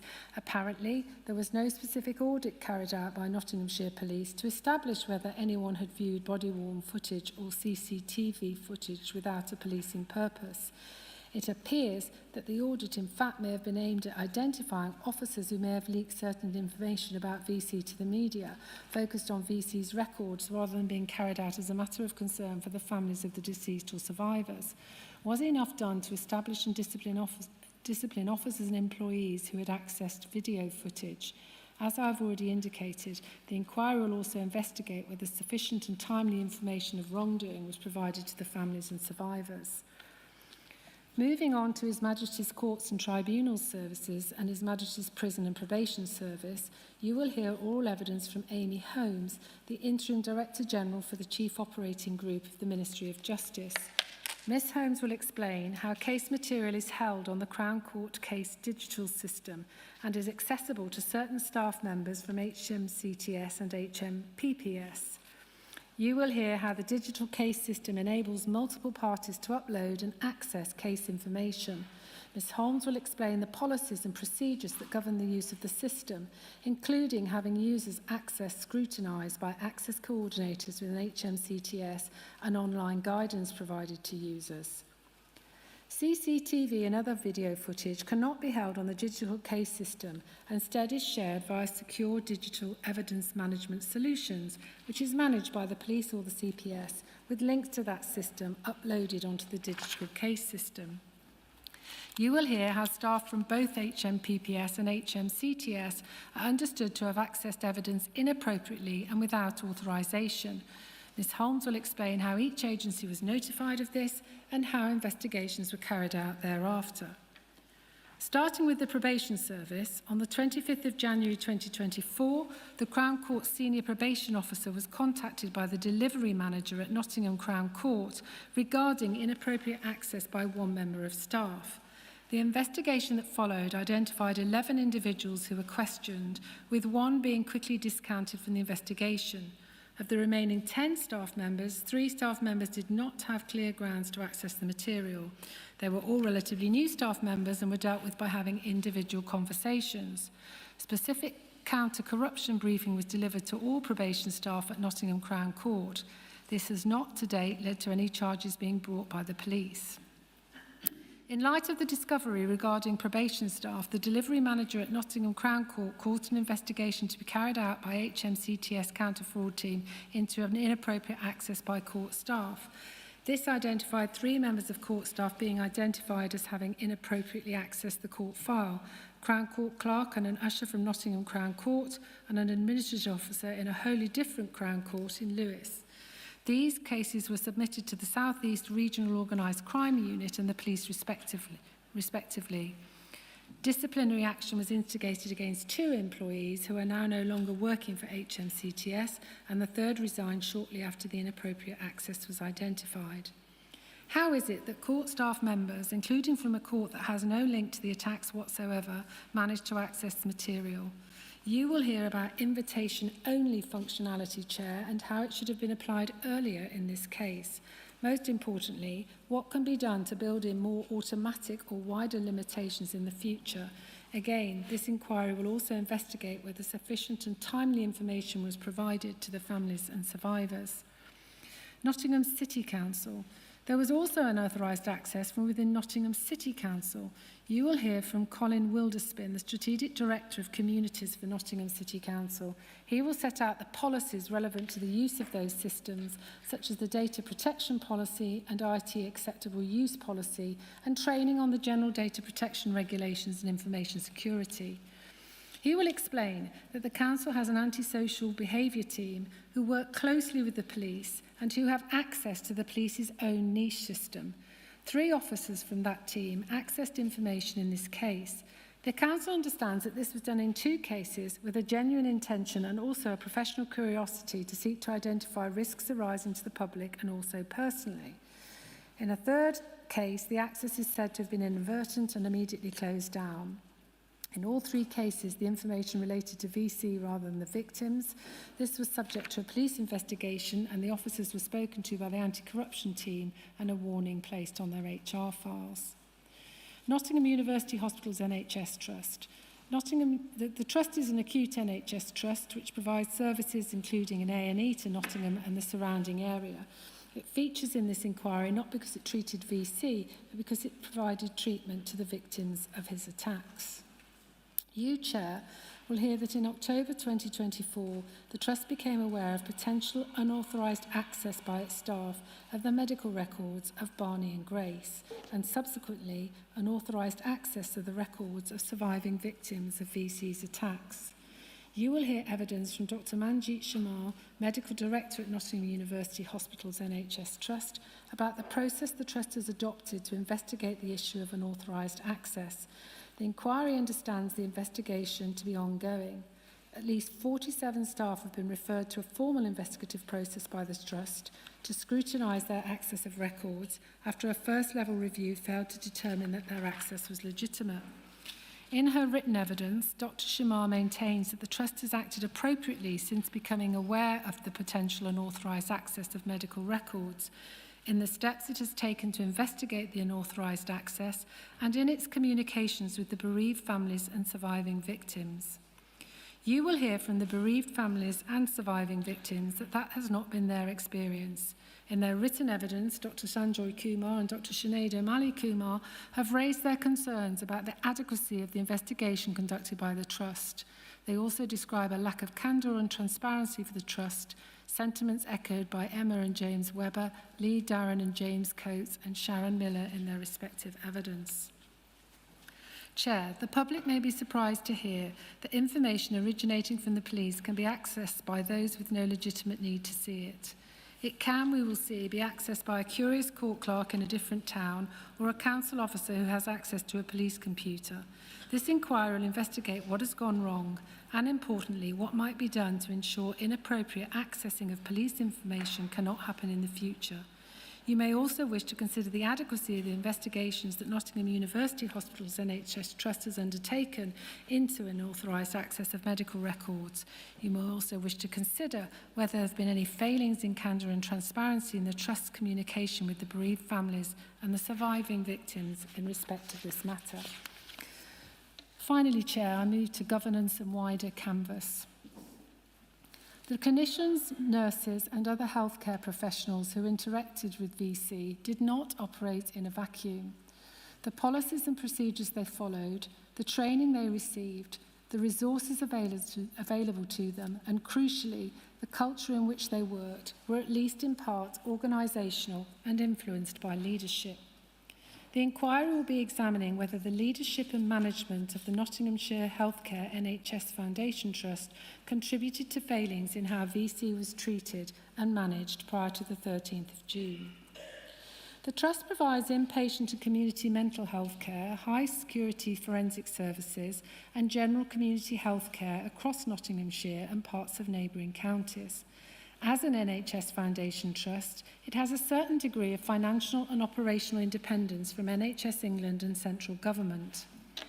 Like all foundation trusts, Nottinghamshire Healthcare is led by a board of directors, comprising executive directors, including a chief executive, and non-executive directors, including a chair.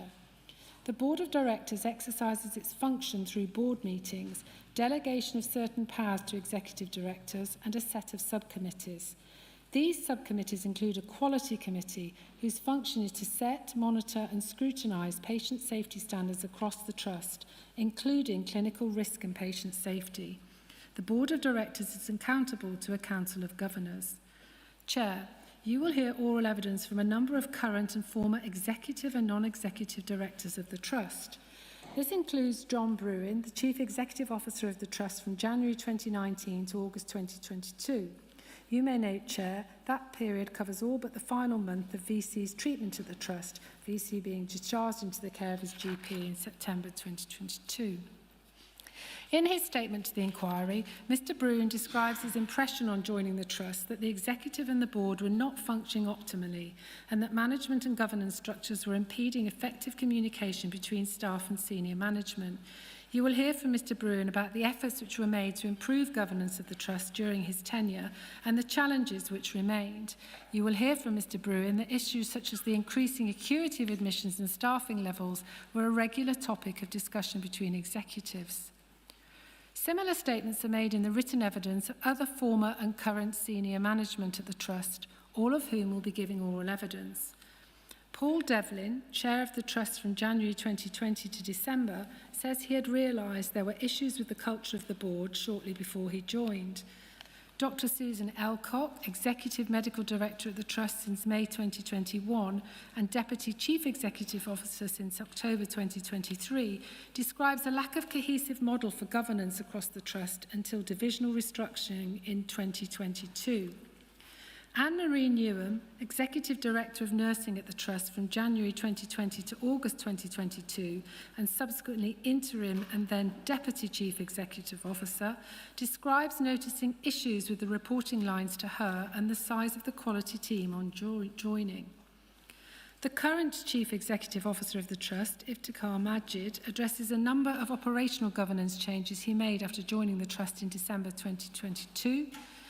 Diane Hull, the current Chief Nurse of the Trust, says it was apparent to her soon after starting her post in July 2023 that the Nursing Directorate needed to restructure to enable us to drive the quality, safety, experience agenda to support the Trust in making the improvements required.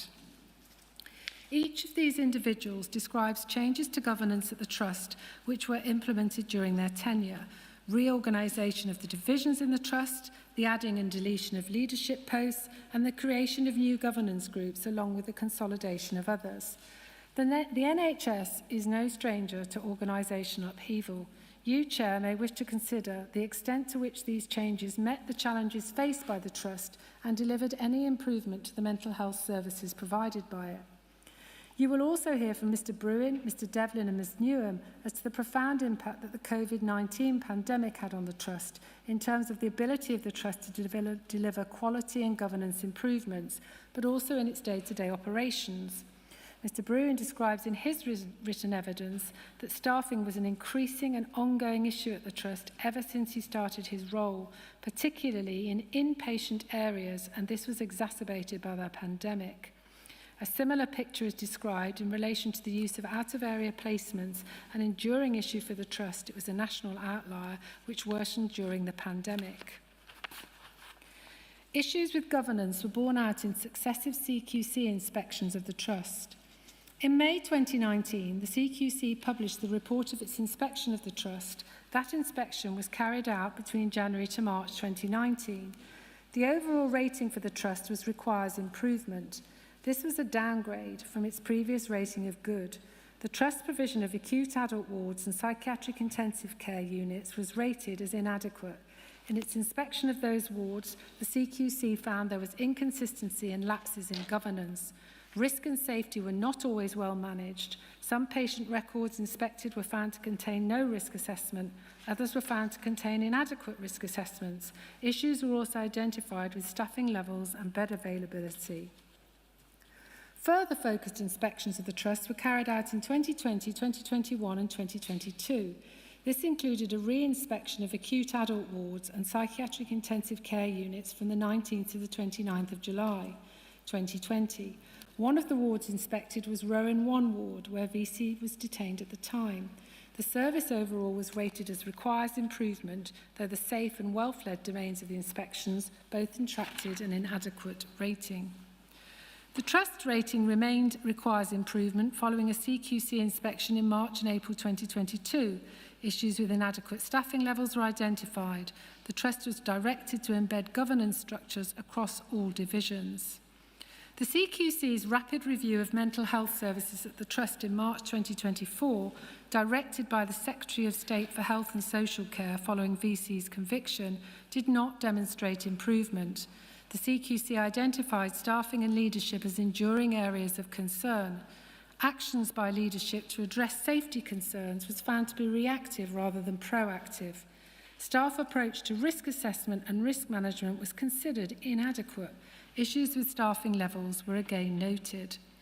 Finally, last month came the latest CQC inspection, well-led assessment of the Trust. The rating was again requires improvement, just as it was in January 2019. You, Chair, may wish to consider whether the findings of the CQC since 2019 demonstrate a persistent failure of governance at the Trust, and if so, why has this occurred? Of particular interest to the inquiry is how patient safety incidents, particularly those involving violence from patients, were identified, investigated and responded to at the Trust. How did and does the Trust learn from serious incidents and deaths? The lists of groups within the Trust which previously had or currently have at least some responsibility in this area is a long one. They include the Quality Committee, the Serious Incident Review Group, the Patient Safety and Learning from Deaths Group, the Risk Group, the Quality Oversight Group, the Homicides, Attempted Homicides and Complex Incidents Oversight Group, Rapid Improvement Groups, Care Groups and the Police Liaison Operational Group. Problems with the Trust safety processes were in fact identified prior to the attacks committed by VC.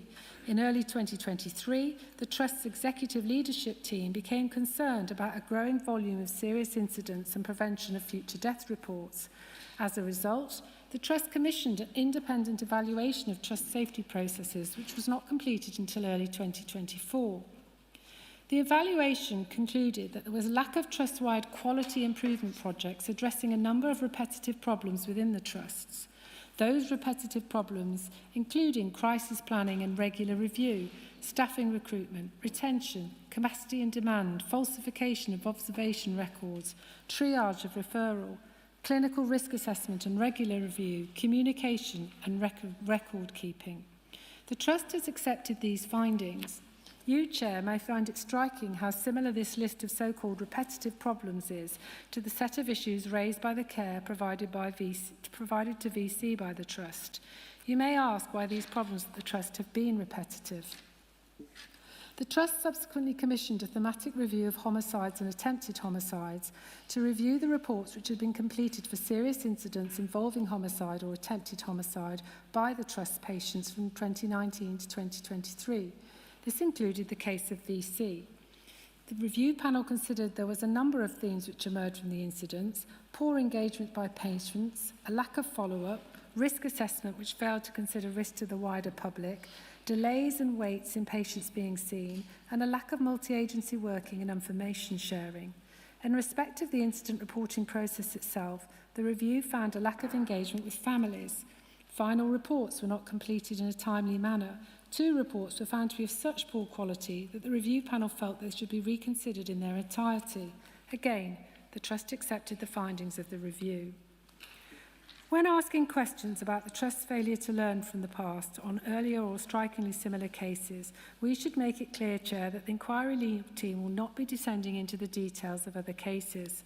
We will ask about those cases insofar as is necessary at a very high level to enable you to understand what impact earlier cases did or did not have upon governance and improvement. You, Chair, may wish to consider whether failures in the Trust governance processes for serious incidents and failures by the Trust to learn from previous incidents contributed to any issues in the care provided to VC. Evidence regarding the wider canvas. Chair, the inquiry has obtained evidence that goes beyond the circumstances of VC's care in Nottingham and considers the picture nationally and historically in respect of similar cases and their impact. What do other cases indicate about lessons that should be learned? As I have already said, the inquiry will hear evidence from Julian Hendy. He is a documentary filmmaker and investigative journalist. He is the founder and chief executive of the 100 Families charity.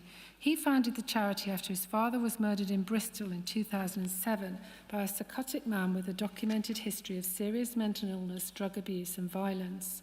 He has worked tirelessly since then, investigating the issue of mental health-related homicides, compiling information, data and reports, and supporting families that have experienced tragedies in circumstances similar to his own, including the Nottingham families.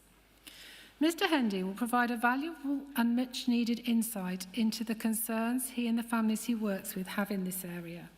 These include transparency of NHS investigations, an absence of clinical focus on public protection, failures by psychiatric services to pick up cases of mask compliance, a lack of assertive care when patients do not recognise their illness and/or decline to take medication, a misunderstanding of confidentiality and data sharing requirements by clinicians and trusts, and a need for wider use of CTOs.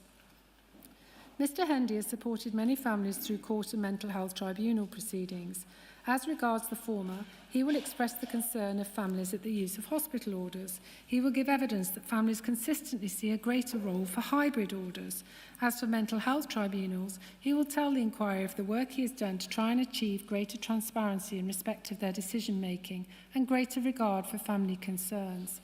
Underlining all of Mr. Hendy's evidence to the inquiry is the view that family voices often get lost in the various clinical and justice processes, and that is to the detriment of public safety and proper treatment. The questionnaire. The Nottingham Inquiry questionnaire was published on the 22nd of May 2025. The inquiry invited those who'd been impacted by mental health homicides, whether through friends or family, to assist the inquiry with their information, insights and experiences. There were 64 completed responses relating to 40 separate attacks between 2003 and 2024. Independent reports in relation to these attacks have been obtained and analysed where they are available.